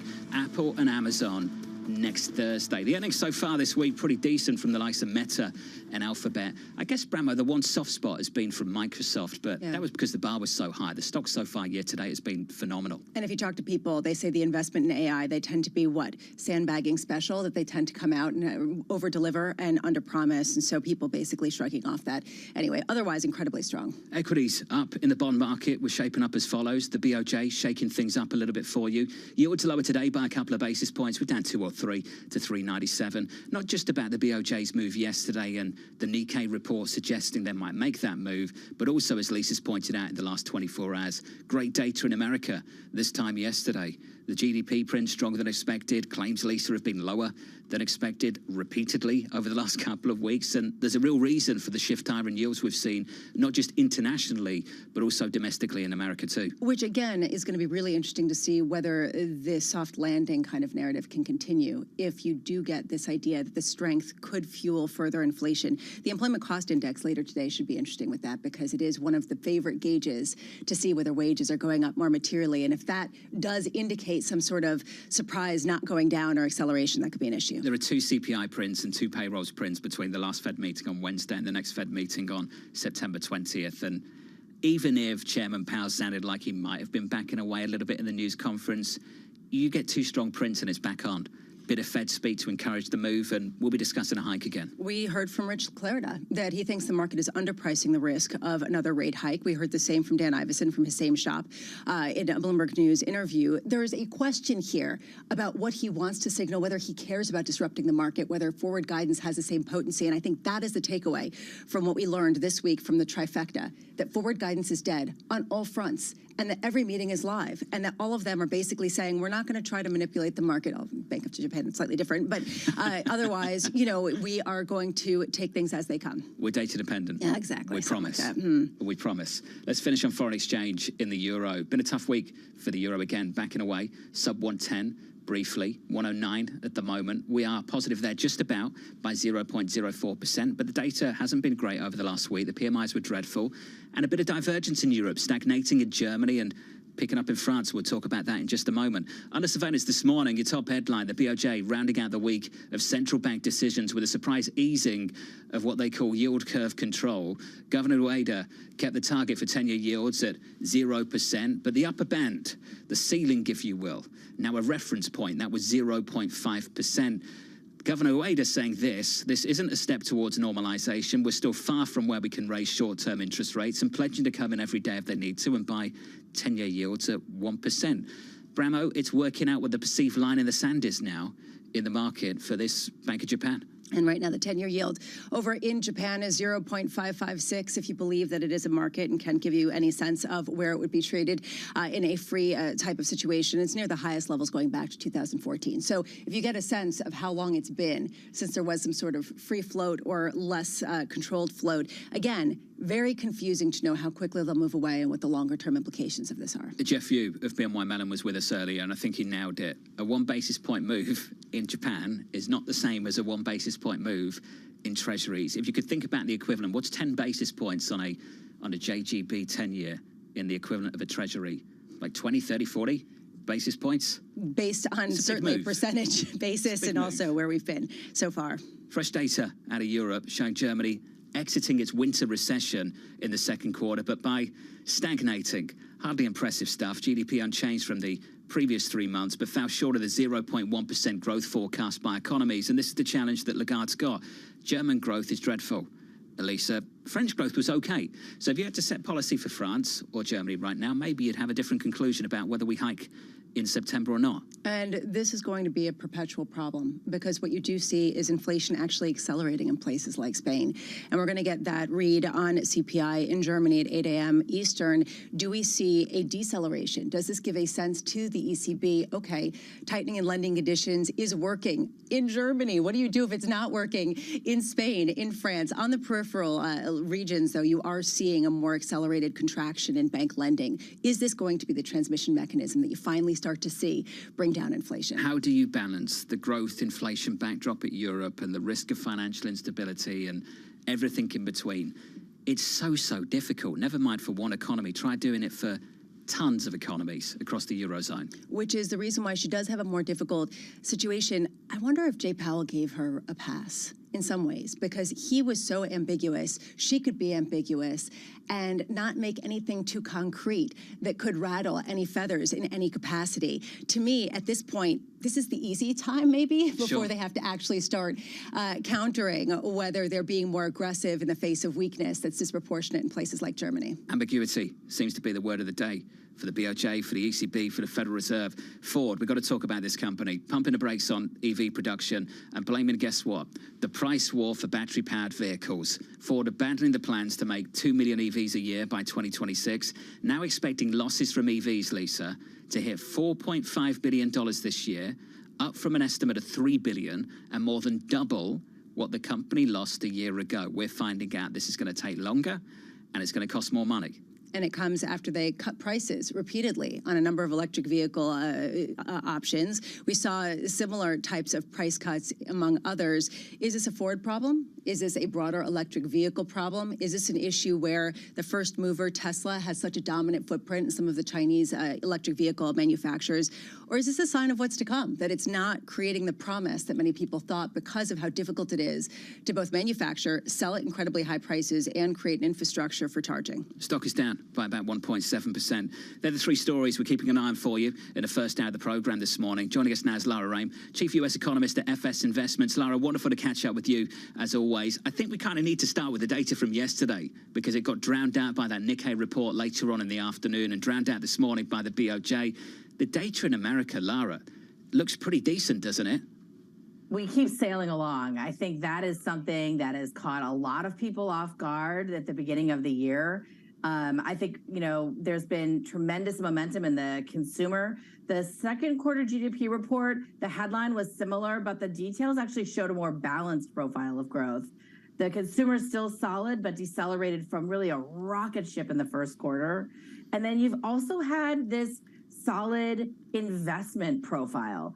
The government's still spending. You have other areas where clearly the economy is still really got a lot of momentum. And I think that's the backdrop from which everyone's just projecting forward into the second half of the year. Lara, you correctly identified a dynamic that I don't think we've spent enough time on. Fiscal easing, government spending. Lara, where is that coming from? What is that spending on?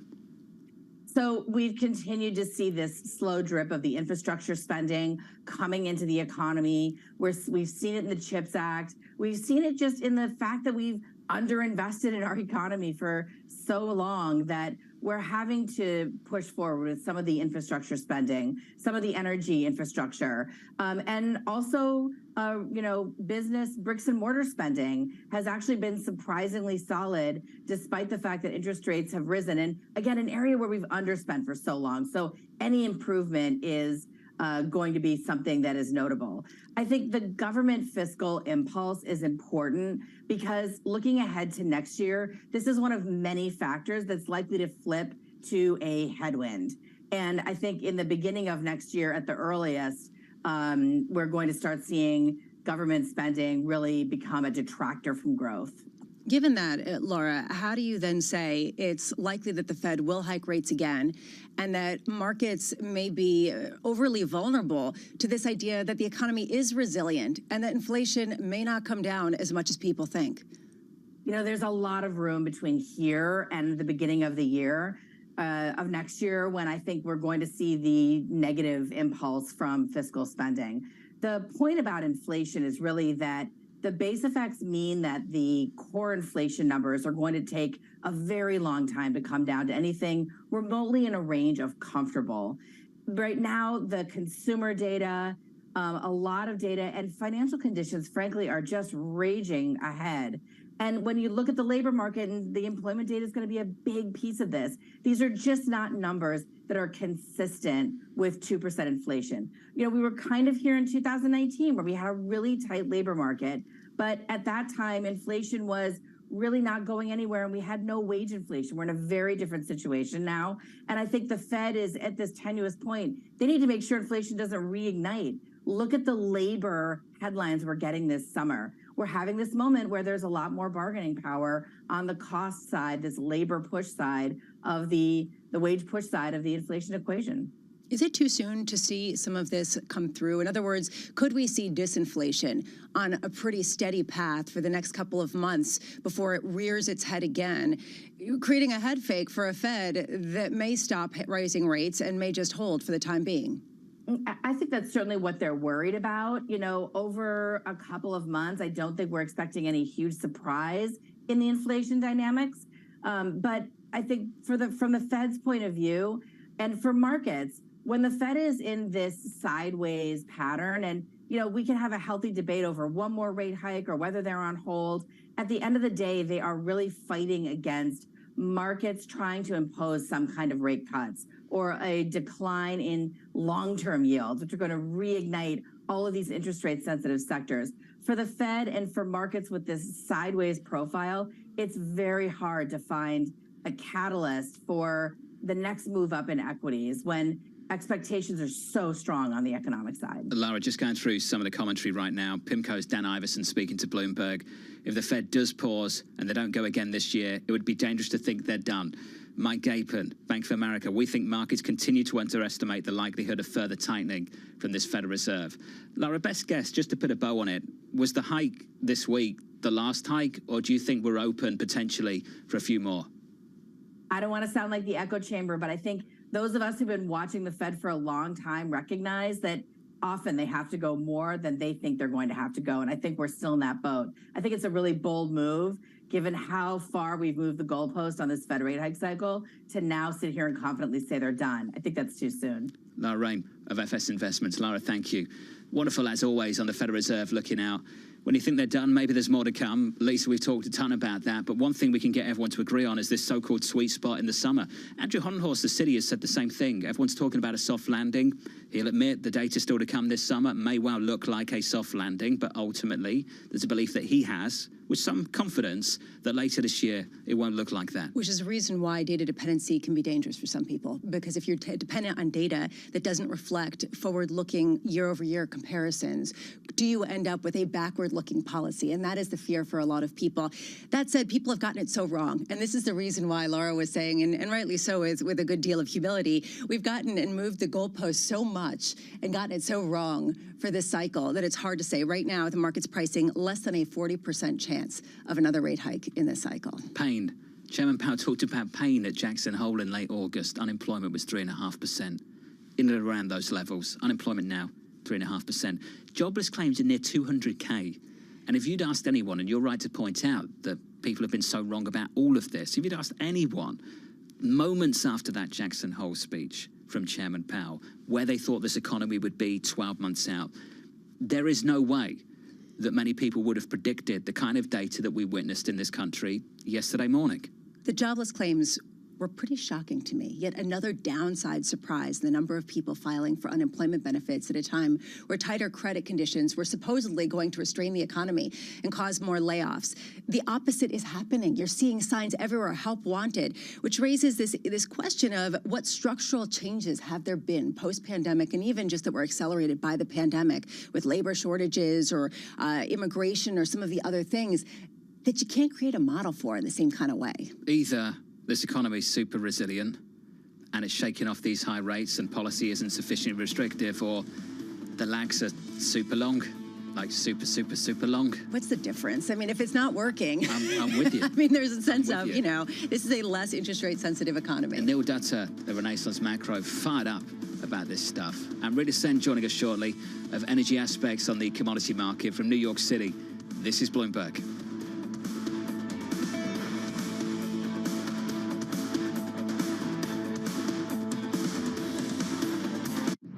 For the first, call it 18 years at Chipotle, this was you come into Chipotle along the line, you interact with the crew, and you customize your meal. We've got this separate make line, and it's digitized, and so the orders come in, and they're really kind of staged so that if you say at noon, I want to come in at 1 o'clock, we hold that order, and we will send it to the crew like maybe 10 to 1, right. So it's ready right when you pull up your car. How do you manage these kind of two different staffing needs, right? Yes. And making sure you have the right amount of people Yes. at the right time. We spend a lot of time projecting sales. A lot of it is, it's part art, part science. We're trying to bring more science and more AI into it.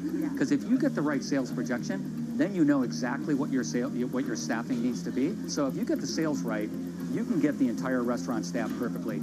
With just a couple people, our average restaurant now does about over $1 million per restaurant in digital sales. The names that move markets are on Bloomberg. China has seen slower growth than they expected. Many countries do depend on strong Chinese growth to promote growth in their own economies. For the United States, growth is slowed, but our labor market continues to be quite strong. I don't expect a recession. I think we're in a good path. Nobody covers business like Bloomberg, your global business authority. The markets count down in Europe from the financial centers of the world. Bloomberg Markets European Close with Guy Johnson in London and Alex Steele in New York. Real-time numbers, real-time analysis. Weekdays.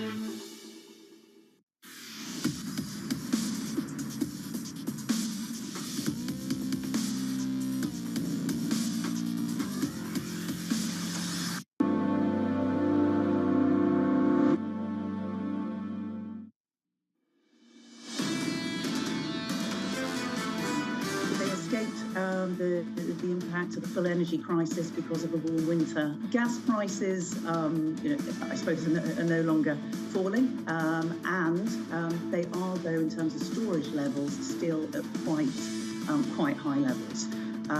So that is important. But Eurozone consumers do seem to be more sensitive to the fact that other areas of inflation are still higher as well. Janet Henry there, the global chief economist at HSBC. What's happening with the commodity market in Europe? 2023 has turned out to be so much better than we thought it would be in 2022, particularly through the winter for the likes of Europe. There was a moment there last summer when there was this real fear about Europe's ability to get through the winter and heat homes. And Lisa, it managed to do that. So when we talk about stagnation in Germany, recession through the winter, it was a mild one, let's put it that way. And relative to what we expected 12 months ago, that mild recession was so much better than what we thought it would be. And there also have been questions around understanding the dynamics of a crude market, of a natural gas market. I mean, yes, natural gas very much explained by the mild winter, but crude prices being as low as they were defied expectations of a China reopening, of robust travel seasons, of all of the use that we see around the world. So what's going on, and should it go higher? Amrita-san was talking a lot about how it should go higher. And then it never really happened until recently. You started to see a little bit of a tick up. Amrita Sen joins us now, co-founder, head of research at Energy Aspects. Amrita, wonderful to get your input on this conversation. Lisa mentioned you there. It was the commodity rally that never really was this year off the back of China reopening. Yeah. What happened? Well, I think the China reopening probably gets too many fingers pointed at it. I think Chinese oil demand has been very strong. Gasoline jet has been growing. You know, overall demand's been up about 2 million barrels per day. That's not been the problem. I think the problem has been that we have destocked an enormous amount of crude, and the more we go through the numbers, I firmly believe we've ended up, with a lot of oil in floating vessels without their AIS transponders turned on. So they've just been absorbed gradually, but definitely over the last few months, particularly in China. You can see a very, very big discrepancy between what tanker tracking data shows going into China versus China's own import numbers. So a lot of these kind of shadow vessels, mostly Iranian oil, has just been seeping into the market. And I think that's kind of allowed the market to absorb effectively more supply and has put a cap on prices. But it's also a function of higher interest rates, and which is something we've been highlighting, that people are just not willing to hold inventories. Now, I think you're getting to a point just outright inventory levels are very low. And as a result of that, you are starting to see prices move up. And this is something we'd always said is going to happen in the second half of the year as balances tighten and as demand goes up. So I think we're finally seeing that. So you're expecting a restocking of inventories. Can you give us some kind of numbers, the kind of place you'd expect to see that in a bigger way?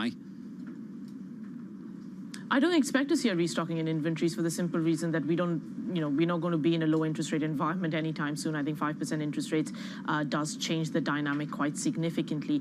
I think you're seeing this much more in oil products. If you look at gas prices in the US, so gasoline prices, diesel prices, they are roofing right now. And I think that's a function in high frequency stocks data that we collect is at a record low across oil products. And I think that's the problem, that it leaves the market susceptible to spikes like we are seeing in gasoline and diesel. And I think that's where I think the risk is for crude as well. On average, we're probably going to 2 to 3 days lower inventory forward cover because people don't want to hold inventory, but that has its own risks. And that's kind of the problem, I think, or the challenge for the crude market. So let's just frame this a little bit more clearly, just so that I'm sure that I'm understanding it correctly, Amrita. Basically, money costs something now. So people don't want to take that credit, that opportunity cost, and put it into holding physical barrels of crude, which is the reason why prices have not been higher despite the increase in demand. So what trigger could cause those prices to spike, could cause people to suddenly say, wait a second, maybe it's worth not getting 5.5% in cash and storing oil barrels in my living room because prices are going up because there is such high demand? No, so the first part is exactly right. Like it's just too expensive, and therefore people don't want to hold inventory. But I think what's happening now is once you've run through that inventory, you still need crude oil to meet demand. We are very hand to mouth now, but once we've run down that inventory, what you're seeing now is refineries coming and saying, demand is very strong, we need to run, therefore we're buying crude. That's the cycle you're seeing. My point is that if you are this hand to mouth, the risk is you need only one supply outage, and then you start to spike like you're seeing in the products markets. You've had a lot of refinery outages and you keep seeing products spike because you just don't have that buffer in the system anymore. 5 days ago, we saw U.S. gasoline prices at $3.59, $3.60. Now they're $3.71. So rapidly climbing. How high could they go in your estimation based on the supply demand dynamics that are potentially going to underpin more increases? The good news for the consumer is that we are switching to winter gasoline very soon, and that's when the specifications are less stringent and gasoline prices at the pump come off. But underlying both gasoline and more so for diesel, inventories are very low. So yes, we can actually continue to see prices go higher, especially because with the heat wave in Europe and parts of the US, we've seen refineries really struggle to process crude right now. What happened to the SPR getting refilled, Bramo? Do you remember that? Yeah, it was supposed to happen. It didn't. It just didn't. It just didn't happen. Amrita, what happened with that? It's happening. When? It's happening. It's happening in small trickles, like 3 million barrels in August, 3 million in September, 3 million in October. So it's going to be a very, very slow trickle. But this is the other thing, by the way, and we remember there's another loan that needs to get repaid from November 2021. That's going to be in 24 million barrels going back into the SPR from that. I mean, we don't have inventories, and this is why I keep talking about the destocking. If you have very low commercial inventories to begin with, imagine taking more crude out of those commercial inventories to put back into the SPR. There is going to be more upward pressure on prices. Of course, the good news, I guess, again, from a consumer point of view, is that OPEC Plus has the spare capacity now thanks to those voluntary cuts, so they can bring back production gradually. The additional voluntary bit I'm talking about, the Saudi Arabia 1 million, Russia 500,000 barrels per day, they can start bringing that back whenever that is required should prices go up too fast. But other than that, we don't have much of a buffer. We used to joke that it was the strategic midterm reserve, but in all seriousness, do you sense that the SPR will be used politically going into the election next year, just in terms of a reluctance to rebuild it aggressively? Well, the SPR has been used politically. I mean, sure, at the start of when it was released last year, everybody thought Russian production would fall a lot more. It didn't. But when it was very clear that it wasn't falling, there was no need to continue with the SPR release, right? It was very clearly driven by trying to keep prices down. And that's been a very clear objective of the Biden administration to, be it allowing some more Iranian sales to happen quietly or Venezuelan sales. So all of that's been going on. I don't think they have much more ammunition given where SPR levels are to release much more next year. But yes, I do think the pace of refills could easily slow down, again, barring those loans, because why otherwise push prices? We're already at 83 Brent, couldn't continue to go higher, especially given demand is actually looking pretty robust everywhere. Then why add to the pressure? So I'm not expecting a big refilling next year anyways. Amrita, thank you. Amrita Sen there of energy aspects on global inventories and oil supply right now. Brent crude, Lisa, 83.92. A bit lower today by 0.4%. On WTI, 79.85, a little bit lower by a third of 1%. To me, this is the main sleeper story that people are not talking enough about, because if we do see gasoline prices go up significantly, not only is there a huge political question there also is a consumer price index component of this. How much of the declines that we've seen have been somewhat fueled, excuse the pun, by what we've seen in oil prices, energy prices coming lower? If that reverses, how much does that upend some of the gains that we've seen on a year-over-year basis and make people feel less well off? The gasoline price is 8-month highs. That is something to watch, not just for the economics, but the politics, the election campaign going into next year. And you raise a great point. How can they start refilling a strategic petroleum reserve at a time when there's an even greater premium around storage, where people demand more that will increase the price that much more on the margins? How could they do that if they are concerned about where gasoline prices are? At this rate, how long would it take? 6, 7, 8 years? I don't know the math. To get it back to something like that, where it was. Jay Pulowski of TPW Advisory is going to join us a little bit later. The enthusiasm for the international backdrop at a time when a lot of people are becoming increasingly enthusiastic about what's been developing here stateside after some pretty strong data in America yesterday. GDP, jobless claims lower, GDP stronger. Going into the employment cost index, Lisa, a little bit later. 80% of companies have beat, albeit lowered, expectations. So you see that pretty much across the board in earnings as well. I saw that stat from Mislav Matejka at JP Morgan this morning. Compare it to Europe. Europe not getting it done. Yeah, and you've mentioned this before. This is actually key, maybe even more than ECB policy at this moment. Equities right now on the S&P positive by 0.4% on the S&P 500. Live from New York City this morning. Good morning.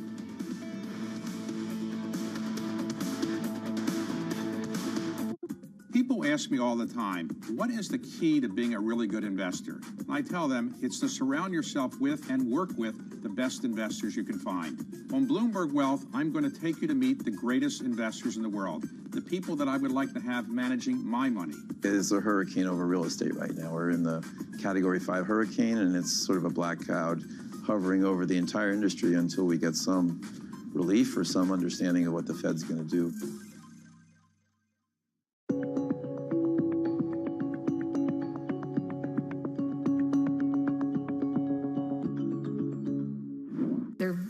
brimming with sensors. There's several cameras that look out at your world because we're mapping your physical world so we could put the content in there. There's several cameras looking at your eyes so we know where you're looking in your physical world. And that's a lot of data. That's a lot of very personal data. There's a number of other sensors on the device that are needed to make it work in the way it does. So we feel strongly that, first of all, people should know what these devices can do. And since we're at the beginning of the curve, let's work on the right guidelines and put those guardrails in place now versus letting it out of the bag and trying to rein it in, several years from now. So what rules would you put in place, and who should make up and enforce the rules? I think it's definitely a public-private discussion, but it's a very complex technology. So I actually spend quite a bit of time in DC talking to folks, saying, just educating them on what it could do. But I think first and foremost, the data that it collects, there needs to be an understanding, the user needs to understand the level of data that it's collecting, and then be the one who says where that data goes. Welcome to the world of decentralized finance. You can see the massive gains for the OG crypto coin. The breakout we have all perhaps long awaited finally realized. We'll see if it sticks. Bloomberg's covering all things crypto, the people. There's no question this industry is composed of some bad actors and some good actors. The transactions. Volumes have surpassed $24 billion per day. And the technology. Stop talking about the technology. Start demonstrating the utility. Bloomberg Crypto, Tuesdays. On the David Rubenstein Show, peer-to-peer conversations, I uncover the untold stories of the world's most successful leaders. Watch Wednesdays on Bloomberg Television. People ask me all the time, what is the key to being a really good investor? And I tell them it's to surround yourself with and work with the best investors you can find. On Bloomberg Wealth, I'm going to take you to meet the greatest investors in the world, the people that I would like to have managing my money. It's a hurricane over real estate right now. We're in the Category 5 hurricane, and it's sort of a black cloud hovering over the entire industry until we get some relief or some understanding of what the Fed's going to do.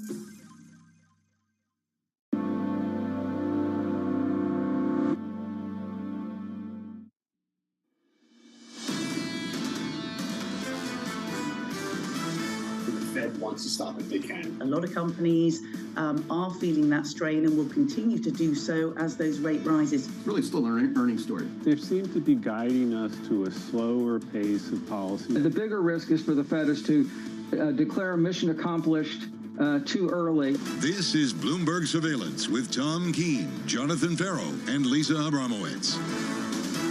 Let's get you to the weekend, live from New York City this morning. Good morning for our audience worldwide. This is Bloomberg Surveillance on TV and radio. Alongside Lisa Abramowitz, I'm Jonathan Farrow. Your equity market with a lift on the S&P 500. The earnings so far this week, pretty decent. The economic data in America, pretty stellar. And a Fed chair, Jay Powell, telling us nothing about what he may or may not do in September. The BOJ, even more unclear about what they did overnight. Some yield curve control tweaks, Bramo, from Governor Wader. It is shockingly stable in markets given the uncertainty and ambiguity, which is new terrain for all of the central banks, in particular the Bank of Japan. And you've said this before, John, and I think that it's the right take on this, which is it is too early to say what the market's reaction is going to be to the Bank of Japan. You've said that several times, and you're absolutely correct. It is too early to see whether people can truly buy into the soft landing narrative and the strategic ambiguity by all of the central banks and just be okay with it. Well, let's talk about what they've done. They've still got a target of 0.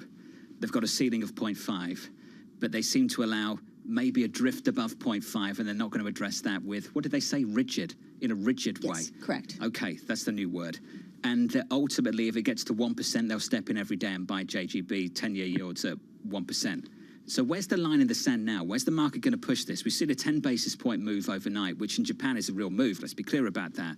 Do we push this to 0.6, 0.7, 0.8? Do we go all the way up to 1%. When do they start getting uncomfortable? When do they start stepping in? How much is this really dictated by the yen? How much is this trying to get the yen a bit stronger after it became one of the weakest that it's been in decades on a real basis, just simply because people expected them to retain these kinds of policies? These are some of the ambiguities. The bigger question has been, what impact will it have on broader markets? And Jeff, you was saying, maybe they have just shown they don't have to have that much of an impact if they do it slowly, if they do it with strategic ambiguity. Well, so far, so good. You're going to hear that phrase a lot this morning. 5 days of yen strength at the moment. The dollar against the yen. Dollar yen negative by, let's call it 0.2% this morning. Let's check out the price action just briefly on the S&P 500. Equity futures positive by 1/3 on the S&P. Yields a little bit lower by 2 or 3 basis points on a 10-year, 397. As we've said a few times this morning, if you are just tuning in, it's worth repeating. The move in treasuries yesterday off the back of the Nikkei report about what we eventually got from the BOJ this morning. So the move in treasuries, Lisa, was really yesterday, and throwing some strong economic data into the mix as well. Which is a reason why you're not seeing the move today. The idea that we saw the biggest move in 10-year treasuries going back to September on the heels of the Nikkei report, perhaps people reassessing today. What I'm watching in about an hour, German CPI for the month of July. To me, this could be one of the most interesting things that happens, especially out of the prints out of France and Spain, given the fact that Eurozone inflation, core inflation, is running still very hot and about 5.5%. 8:30 a.m. in the U.S., PCE deflator for the month of June. The employment cost index for the second quarter, the key index that the Fed looks at for wage increases in personal income and spending. How much does this key inflation metric, core PCE, really start to come in, given how sticky it's been? To me, again, which data matters in this increasingly data-dependent, strategically ambiguous central bank morass that we've been thrown into this week? And at 5 p.m., Iowa GOP Lincoln Day dinner happens, and it is the first time that the former President Trump and Florida Governor Ron DeSantis are expected to meet up with all the other contenders. Going to be interesting. That'll be fun. Let's see if they're on the same stage a month from now. Yeah, exactly. Good question. Debate. Still don't know the answer to that, do we? And exactly what the tenor is going to be, because both of them have their issues that they can go after each other with. You know, you've got the former President Trump dealing with a whole host of legal issues, which I'm sure we'll talk about with Anne Marie. And then you have Ron DeSantis losing, what, 1/3 of his staff and firing people, not being able to raise money. Have they left or he's cut them?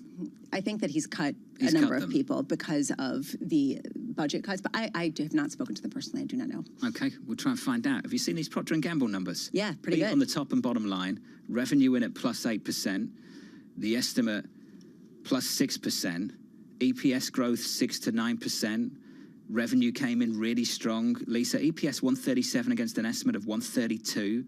There's a beat here, there's a beat there, and higher prices. And it looks like they've still got the pricing power at P&G. And the fact that margins expanded, given the fact that even though they are seeing fundamental prices come down, they can still pass along increases in pricing to consumers. We've seen this from consumer-facing companies, one after another: Coca-Cola, McDonald's, now Procter & Gamble, in addition to the tech names. So at what point does this feed into the idea that maybe a soft landing isn't so perfect if you still are seeing these increases in prices and things of that nature? I mean, these are some of the things people are talking about. Have we gotten too comfortable with this idea that the Fed has won and that actually we're now going to have this immaculate disinflation? It was just delayed. It wasn't. Well, two things. One, I think you can make the observation that this is pretty impressive based on what we expected. Sure. But two, it's very different to extrapolate that out several quarters and say this is the ultimate destination and this is where we are and they can take a victory lap. It's far too soon to make those conclusions. And it's also important to realize that overall sales are down somewhat, and that Q2 profits for S&P 500 companies are down about 8% so far, if you look at a number of different tabulations. So crossing a low bar, I think, and lowered expectations is one way of looking at it. Do you have favorite guests? Do you have like a top 5? Yeah, of course. I've got favorite guests. Here's one now. Jay Pawlowski, principal and founder of TPW Advisory. Jay, it's good to catch up, buddy, as always. Can we start in Japan, just briefly? The latest change from the BOJ. I know it's an equity market, Jay, you've been looking at more closely. Did you like what you heard this morning? Yes, I think Japan has had success at something that they've been fighting for 40 years, John, right? Which is to get rid of deflation. And they've done that. They now have inflation. And so we like Japan as an equity market. It's set up beautifully. The currency is super cheap on an OECD purchasing power parity basis, 50% undervalued. Stocks are super cheap. right? You have stocks that sell for less than cash. I think 20% of TopX sells for less than the cash that's on the balance sheet.